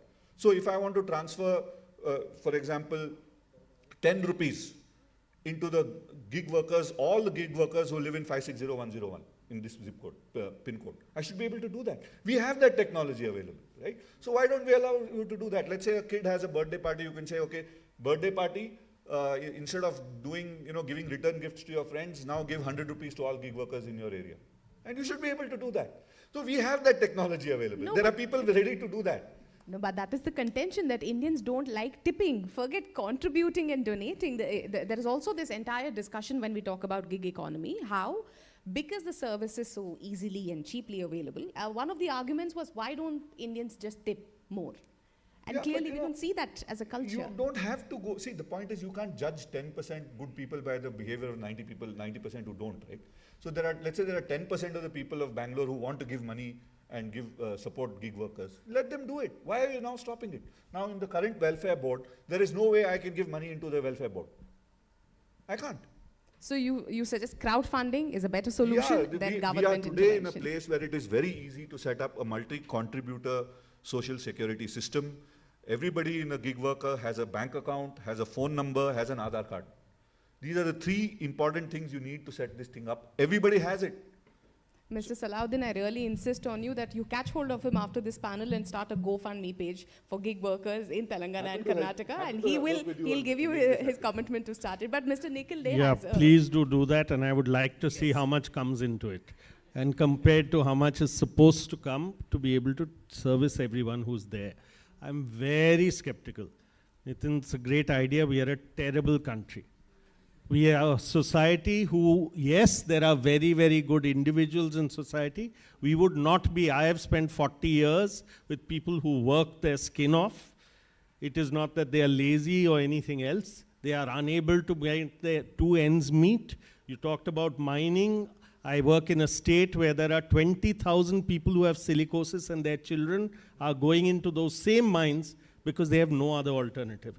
I mean, there are too many examples and we have too much inequality. The whole growth, I agree, growth, but where are we redistributing our growth is something that we should see. And I don't know, I would like to know from you of an example that is there to scale, that has allowed people, because of contribution and because of the goodness of everyone's heart, that's been able to happen. Yeah. COVID, I also saw. Yeah, COVID, you had all the GoFund I saw, meetings. we can sit down with figures on COVID, how much the government managed to provide. If there was not NREGA, which was 40,000 crores additional provided. If there was not food security, which doubled its budget, how many people would have died? No matter how many notices we put up to please contribute. So anyway, that's something that can be a separate discussion. I would like to, the question you had asked is, are new jobs being created? Are those jobs being created with some level of dignity and security? I want to show a short clip, it's not a long clip. Now, gig work is also moving into the domestic workers sector. And this is a clip for a little while ago. Please, all of you watch, because many of you will have domestic workers in your homes, and that's entering the sector. And I'd then like to end with just one line that Piyush Goyal has said about it. Yeah. No, but I want to, anyway. You can now get a maid for 45 rupees per hour, and that too in 15 minutes by clicking a button on the app. Thanks to InstaMaid, the new service by Urban Company. But here's the crazy part. There is a hidden evil genius strategy behind it, which can make them thousands of crores. Let's break that down. Every Indian household has the same maid problems. They never come on time. They randomly change prices. They disappear during festivals, and finding a reliable one nearly impossible. Urban Company already solved this exact problem with plumbers and electricians. Now they're targeting a market 10 times bigger, the maid service market. They've actually been testing this model quietly. First with bathroom cleaning, which worked brilliantly well. Now here's their genius strategy. This 45 rupee per hour, 15-minute service isn't about quick delivery at all. It's about letting you experience what professional maid service feels like. Think about it. You try the service once because it's so cheap. You notice the maid arrives exactly on time. They're professionally trained. They do everything properly. No shortcuts, no excuses. And once you experience this level of service, will you ever want to go back to your unreliable maid? That's when they'll introduce their monthly packages, just like they did with every other service. But the market opportunity here is insane. Over 50 million Indian households, each spending thousands on maid services every month, all completely unorganized. This isn't just another quick commerce play. This is about organizing India's largest unorganized market, and that's worth thousands of crores. Save this post if you're tired of daily maid problems, and follow for more breakdowns of genius Indian business strategies. You can now get a maid for 40. So this is the line Piyush Goyal said was when he was speaking about new startups, that when will Indian startups stop thinking of further exploiting cheap labor, and when will they start doing something and running after cheap labor, and when will they start doing something more substantial? Frankly, I don't know how many of us have maids in one form or the other, or domestic workers in one form or the other. I am firmly of the view that there are people who provide a huge service for all of society and don't get their due. And if there is any actually situation where they are unfairly treated, they are in a very unequal relationship in those particular homes and places where they are. So it's a question of this. If we are seeing everything from only our own particular convenience, I don't know who will start contributing more. I don't doubt there are some people who talk about endlessly how well they treat their domestic help, or how much they give them, or how much social security, but should not every one of them have rights? And that's, again, if you are a domestic worker and you will get into a law where, how many domestic workers have pensions? How many domestic workers someone will say, okay, we'll look after you in your old age? How many of them get when they get sick, or how many of them can even go home? Think of all the many things. I'm saying this because it relates to you with people who you can relate to as human beings, many of you. So it's something that it's a very important, so many kinds of work are going into the gig economy. This entire, and I want to say that again, that in Karnataka there's an opportunity, and Nitin, we can sit on this a little bit more, on the law itself. It's an opportunity that is a modern opportunity. Why? Because just as the aggregators have used the digital medium to be able to earn, this is an opportunity for digital governance for the people, so that nothing more than making sure whatever you decide as a society should come to them for social security, should come to them for wages. We haven't got into the whole aggregate or the algorithm discussion about how it's decided someone should get X amount for a ride or Y amount for a ride. Shouldn't they also be involved if they are partners in that whole exercise? But as an opportunity through that, just the fact that data can flow through to a tripartite board. It's not also that they don't have a voice, they have a voice there. It is a very big opportunity. I also would have liked to have said to, I want to acknowledge actually here Atik ji, who is in the next session, but he played a very big role in being able to facilitate this. And I think this board should be imaginative. It can be. It can do another thing that, for instance, there's a social security board in construction workers.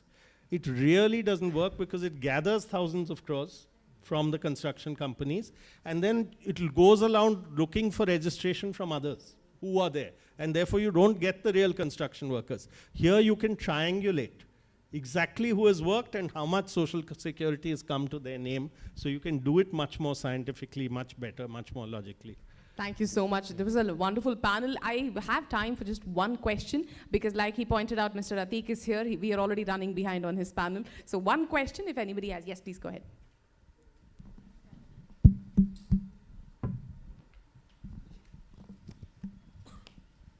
Good afternoon.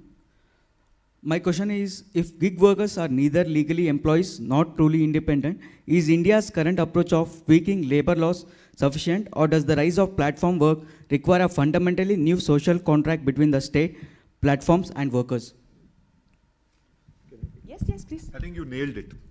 Actually, this is the point which was not made at all.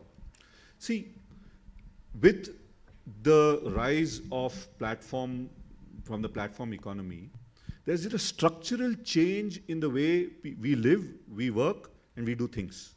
It's not 1989. It is not 1999. 2026 is a very, very different era. So we have to look at everything from the perspective of the future. If we are trying to look at ideas from the past and try and retrofit them and try and make them, they won't work. Because see, for all of the flack which the companies get, and I'm totally with you, they have way too much power, right? And it's not just our guys, even Mr. Musk was standing behind Donald Trump, right? So you know how much political power platforms have. But they have that because they have fundamentally transformed human society. The way you consume things has changed. You have situations where today you're making an omelette, you run out of onions, and then you call Blinkit, and Blinkit brings it to you before you finish making your omelette, right?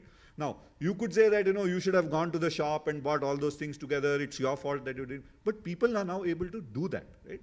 So, I don't think we should put a value judgment on whether it is the right thing or wrong thing to do. But structurally, there's a change, and the policy frameworks that we put in must adapt for this structural change, rather than for, look at 1880s Indian Telegraph Act and try and sort of modify that for 2026.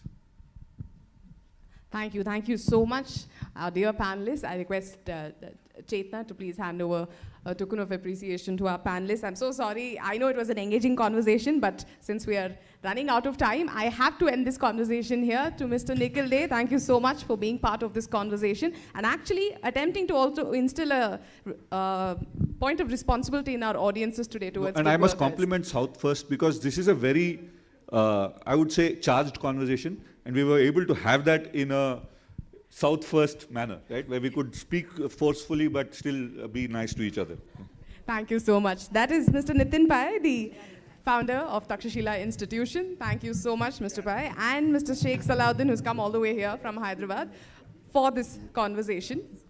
Thank you so much, our dear panelists. Without much ado, we were supposed to break for tea, but I'm going to exploit my position as the moderator of the next panel also and wrap it up. And after that, I assure you we'll break for tea. The next panel is very interesting. Again, another policy that we need to look at. All of you, most of you, some of you who are here are journalism students, and very recently the union government, in the previous parliament session, came up with a new law that replaces a rural employment guarantee scheme, otherwise more popularly called the NREGA scheme. One chair, right.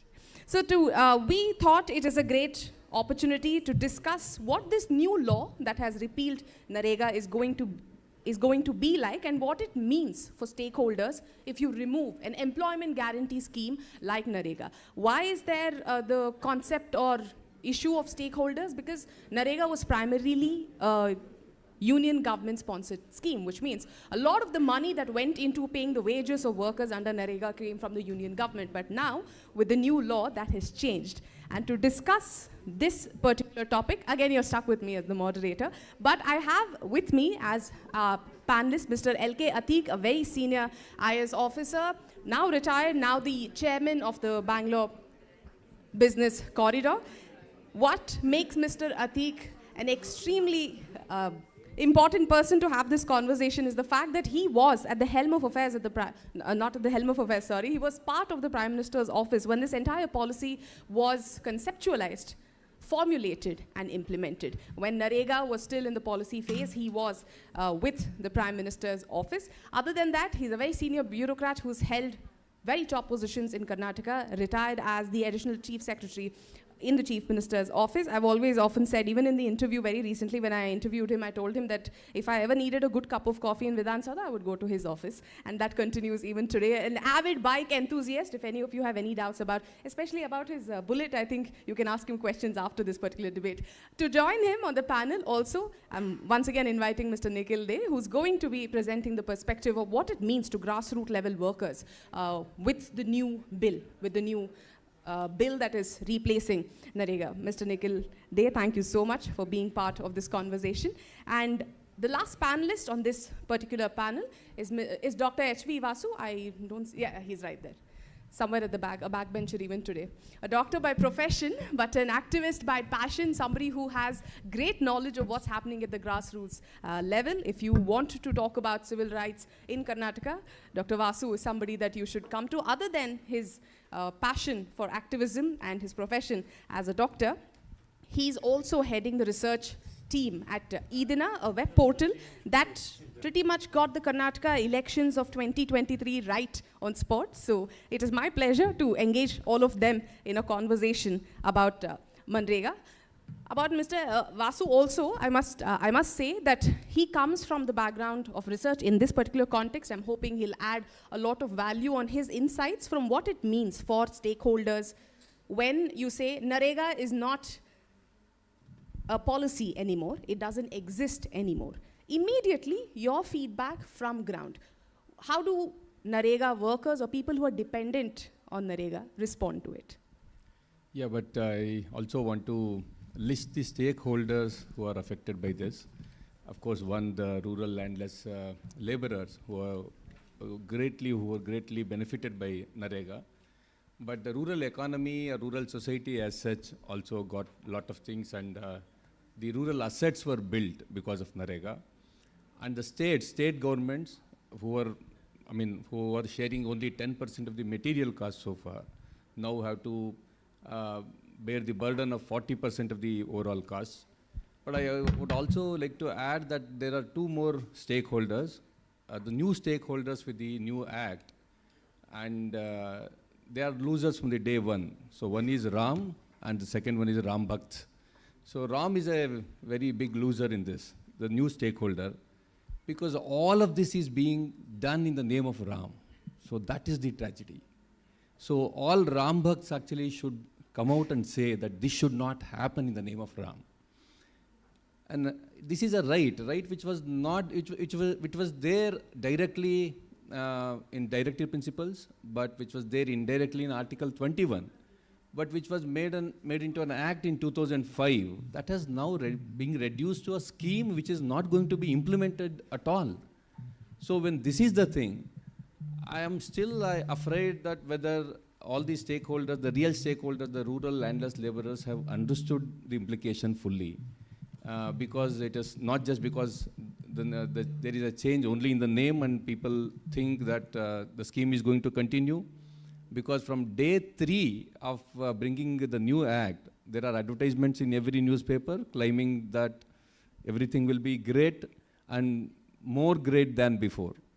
But still the organizations have come forward. So yesterday I met the office bearers of GRAKUS, Gramina Kulikarar Sangatne, the biggest Narega workers organization in Karnataka. They are planning a protest in Bangalore on February 2nd.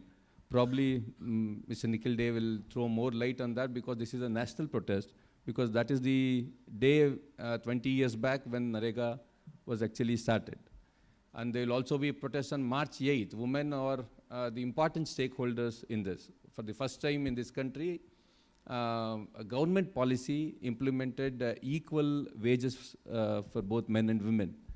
And you can see in Karnataka, 58% of Narega workers were women. So proportionately more than what their population.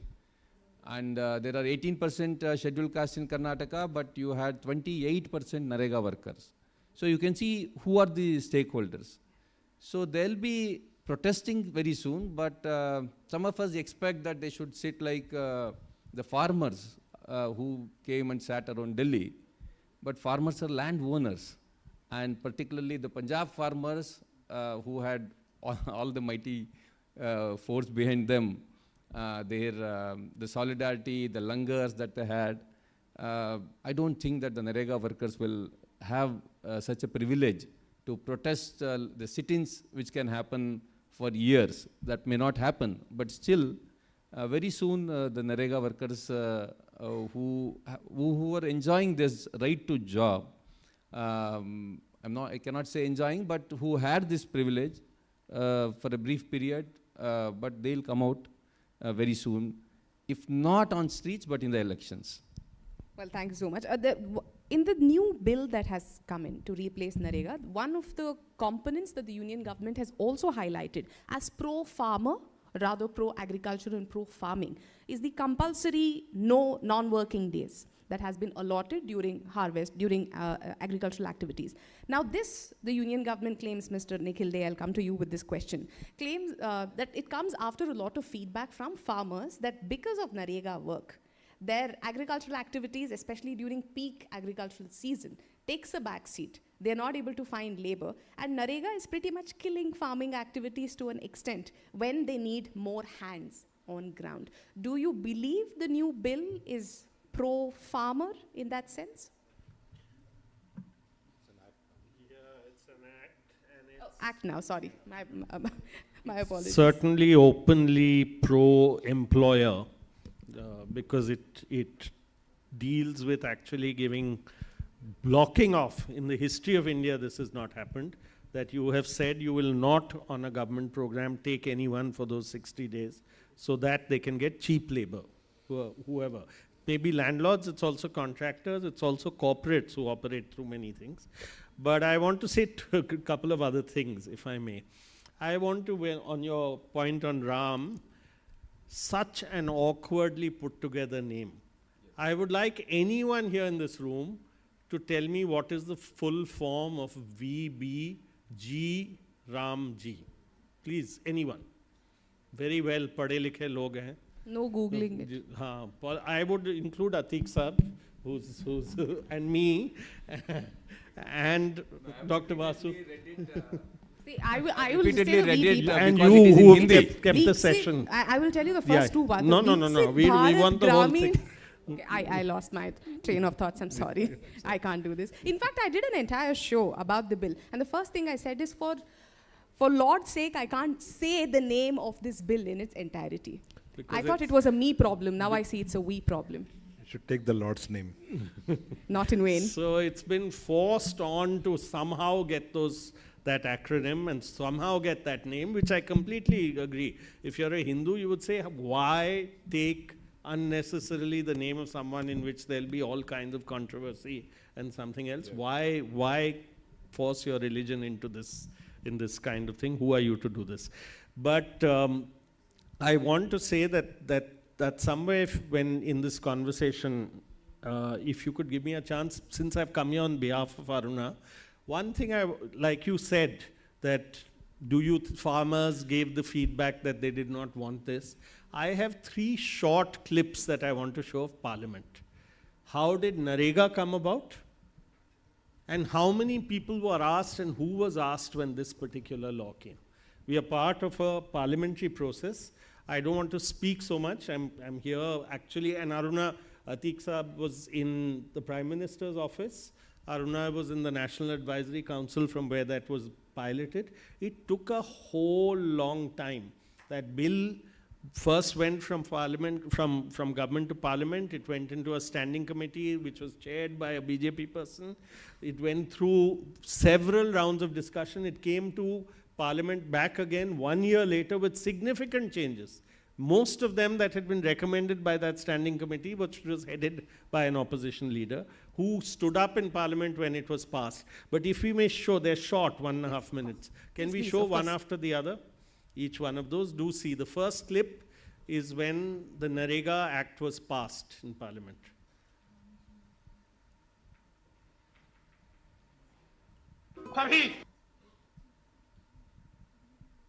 You've got it? Otherwise, yeah? I can get someone to assist them. Just a minute.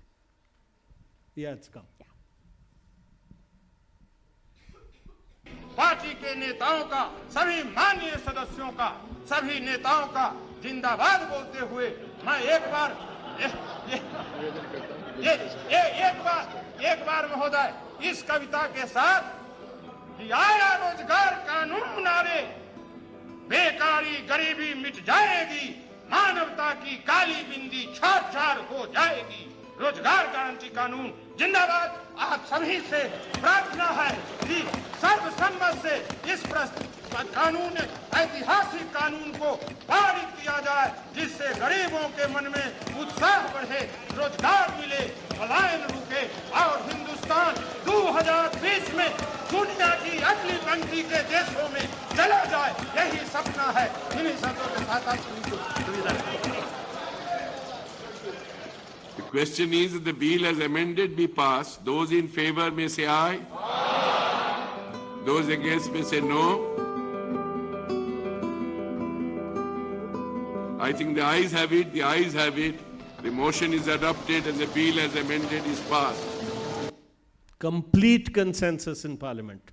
Not an empty seat, whips from all party to come and vote in favor, and a consensus that took long time to be brought about. And there were people who had problems, but that was a law. Next one, please.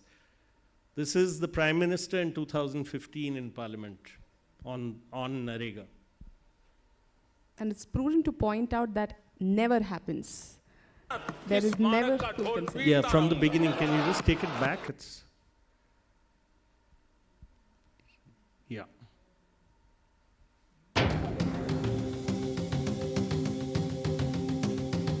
मेरी राजनीतिक सूझबूझ कहती है कि मनरेगा कभी बंद मत करो।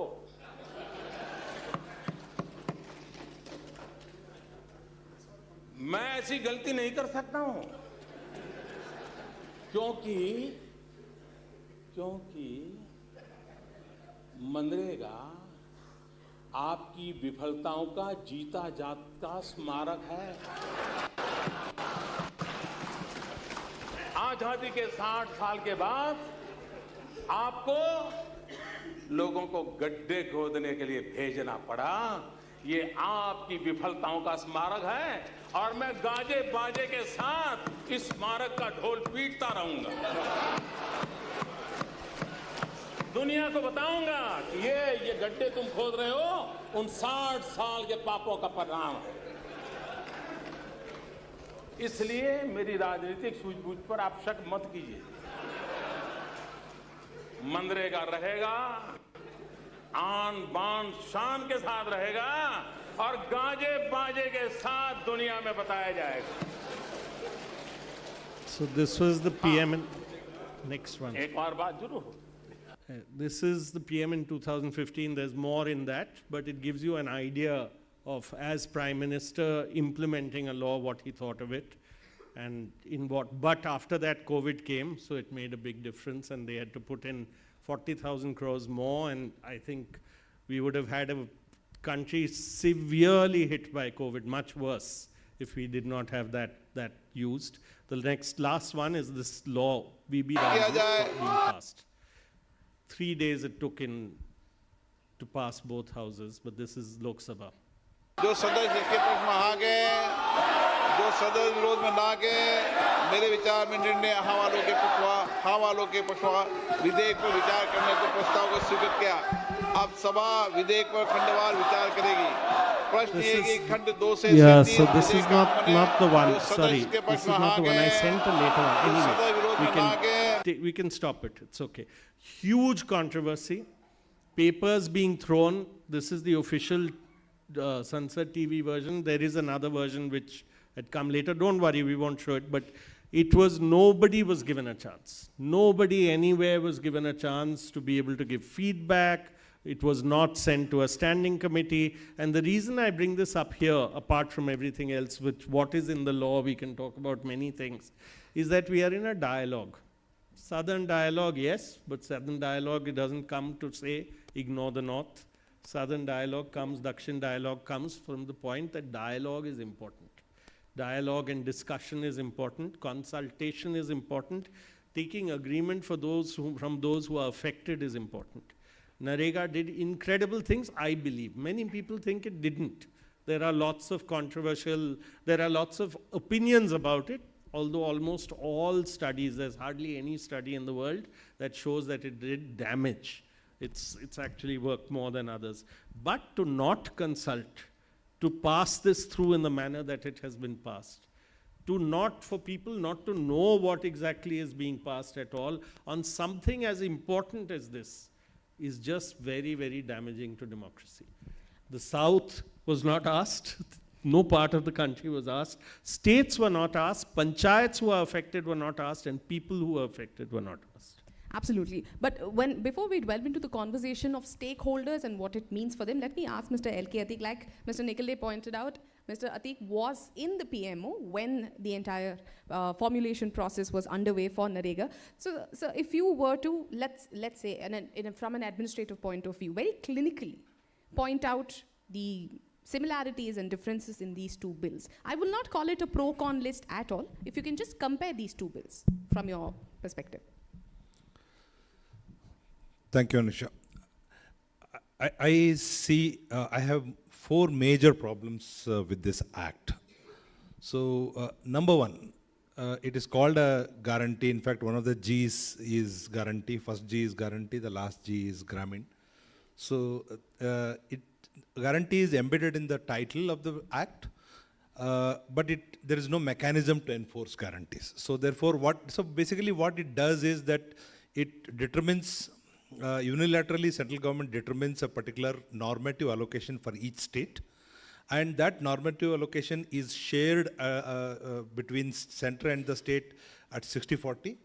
And then during the year, if the demand for work, because on paper the act says 125 days of employment is guaranteed, but if a lot of people turn up, for example, they want more work, and the amount that is allocated is exhausted, there is no way of continuing the work and honoring the guarantee commitment given by a central legislation. It cannot be operationalized unless the state governments put more money and then continue the program, because there is a lot of demand for work. So first of all, it doesn't. There is no mechanism to ensure guarantee, because it was there in under the old act. Because under the old act, the very fact that it was designed as a supply-driven law, and the allocation initially made, there was a mechanism for revising it. Usually what would happen under Narega is that you begin with a labor budget. For example, Karnataka, when I joined the Rural Development Department in 2019, the target for Karnataka was about 7 crore percentage. For that, a particular allocation is there. And then suppose you achieve that target. And in fact, in the first year that I joined, we achieved that target by November. And by November, December, then there was a mechanism, we go back to the center and says that our money is getting exhausted in December, we need money for the last 3 months. Then they would give you additional allocation. There was an appropriation process, and then they would give a supplementary grant. And that's why if you see, the budget allocated to NREGA every year in the union budget was around 60,000 crores. And by the end of the year, the revised estimate would go as high as 1 lakh crore. So there would be a 40,000 crore additional money had to be provided because there was a demand driven. Right now, there is no such mechanism. Right now, they will determine a particular normative allocation for each state. And that also will be decided by the center. It will not be decided, there will be no consultation with the state government. And once that money is exhausted, then you cannot really operationalize this. That is the first problem with this law compared to the previous law. The second is this, it enforces, through a law, through a central legislation, it imposes a financial burden on the state governments that is not anticipated by the states. So basically, this 60-40 thing compared to 90-10 earlier has come, and it has come through a law. So basically, through a law, they have legislated a centrally sponsored scheme. A centrally sponsored scheme is an administrative scheme which, in theory, state governments have the option of opting out, saying that we don't need this scheme, or our 40% contribution is too high, therefore we will not do it. But under the Act, under the G. Ramji Act, the state governments cannot opt out, because the onus of implementing the Act, providing the employment, is on the state governments. And if you fail to provide employment, the state government will have to provide unemployment allowance. Therefore, you have imposed a burden on the state governments, and 60-40. And so what will happen in practice? In practice, state governments will start implementing it, and then once they may not be able to give full 60-40. For example, Karnataka, we used to spend something like 8,000 crores. And 10% of that is 800 crores, and we used to spend, and remaining 710 would come from the center. Now, assume that we will continue to spend 8,000 crores, then 3,200 crores will have to come from the state, whereas they were spending 800, now they'll have to spend 3,200, number one. So state governments which are cash strapped, they may reduce the whole, even though there is a budget given to them, they may not enforce the whole thing, and therefore there will be a lackadaisical implementation of the program. That is the number two. Another problem is that this has been done after the Finance Commission consultations are over. 16th Finance Commission has prepared this report. The 16th Finance Commission did not really anticipate this additional 3,000 to 4,000 crores each state, like Karnataka. Some of the bigger states will have a bigger financial implication. Tamil Nadu, for example, will have much bigger implication. Rajasthan will have much bigger implication. So this was not anticipated. And they would have given an award. And in fact, it's 4,000 to 5,000 or 3,000 to 5,000 crores additionally if a state has to spend. It's a lot, actually, because Karnataka gets how much? We get about 60,000 crores from the center. Out of that, this 3,000 crores will go, which was not anticipated. So this is an additional burden, and it is not, we're not very sure as to how legal it is, and definitely not ethical to impose through a central legislation certain financial liabilities on the state governments, whether they like it or not. These are the two major issues. And third issue that I have is this pause during agriculture season. So the whole argument is during agriculture, the labor, why should they go and work? But I think once you have come up with an idea that there has to be some floor wage, then if the farmers are not, landowning class are not willing to hire people at they should increase the wage, and then they should hire people. They should compete with NREGA and get the workers. Or they should mechanize that they have done it. Why is the state taking the role of providing cheap labor without providing an alternative, and so that during those 60 days we will not do any work? And the fourth problem is, of course, it's top-down, no consultation. How much is the normative allocation will be decided by the center. Objective parameters they will use, but what parameters are those, they will decide. So, and this one, and in which areas of a state it has to be implemented, those will be notified by the center. This particular point, in fact, I discussed with certain officials in central government. They said, no, it was there earlier also, there is nothing damaging about it. But earlier act, they initiated, they notified it only in 240 districts of the state. Then they're universalized. Once you have universalized it, why this clause again giving rise to? So this kind of a non-consultation top-down approach is there. So these are the broad problems with the bill. I have additional points, then I'll come back to you. So I'm just going to play a little bit, I'm going to play the devil's advocate and come to Dr. H.V. Vasu. Now the arguments also placed with repeal of Narega is with the new act, I'm saying act, not bill, I've corrected myself. With the new act, the number of days that the government is offering work is higher than what was being offered at Narega. While Mr. Atik points out that, the number of person days, you can always put in more demand. The argument placed by the government or those in the ruling party is the number of days that we are offering you work is higher than what was being offered under Narega. Also, Narega had increasingly become a way to just keep pumping in money to the panchayats or people representing the panchayats, which is not eventually going to workers. In essence, that it had become a tool of corruption. How do you then defend Narega in that context? Yeah, this 125 days work is the one which is being fed every day in all the newspapers. You know that. I mean, just below the masthead, every day in every newspaper, that's the core message. But when you have reduced the right to a scheme which is actually not going to be implemented because states have to face this burden. We are having this Dakshin dialogue here. In spite of all the differences, it is possible that the Karnataka and Tamil Nadu government or Telangana government may implement it. But how will Uttar Pradesh and Bihar implement this with this 40% burden? See, Atik sir will know the figures better. But it was not the 10% of the total project cost. It was 10% of the material cost that states used to bear. So if Karnataka government was bearing... Material cost is 25. 25, sorry. And the wage was 100% from center. And the weighted average would be 10%. 10%, okay. So with this, how will UP and Bihar fund these schemes? So that 125 days is not a right anymore. And again, you will be putting this burden on the state governments because if you don't give the job, it is the state government which has to pay them. This is there in the new act. So in all probability, states will see to it that they don't implement this at all. So this is the problem. So that 125 days does not come to picture at all. It is only a farce that is there. Your second question was? How the argument is also how Narega needed to be replaced corruption. Because it has become a tool of corruption. Yeah, tell me one scheme in this country which does not have corruption. And when a Supreme Court tells you that electoral bond was nothing but corruption and you were happy with it, you did not do anything.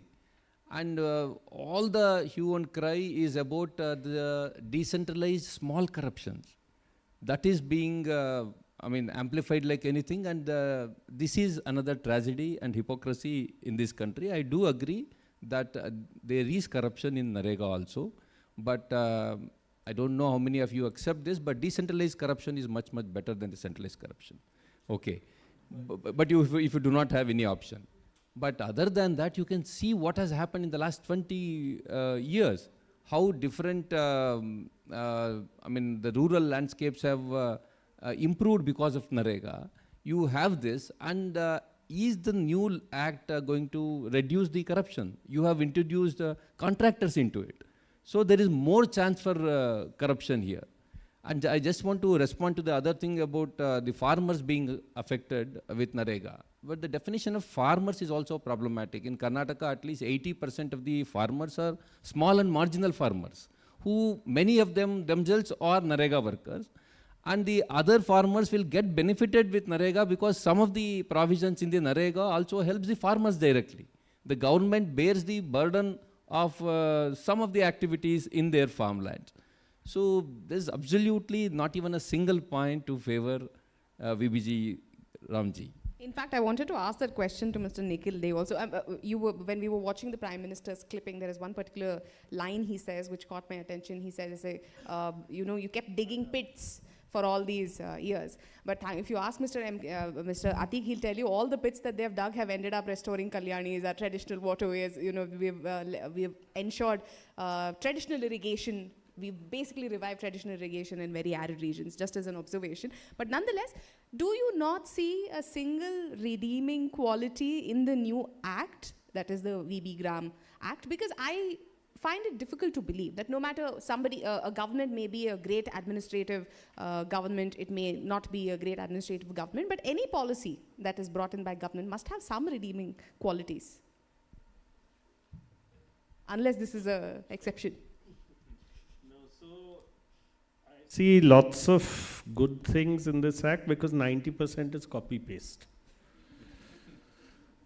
The 4 things that have changed essentially, I don't see as redeeming qualities. They are redeeming from the point of view, it's not that this act will not benefit certain people. This act will benefit this idea, and actually exactly opposite to Dakshin dialogues, that Viksit Bharat, whatever that version of Viksit Bharat is, the act says so. That all works will be in tune with Viksit Bharat. Whereas earlier it was things coming from the bottom. The act says that money has to be paid by the states, and it has massive implications. 2 very massive implications in this law. And again, I've been someone who's dealt with laws that are not implemented very well, but laws that mean something, including Narega. And have spent the last 20 years trying to get Narega implemented at a grassroots level. The first is the fact that you can pass a law from the center, what Atiq Saab said, and require a state to pay 40% today. Tomorrow, maybe, we had heard about the scheme, Jal Jeevan Mission. We had heard that. That's a 50-50 sharing of a scheme. Now, tomorrow, if you pass a law saying 90% will be spent by the states, or we are going to give 2-bedroom houses to everyone in the country, but the states will spend 100% of it. Can you do that? Can you do that in terms of the implications for that particular state and its own desire to plan as it wants to? Because you're basically cornering its resources, very meager resources available for this kind of work. So you're basically saying you have to do it just that way. And another part of that act, which is again what Atiq Saab, which very few people understand, is that it is required by law over and above, after that 60-40 normative allocation is over, I as a person can go and demand my 125 days work has not yet been given. So I can demand that that work be given, and who will I take to court? The state government. Because the law says the state government is responsible for providing, meeting the 125-day guarantee. So yeah, there are the major things that have been brought through the law. It's perhaps, it could have been, I mean, I, for instance, would have really strongly advocated that if they said, okay, 100 days has worked well, now we will give another 25 days from the center, provided the states are willing to give another 25 days worth. Then you end up with people getting 150 days, but the states will be free. If they don't want to give it, they won't give it. So you're giving an option through a central law. So those are things that could have been done, but they deliberately did not do that. So you're suggesting there was scope for improvement on the Narega instead of an entire repeal. Also, you point out that there is some redeeming factor in the new act because it's copied 90% from Narega. So I'm just going to... Meaning, I'm just saying that I wouldn't condemn everything in the act, because what they actually have done is changed little bits of strategic bits. Otherwise, they keep saying, oh, but that was there before, that was there before. But it has been very smartly, strategically, fundamentally been changed in its nature. And I must say about digging pits. You cannot have a tree without digging a pit. You cannot have food on your table without agriculture is digging of earth. You cannot have this building without digging the foundation and construction. So, I mean, and it is actually rarely understood, and that Narega is probably the world's largest climate mitigation program. Why? because it works on earthwork, very small earthworks in most places, from roads to little check dams to green cover to carbon, what eventually results in carbon sink. So that it is now going to change. Whatever money will go into big infrastructure, including till PM Gati. I'm taking from the last, from the point you made just before you spoke about the pits and the importance of pits. You spoke about how there could have been some changes made to Narega, which brings me to Mr. L.K. Do you see the potential for reforms in Narega? I mean, of course, now it is too late to ask this question because an act has already replaced it. But as the panelists have pointed out, there was no consultation process. But if there were, do you see there was potential for reform in Narega? If it was, then what kind of reforms would have made it better? So the question is, did Narega require any reform at all, or should we have just continued with the same act? So here I would say that it did require a lot of reform, and a lot of this reform could have been done within the existing law. There was no need to really overhaul the law the way they have done, and largely actually the text remains same. A few changes have come. So one of the problems with Narega was that, for example, if you look at the way Narega has been utilized over the past few years, the data is counterintuitive. For example, Tamil Nadu, Telangana, Andhra Pradesh, these states which are relatively richer, higher per capita income, utilize higher amount of Narega in terms of percentage target that they utilize compared to UP and Bihar. UP and Bihar are poorer states. They have higher population. Their per capita income is way low. In fact, it is half of the per capita income of Karnataka or Telangana. So these states were not utilizing Narega, and whereas these southern states were utilizing Narega at a much higher scale and much higher intensity. Why is this, and why they could have addressed this issue?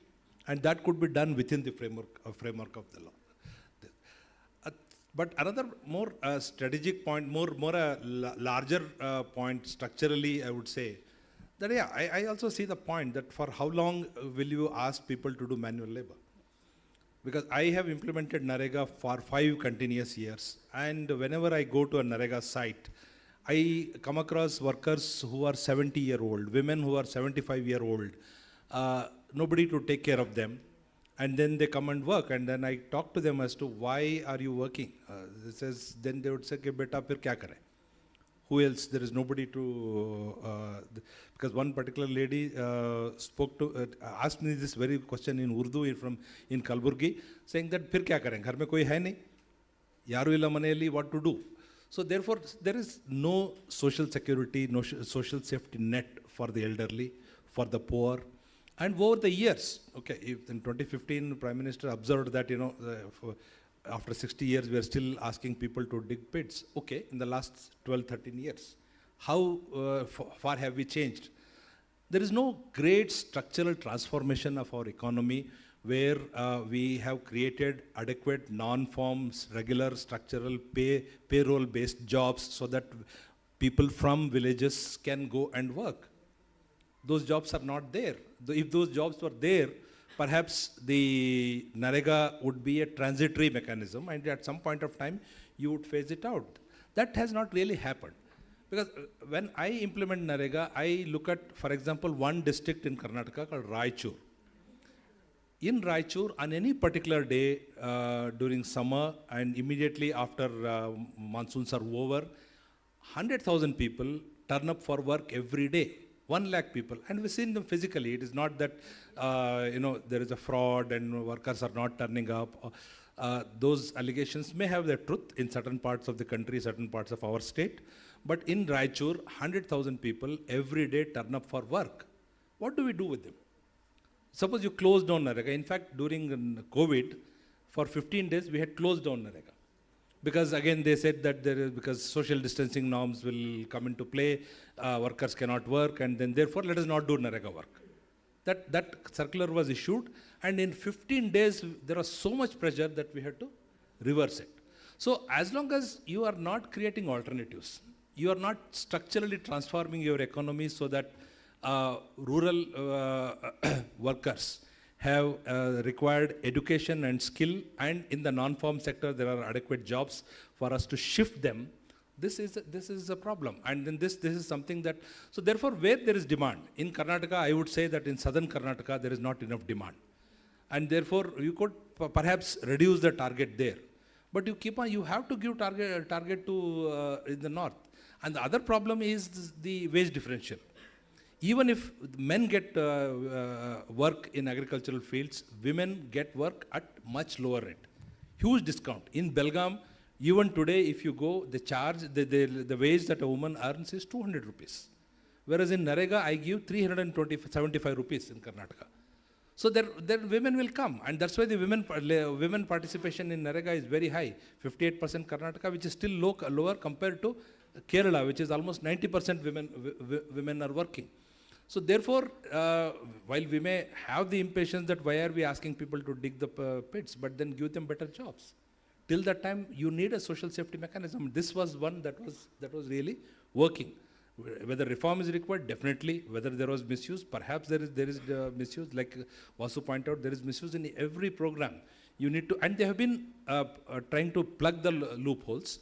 And then another last point I would like to make is that Narega was kind of a lifeline for a panchayat. Panchayat in Karnataka, there are 6,000 panchayats, and we spend anywhere between 6 to 8,000 crores. So on average, every panchayat gets 1 crore rupees of budget, and they do. And then panchayats are they feel free to do whatever work they want. Whatever is if there is a road that has to be fixed immediately, they have the money. They don't have to petition the collector or an MLA for the grants. They have the grants. This is what I used to tell them when I interact with them, that you have the money. But with, if you really starve the panchayats of money because you are streamlining Narega with J. Ramji Act, then you have to provide something else so that panchayats have the money. And if panchayats, you don't give the money, then a lot of problems that panchayats are solving today at their level, at a decentralized level, will have to come to the district and to the state. We're talking about stakeholders, so I'm going to ask this question to Mr. Vasu. This is a slightly political question, and since you're an analyst, I can ask you this question. Ever since we have been discussing about the repeal of Narega and the implementation of a new act, of course, there is politics around it. There is no denying it. Of course, the Congress is going to defend the Narega because it was a UPA flagship program. But also the political commentary attached to it has got more to do with statements like, especially in leaders in Karnataka themselves. I've heard leaders make statements like, this is a great opportunity for us. For me, when I look at it, I would imagine that you should be highlighting the plight of the workers who run a risk of pretty much not getting jobs. Is it a political opportunity? Is that the right way to go about putting your foot down over Narega's repeal? See, apart from being an activist, I also go around the state to speak about guarantees, where I tell the people there that guarantees are economic and social programs. Guarantees are also political programs. There is a politics which talks about welfare, and there is a politics which is against welfare. So there is no problem in bringing out political programs like this, because you have to, in the democracy you will have to win elections, but do you win elections with what programs? Is it hiding behind Ram, or is it giving the welfare schemes to the people? So I don't think that there is anything wrong in it. And finally, to even bring these welfare legislations, you have to win elections. So if there is some indoor meeting which felt that there is an opportunity here, that is part of the democratic process. But I seriously doubt whether Congress has taken it so seriously and will really mobilize the ordinary masses to that extent. But of course, whatever the session that they have, that is being held now, and the protest that took place yesterday, all that was good. But mobilizing the Narega workers at the rural level, Congress is still, it is clueless on how to do it. Just my last question to Mr. Nikhil Dey. I'm coming back to a comment you made about how, when compared to the farmers' protests, say in Punjab, in the borders of Delhi, probably workers who are dependent on Narega cannot mobilize themselves into holding a protest like that. While I understand why you mean it, would you mind elaborating on it? Is it a lack of social capital, economic capital, or is it the compulsions of having to be daily wage workers and you simply cannot take a day off from work? Yeah, no, the problem is, so we've been faced with this question over and over again, and I think it's the lack of imagination of the media. The media only knows, okay, farmers, 3 bad laws came, the farmers protested, they couldn't come into Delhi, so they surrounded Delhi and they choked Delhi and they were there for 2 years and that's what they did it. That's a farmers' protest. This is a completely different kind of group that is affected. And I have said often, I think this will result in, and it remains to be seen because the farmers were far more organized even before in that particular belt, and they were hit by something that affected them immediately very strongly. Here also this group is, but I have said that this was likely to lead to the world's largest decentralized protest. It will take a little time, because whether or not Congress mobilizes, people affected, there are groups already coming up who will start mobilizing, they will start making themselves heard, and I think it will take more time than what was already organized. And it will be different. The nature of that protest will be different. Already we have seen in many, many places women turning up, but they are turning up where? They are turning up at their panchayat, at their block. And the biggest thing is that many, many don't even know. This whole discourse of 125 days, it's a narrative. And politics seems to be more narrative building than saying what you're trying to do. My biggest problem with this law, with the BJP, is they should have said this is what we are trying to do. Why cut the employment guarantee and say, no, we are giving you more? Why build a narrative exactly opposite to what you're actually trying to do? So that is not good for any kind of scenario of how you're trying to deal with people. So I do think there will be protests. The reason I did say that, I don't know where I've been quoted in different places, somewhere not completely, where I said it is wrong to try and think of this as, obviously, people from Karnataka are not going to go to Delhi and surround Delhi and choke Delhi, but people from Karnataka, Tamil Nadu, Kerala, women, those 90% women, who've never actually been to work. Narega gave very different kinds of things to different kinds of people. Rajasthan, UP, Bihar, are all going to protest in different ways, and we will see, I think, a very large variety of kinds of protests, and there will also be a silent group that will gradually build a kind of thing where there will be political implications to it. Maybe they can only protest through their vote, or maybe they can protest in other ways.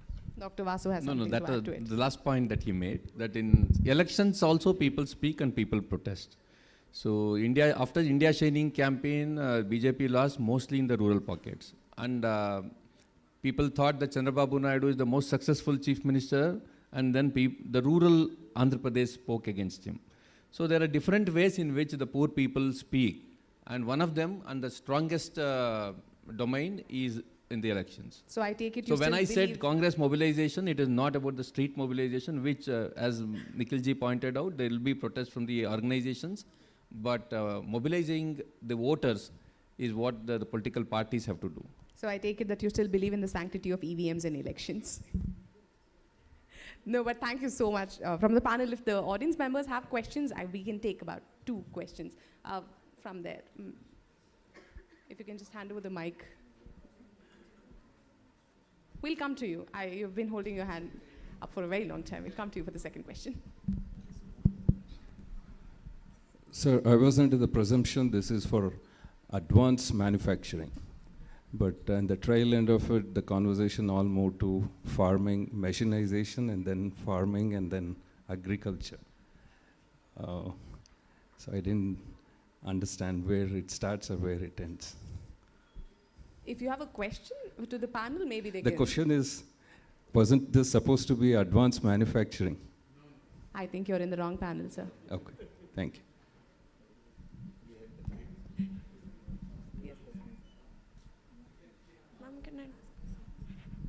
Hello, this question is for the entire panel. So I realized one of the reasons why the new act is being launched, it seems to largely be because it was one of the greatest, most landmark decisions that was conducted during the Congress era. It is something that we still study about in schools and educational spaces. Do you think that this sort of back and forth to rewrite policy history by the current government is going to weaken institutional continuity and long-term policy learning that stems basically from a blame game within the parliament? Would you like to take that question, sir? Mr. Elkate.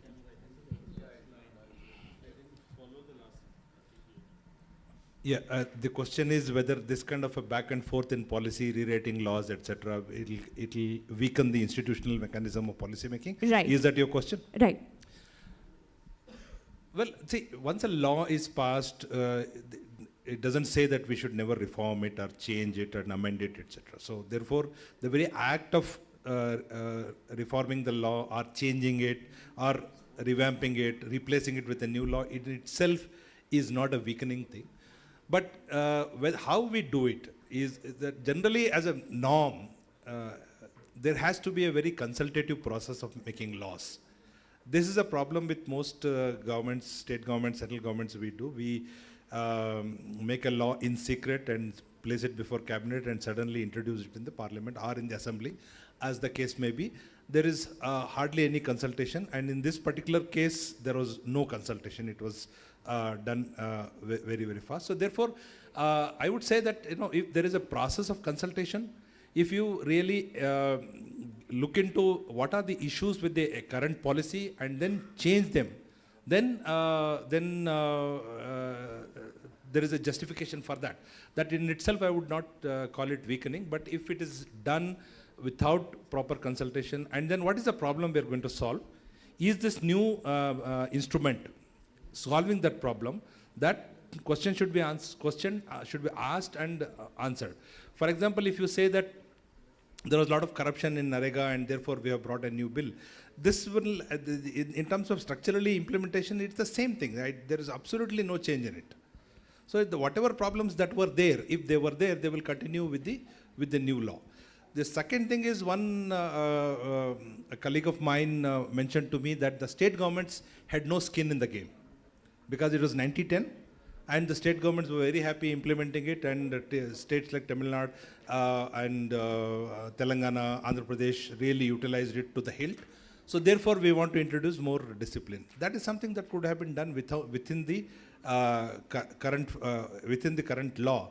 And because it's all schematic changes that can be done, and those have been done in the past.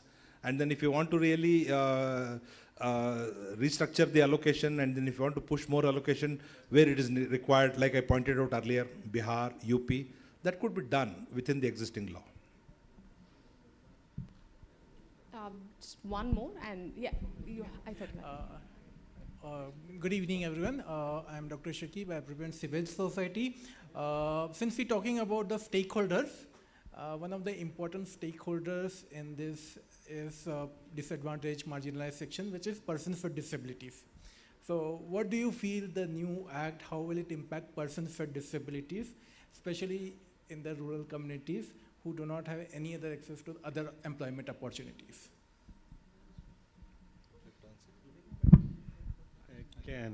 You can. Well, I think why don't you, and then I think the impact on persons with disabilities would be similar to the impact on workers, because Narega had the framework of providing employment to persons with disabilities, and we used to hire the persons with disabilities and give them the jobs suitable to them. In fact, I remember in Gadag I had gone and seen a Narega work site. Very innovatively, the local mate had organized that a person with disability was good at teaching the kids. So the children of the workers, we had opened a creche, and she was teaching them, and we were paying them her wages of 315 or 350 rupees per day. So therefore, the new act doesn't really, I don't think it really puts them in at a disadvantage specifically in any specific manner. To the extent that work is not created, to the extent that the state governments are not able to implement it because now they have to put in a lot of money, and therefore somewhere Narega will be de-emphasized. So to that extent, work will dry up, and they will also be affected. And Nikhil, if you want to answer. Yeah, there's one little thing that they will say. So far, this discussion has not reached, like all disability discussions, that also gets marginalized. They have made one little, what to me is just a symbolic thing, where they have said specially marginalized groups, which I presume includes disabilities, will get a different color job card. Now, something we fought for a long time is not to give a different color job card, because there was a universal entitlement, but you gave, like in Rajasthan, there was first a scheme, but then now there's a law, which has not yet been notified, that families with disabilities will get an additional 100 days of work from state resources, and individual benefits where you get in, your house, you get a cattle shed or you get an asset. Assets will be made in the name of persons with disabilities, so that they can work appropriately at home. So those kinds of innovations, far from it. So yes, I agree. But actually, if कोई scheme ही नहीं होगी तो क्या काम मिलेगा? मतलब चलेगा ही नहीं. If it does not run, then what are you going to? Who's down? And the marginalization, there's nothing in that. You get a different color card, but it doesn't say your 125 days is protected. Thank you so much. Sorry? Is there a point you would like to make? Yeah, since this is Dakshin dialogues, I just want to put it here. ಈ V B G ರಾಮ್ಜಿನ ನಮಗೆ ಹೇಳೋಕ್ಕಾಗದೇ ಇರೋದಕ್ಕೆ ಒಂದು ಕಾರಣ, not just because it is long, but ಅದು ಇಂಗ್ಲೀಷಲ್ಲಿಲ್ಲ ಅಥವಾ ಕನ್ನಡದಲ್ಲಿಲ್ಲ. ಲೋಕಭವನ ಅಂತ ನಮ್ಮ ರಾಜಭವನನ ಬದಲಾಯಿಸ್ತಾ ಇದ್ದಾರೆ. ಹಿಂದಿನಲ್ಲಿ ಲೋಕತಂತ್ರ ಈಸ್ ಆ್ಯಕ್ಚುಲಿ ಡೆಮೋಕ್ರಸಿ, ಕನ್ನಡದಲ್ಲಿ ಲೋಕ ಈಸ್ ವರ್ಲ್ಡ್. ತೆಲುಗಿನಲ್ಲಿ ರಾಷ್ಟ್ರ ಅಂತಂದರೆ ಇಟ್ ಈಸ್ ಸ್ಟೇಟ್, ರಾಷ್ಟ್ರಾನಿಕಿ ಮುಖ್ಯಮಂತ್ರಿ ಅಂತ ಹೇಳೋದು. ಹಾಗಾಗಿ ಇದರಲ್ಲಿ ಒಂದು ಸಟಲ್ ಆಗಿರುವ ಹಿಂದಿ ಇಂಪೊಸಿಷನ್ ಇದೆ. ಇದು Bharatiya Nyaya Sanhita, Lokbhavan, V B G Ramji, Viksit Bharat, all of this.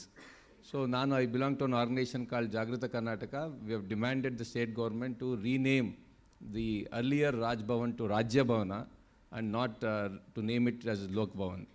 So nimellaradu adakke support beku. Thank you. Thank you so much.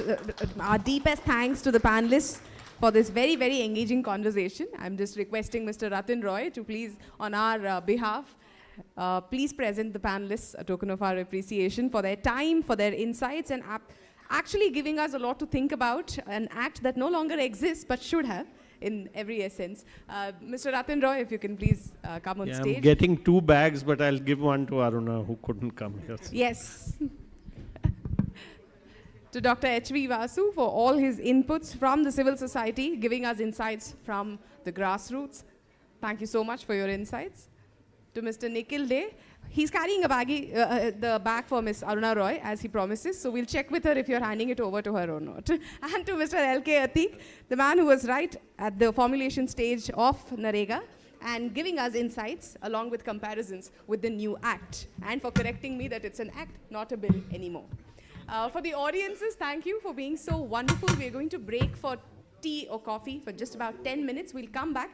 Unless, because I can see all of you are really tired of me talking all the time. So please take a 10-minute break. Please have a cup of tea, coffee. We'll come back for the last session. We're waiting for Mr. Arvind Bella, the deputy leader of the opposition. Like I said, the assembly is kind of causing us all sorts of troubles. Thank you for being a wonderful audience. We'll take a break right now. Thank you.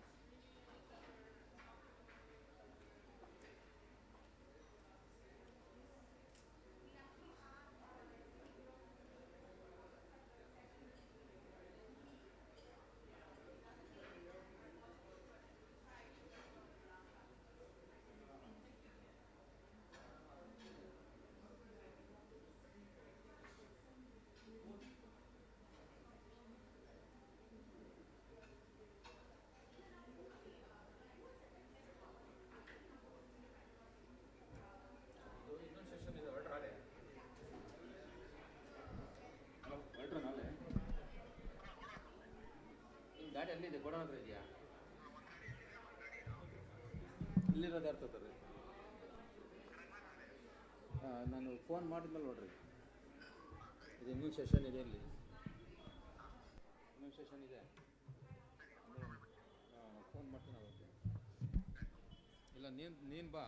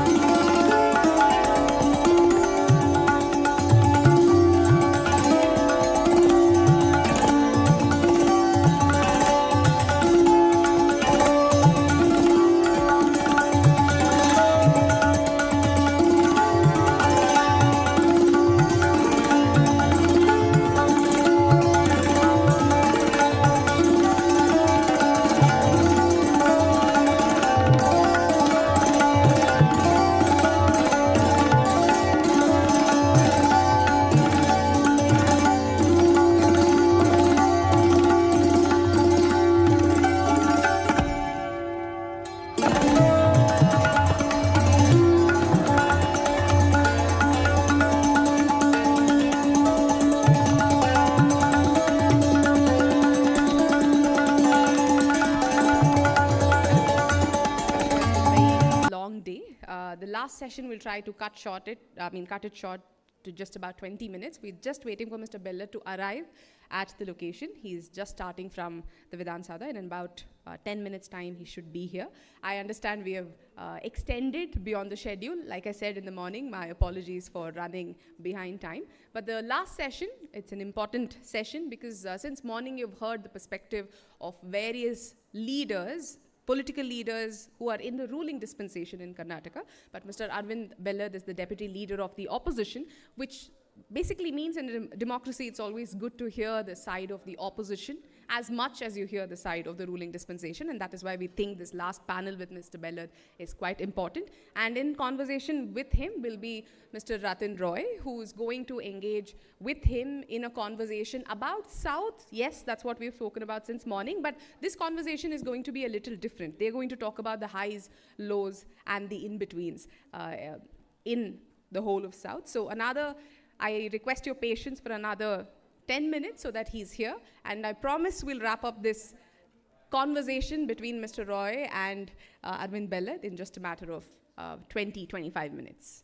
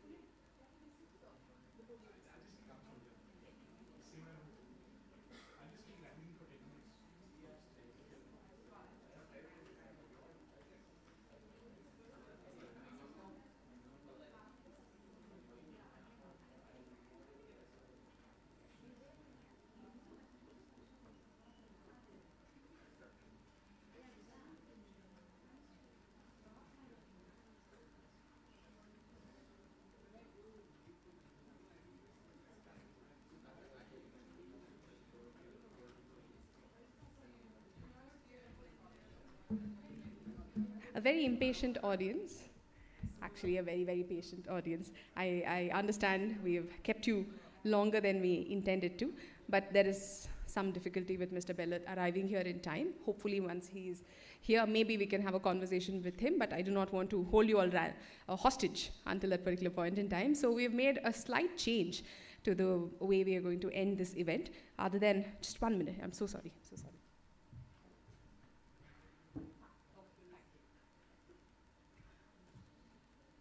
Oh, we are in luck, he's just left from the, I'm sorry, yes, we'll just have the conversation. 6 o'clock is a hard stop. Yeah. Understood. Yes, we will. So we'll make it a very short conversation. Once Mr. Arvind Bello is here, he will join, but let that not stop us from actually beginning the conversation. The last panel today, a very compact panel, we're going to talk about South, highs, lows, and the in-between, because since morning you've been hearing about the highs, the lows also. And to discuss this, other than Mr. Arvind Bello, who will join us later, I have with me eminent economist, former member of Economic Advisory Council for the Prime Minister, a distinguished fellow at Kautilya School of Policy. He has held the post of Director and CEO of the National Institute of Public Finance and Policy in New Delhi, and has previously worked as an economic diplomat and policy advisor at the United Nations Development Programme. Mr. Ratin Roy, since morning he has engaged all of us in such interesting conversations. I can't wait to actually sit down with you and talk to you about our theme overall, which is Dakshin Dialogues 2026, State, Economy and the Working Class. I request you to please take the seat on the dais so we can have a quick conversation. No, because he might join as he comes. Please. So, should I start? Okay, good evening. Welcome, everybody. Highs, lows is very easy. You can see from this event, there is no difference between the South or Karnataka at least, I would say, and Bihar in terms of punctuality. That is very clear, right? I'm saying this with reason, because there are other low points which you would not expect. I'm going to stand till he comes in. I'm not used to sitting on these fat sofas. Sure. So, which you would not expect to see in a relatively rich state, which you do see in all the 5 southern states, all of them. Number one is caste and its impact. Let me give you a startling fact. Whether you go to Tamil Nadu, or you go to Karnataka, or you go to Telangana, 96% of people marry within their own caste. This is called caste endogamy. So you can have IT here till it blows your mind. And I can have business process at Accenture in Hyderabad till it blows my mind. But 96% of Telugu people and Kannada people marry within their own caste. You wouldn't expect this in a high productivity, high per capita income space. So this is one thing that in fact binds North and South India together. Other is patriarchy. Kerala should show you that most recently.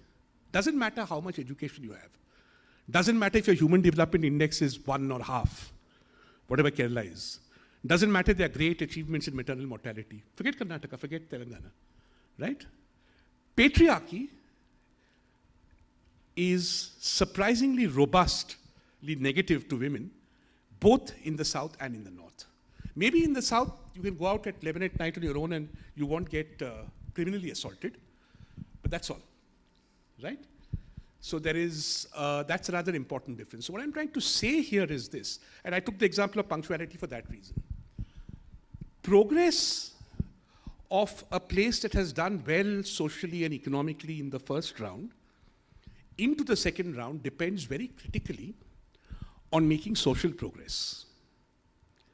And social progress involves embracing a mentality that is modern.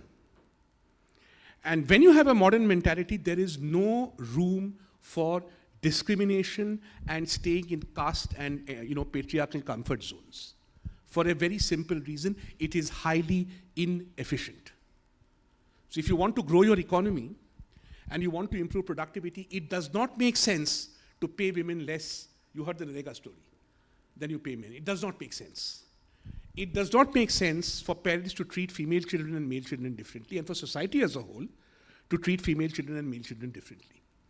If a large proportion of a woman's time is going into caregiving and unpaid labor in her family, you will never become South Korea unless you change that. Forget it. You'll land up, and there are many such countries, I've written about this in the middle income trap. You will land up in some zone like Thailand. You know, Thailand is, nobody cares about Thailand. What is Thailand?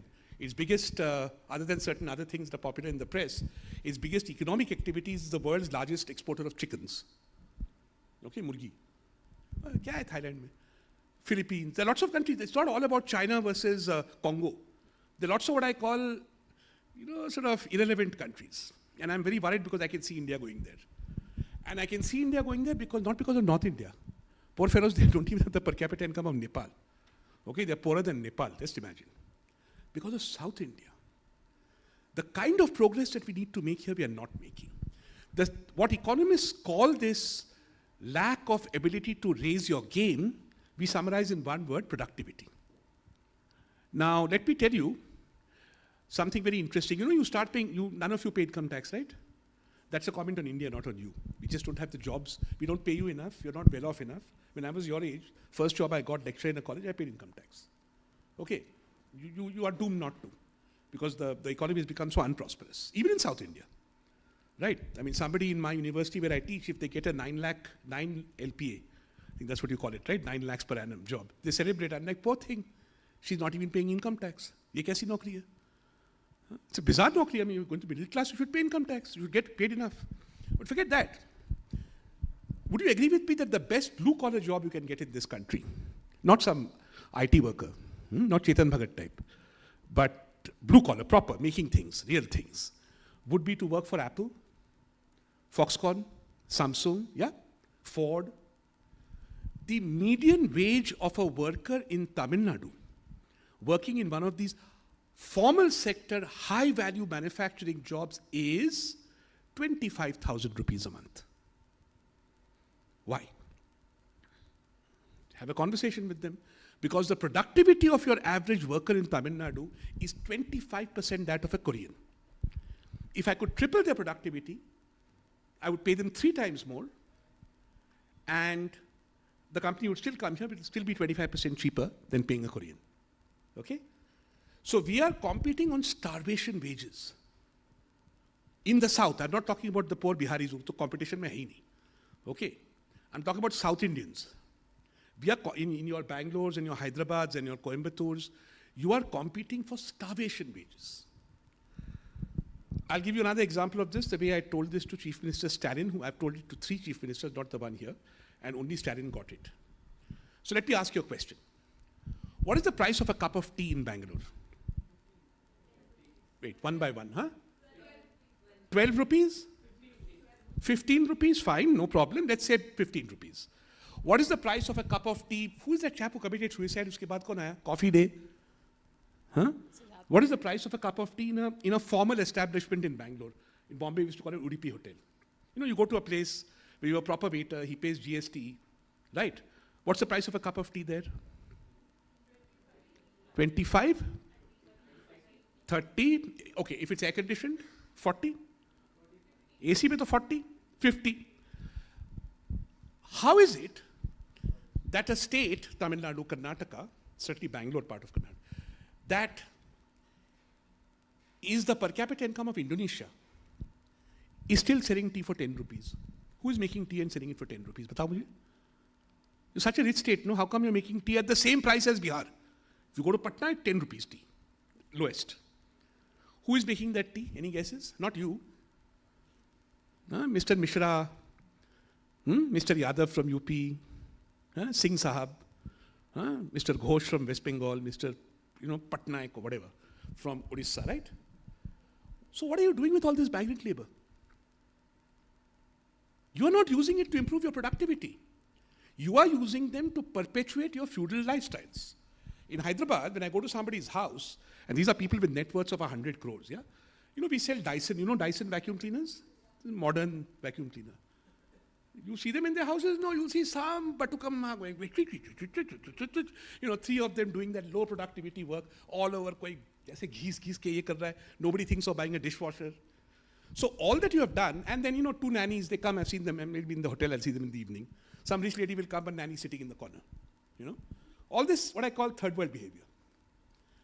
Why? Because what you're doing, what the elites are doing, is they're perpetuating the feudal lifestyles that they enjoyed when they were like Bihar. But now they're supposed to be modern, right? So why all this feudal lifestyle?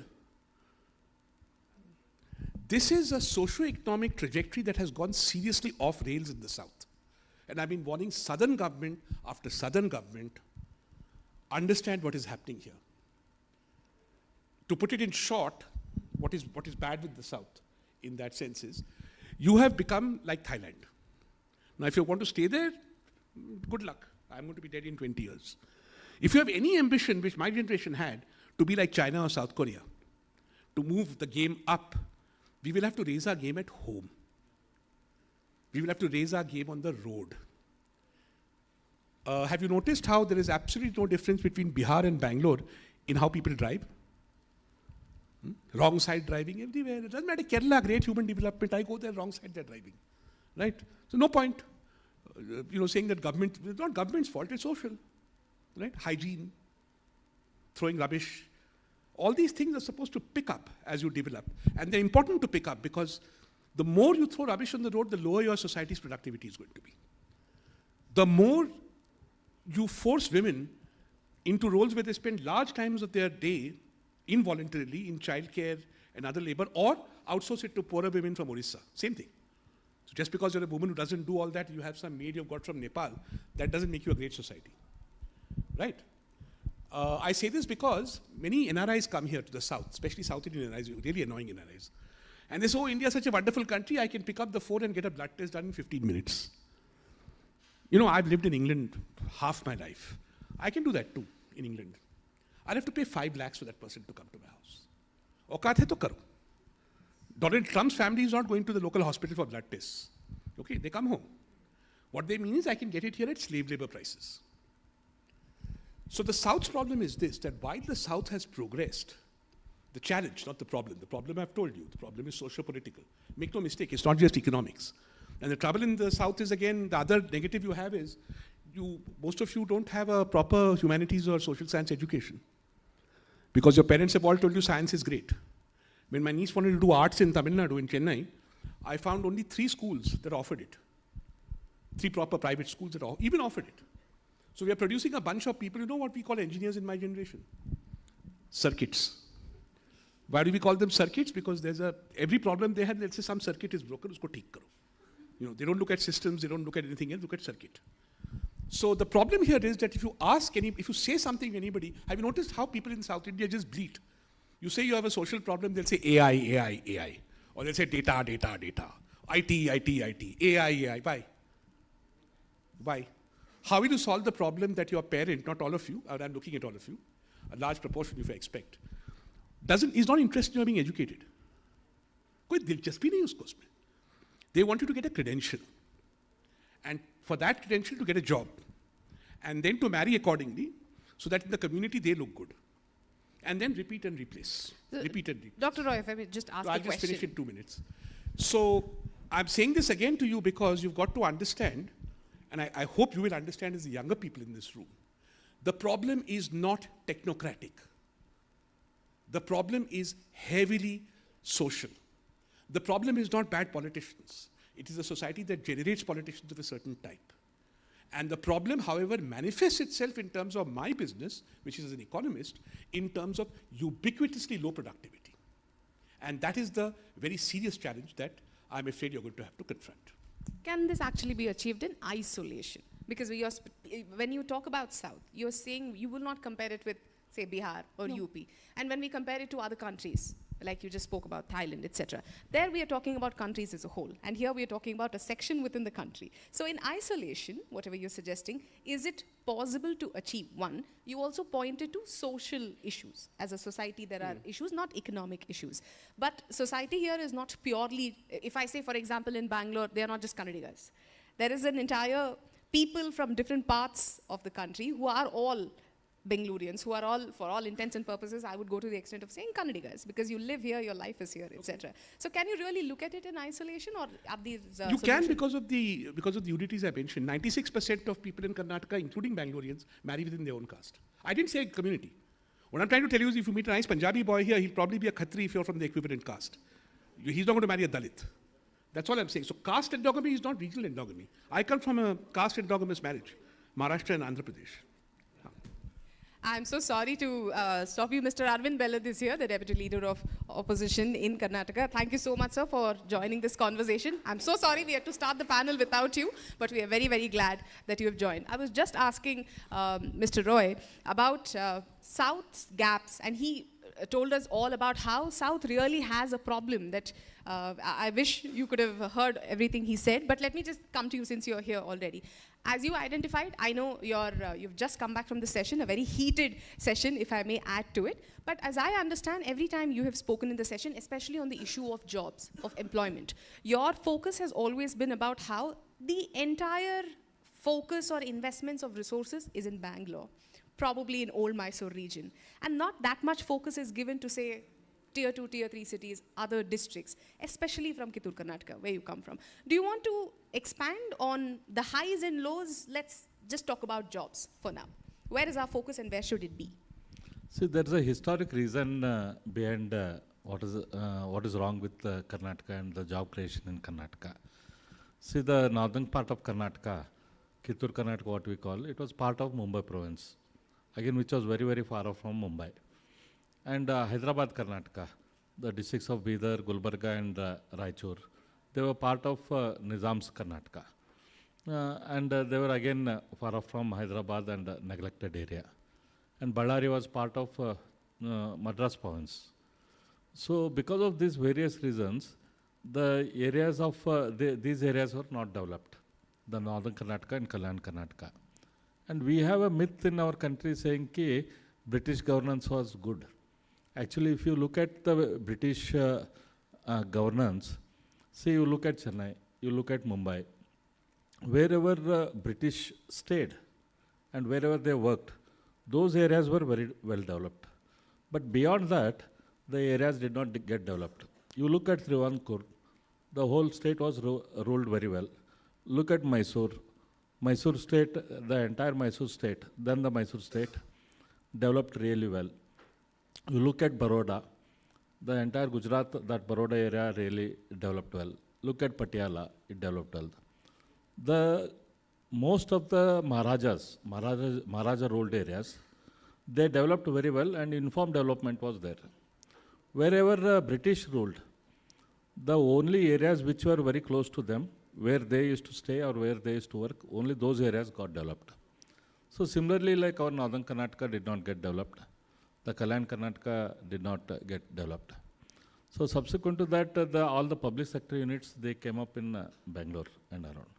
Because of the public sector units, the job creation started happening in and around Bangalore. So that historic, the reasons, they did not get corrected in the subsequent years. So even today, if you look at, like other day I was looking at 1.6 lakh crores investment has come to Karnataka in last 1 year or something. I was looking at the list, is there any one single industry which has come to northern Karnataka? Not even one single industry has come to northern Karnataka. See, because of the mines, because the mines factory cannot come to Bangalore. Okay, if the steel factory cannot come up in Bangalore. So that's why the investment may happen in Ballari, Hospet area.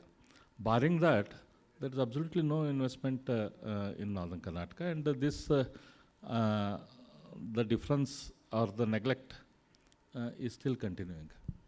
Do you when I say South is the growth engine of India, there may be a lot of disagreement. Primarily since morning we have seen this debate about how a lot of leaders from Karnataka have pointed to other states, which are primarily ruled by the BJP, which basically means it's a double-engine sarkar there. But a state like Karnataka, like Tamil Nadu, since they are right now opposition ruled state, if you may say, that there are a lot of issues between the union government and the state government that impedes development, impedes resource allocation. I would like to understand your stance on it. So how do you look at it? Is it difficult to implement union government's plans and policies because there is an opposition party that is ruling the state, or is the state government stonewalling initiatives of the union government? No, like as far as I look at the center, there's a opposition government here, but we have received highest amount of got highest amount of money on national highways. Highest amount of money we have got because of the railways. We have got highest money because of the metro or the suburban railway. Or we have got highest developmental activities in the airports in our area. So central government is, as such, it is not doing any discrimination. But it is up to the state to get in dialogue with the center and pursue the cases, pursue the matter. I feel that focus is not there. That focus from the government side is not there. Compare that with say Chandrababu's government. Mr. Chandrababu Naidu, I feel he really knows how to get maximum support and maximum funds from center. We need to engage, whichever is the government, whether it is now it is an NDA government which is in center, earlier it was a UPA. It is very important for people in power to engage with people in power in the center and ensure the right kind of steps are taken from the center, and it's up to us to pursue, because they have so many states. Karnataka is one of the states. It is for the leaders of the Karnataka to go and argue and present and get maximum out of them. I have one more question for you, after which I'll come back to Dr. Roy. Whenever we have a conversation about economic development, or let's even say human development indices or social empowerment, all of these components, do you believe that parts of Karnataka, like you said, Kittur Karnataka, are left out of the conversation? Are they marginalized in all of these conversations? Because some data points would tell you that per capita income of Bengaluru may be very high, because our Finance Commission allocates funds also based on GSDP of the entire GSDP of the entire state, or per capita rather. But Mr. Atik in a conversation had told me that it's one thing to take the entire state's average and then allocate money on that yardstick. However, if you look deeper, if you break it down into districts, say the per capita of somebody in Raichur will probably be on par with somebody in Madhya Pradesh, perhaps somebody in Uttar Pradesh. So when we talk about development as a whole for a state like Karnataka, do you think we leave these districts out of the conversation or out of the equation? Yeah, like you raised a very valid point. If you look at development index, there are various development index on which any economist or the parameters are decided. One is the health of the mother, so if you look at the bottommost 10 districts are either in North Karnataka or the Kalan Karnataka. If you look at the health of the kid, death during the birth, the bottommost districts are again North Karnataka. If you look at number of primary health centers for population, again bottommost 10 districts, they always come in the Kalan Karnataka and North Karnataka. If you look at number of schools in the per student, then again the bottommost list is Southern Karnataka. You look at every category, like the Bangalore per capita income is around 6.7 lakhs or 7 lakh rupees per person. Whereas you look at Gulbarga, it is 1 lakh rupees, 1 lakh 4,000 or 1 lakh 6,000 per person. So there's a huge disparity between these areas. So like a huge effort, huge push is required in order to correct that. Even today, like new public health centers are allocated, means they get allocated based on the per constituency basis. The historic mistake what has happened, that correction has not happened. You look at the number of schools. The number of government schools in Southern Karnataka is far, far higher than the number of government schools in Northern Karnataka.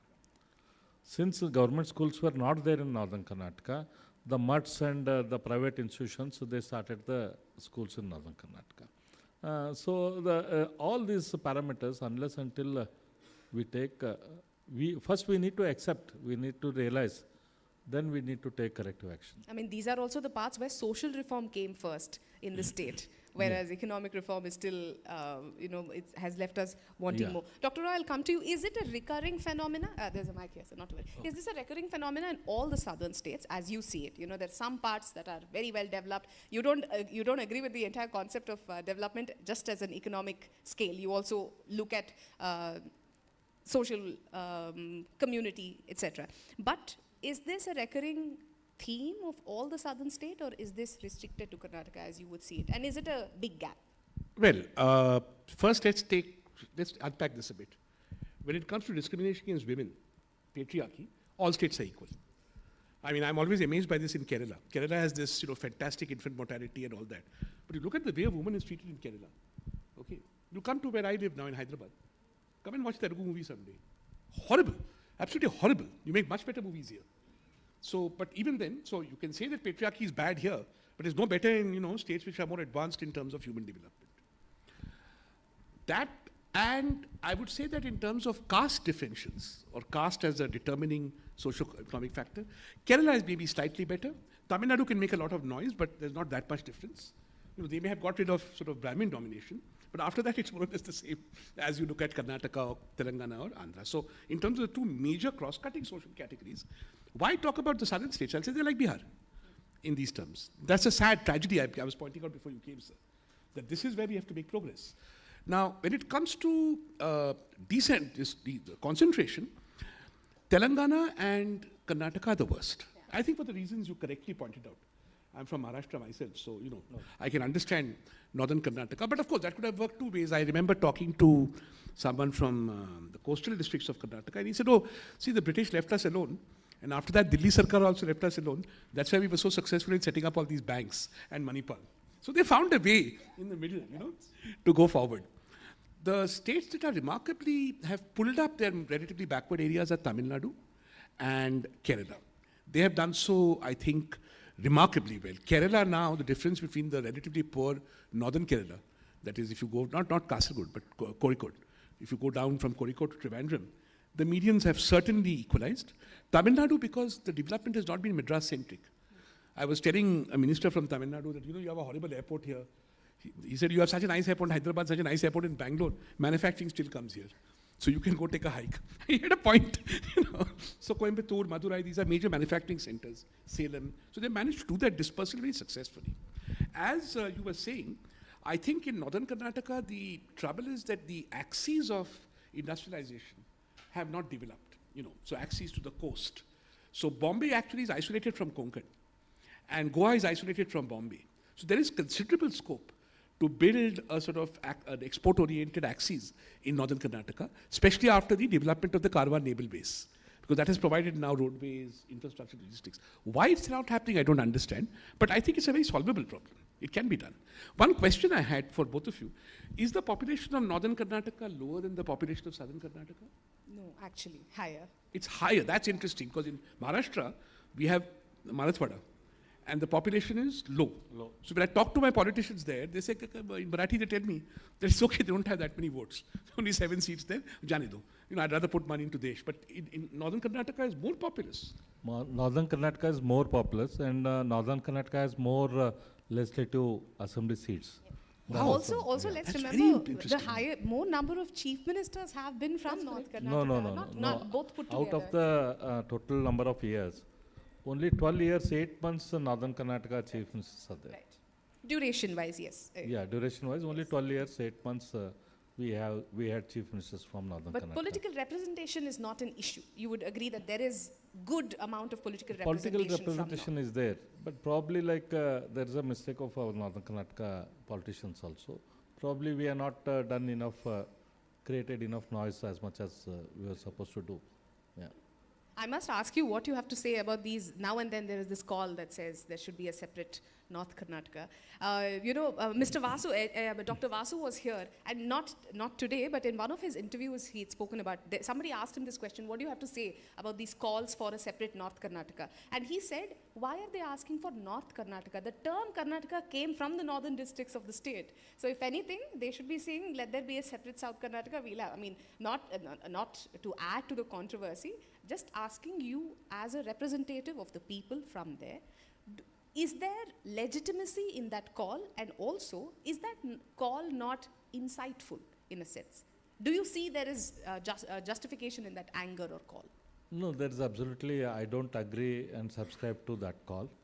Because as you rightly pointed out, as Mr. Vasu mentioned, the unified Karnataka, that voice started from Dharwad, where I belong to, like it started from there.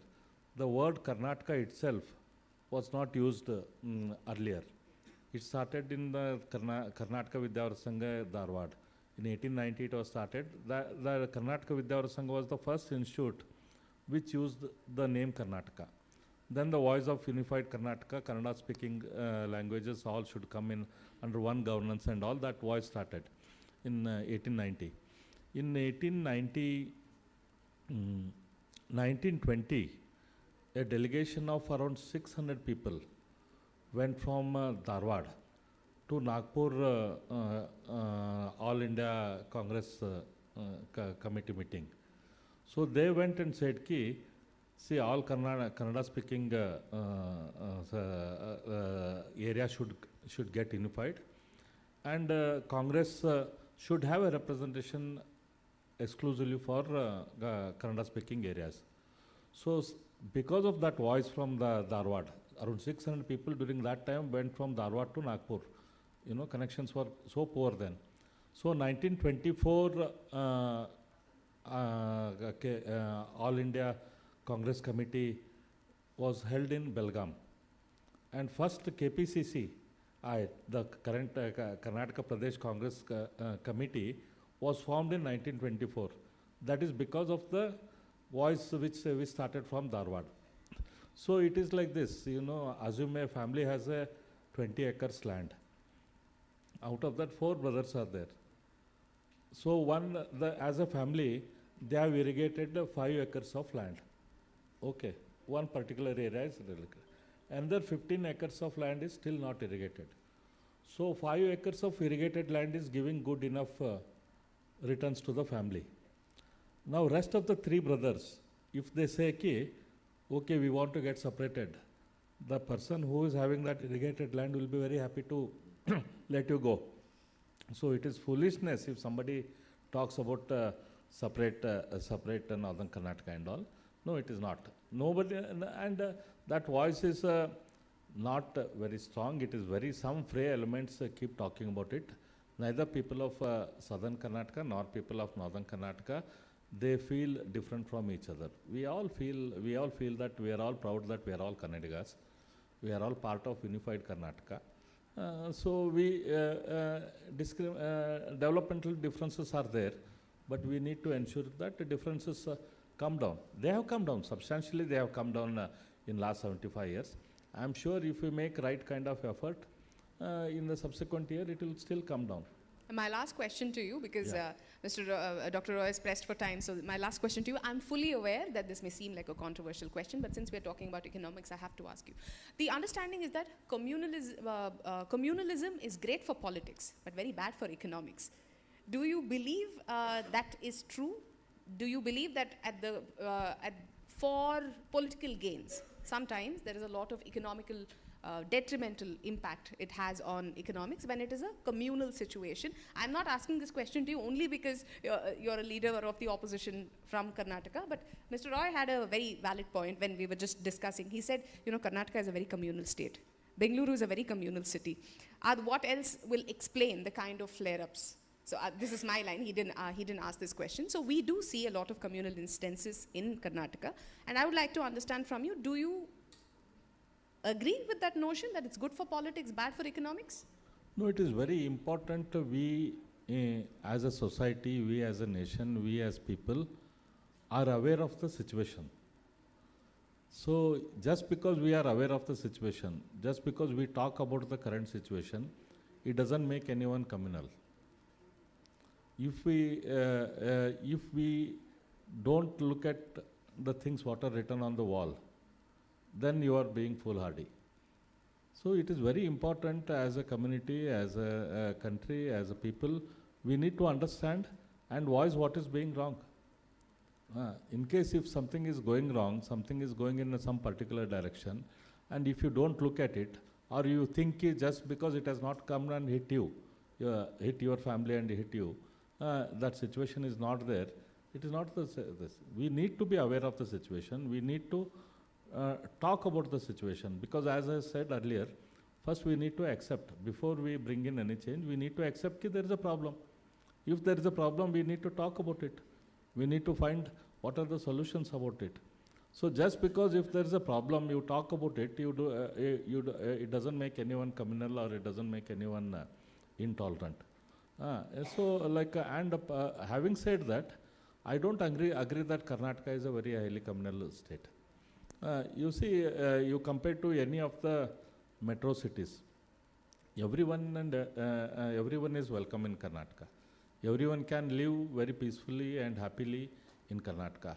And whoever comes to Bangalore has the highest immigration amongst all the big cities in India. And whoever comes to Bangalore, they all feel that they are part of Bangalore. And there is also a historic reason what I missed what Mr. Roy said initially, but what you mentioned about it. Karnataka, the situation is not as bad as Andhra or other state regarding the caste. Because of the Basveshwara's movement here, the differences are very less. So there are temples which are managed by all kind of communities have all kind of temples here. So it is not that only one particular community is to manage the temples or this. That situation is not there. So that's why even in Karnataka we do not have 4 varnas. If you like in school and all, we used to read 4 varnas, but actually you look at the society, there are no 4 varnas in Karnataka. So this is there's a lot of reforms which Karnataka has seen in last 800 years of after Basveshwara's movement. So situation here is not as bad as probably other states on caste and other things. And Karnataka is not a very communally sensitive state. But certain issues are there. We have very huge Bengali influx in Karnataka, which is going to create problem. If not today, tomorrow it is going to create problem. We need to talk about it. If we don't accept that fact, how are we going to find a solution for that? So my issues are there, but they are not as big as other states probably. Not to the extent of denting economy of the state also. No, certainly they are not reached a stage where they are detrimental to the economic growth of the state. But we need to address them so that it won't happen in the future. Well, Mr. Roy has something. What you're saying is very sensible. And but then there's something wrong with your PR. Because I know, coming from Hyderabad, that we are benefiting hugely from the impression that Bangalore is becoming an intolerant city. Because media, anything that happens, somebody says, Speak Kannada, State Bank employee comes. There's a lot of controversy happening. Of course, I've been telling the Hyderabadis that they have choices. Okay, Bangalore has become unwelcoming, they just go to Mysore. It's a lovely city. And, it's next door, it's 1 hour away. No, this is what power does. I tried convincing with the same point. He didn't agree with me. He's agreeing with you that, okay, your PR is bad. No, I think maybe then your PR is bad. Either there's something substantially wrong. Because this Bengali thing, of course, I don't agree, because it's not a verifiable fact. And there are enough complaints coming from the West Bengal Chief Minister about genuine Bengalis being, disenfranchised, etc., etc. So then, it can become a bit, mobocratic. But I accept your point that it is not that, I would never say that Karnataka is communal as a state. I don't think so. It's very difficult for it to be. And your point about Basava is quite interesting, except I was told in the morning that Lingayat movement has kind of collapsed. And now they're as casteist as anybody else. I don't know. I also asked, I said, but after all that reform, it should be better here. I don't know enough about it. The problem is that it is expressed here politically. And that is not true of the other states. But we can argue about this government. Here, the expression is political of, issues that are sectarian or communal. So other states for some are so bad. Hyderabad, where I come from, is a totally communal state. To the extent that, there are 2 constituencies. One is always the more communal part of the BJP, and one is always this IMEM fellow, Owaisi. It's completely polarized, but it's not expressed politically. Here, the expression tends to be political, and that is interesting for me. Maybe you can explain this to me as a politician later. See, like you look at Kerala, it is very like say, suppose 26 there is an election. It is very clear in 26, this particular constituency is the Congress constituency. In 2031, this constituency is Muslim League constituency. Everybody knows. Yeah. Why? Just because Muslim population is going up, it is very clear कि next election it is a Muslim League population constituency. So these are the harsh realities of this thing. We need to talk about it. We don't talk about it. Why not? So isn't it communal? Isn't it wrong? Just because the Muslim population is high, if a constituency, if it has to be given to Muslims, then all the constituencies in Karnataka should be only reserved for Hindus. Isn't it? Because we are majority in all the constituencies. So the thought, the thinking of a particular community to demand for a constituency reserved only for them, that is something which is very wrong, which is a harsh reality. We need to talk about it, we need to discuss about it, and that is detrimental to the growth of northern Kerala. No, I agree with you when you say we need to actually discuss this, because this entire debate was there even during the Constitution Assembly, when there was a talk of a separate electorate for the minority community, which was a give and take, and it did happen. But like you said, it is a larger debate, and definitely we hope we can have a different session just to debate that. But today, I'm so sorry, I've been holding my audience hostage, waiting for you to come from the Assembly. So with your permission, I would like to end this debate. I'm not opening it up for questions. Yes. I'm very sorry, I no, got delayed. Because in the assembly we had a very, very heated debate today. Then there was a business advisor committee meeting in order to resolve the issue. That's why I was supposed to come, and I'm No, really and we sorry definitely wanted to hear your side. In fact, I was telling one of the young friends here that it's very important in a democracy to hear the voice of the opposition more often than the voice of the ruling dispensation at the state level, same at the union level. Hopefully when we do a national debate on Dakshin dialogues, we will also get to hear from the Congress's side more as a opposition party. Thank you so much, Mr. Arvind Bellat, for being here, despite your extremely busy schedule. Dr. Roy, for engaging us in this wonderful conversation. I would request Chetna to please, Mr. Kiran, who's our Vice President, to please give a token of our appreciation to both our panelists. Mr. TSR Kiran has come in all the way from Hyderabad, has been coordinating since morning with Mr. Arvind Bellat, ensuring that he arrives at this debate. Thank you so much, Mr. Bellat, for your insights, for your presence here. Absolutely wonderful to have you here. We are from the same college. Yes, I know. In fact, he's been in.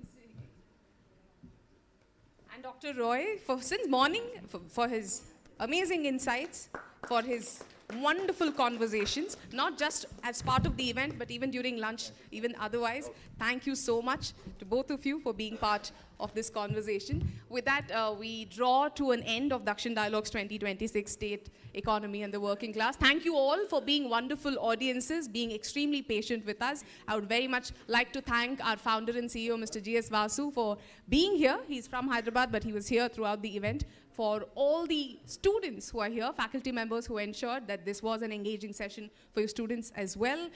Our partners at the event, the Government of Karnataka, the Government of Telangana, the entire AV and Tech team, thank you so much for ensuring that this event went off very smoothly, and the staff at Lalita Show who have ensured that everything has been smooth.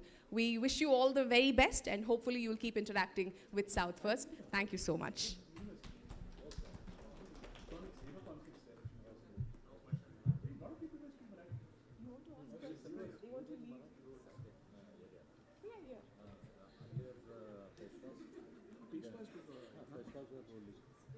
Marathi and Konkani both. Konkani less, but Marathi I found quite easy. Yeah, Marathi quite easy. The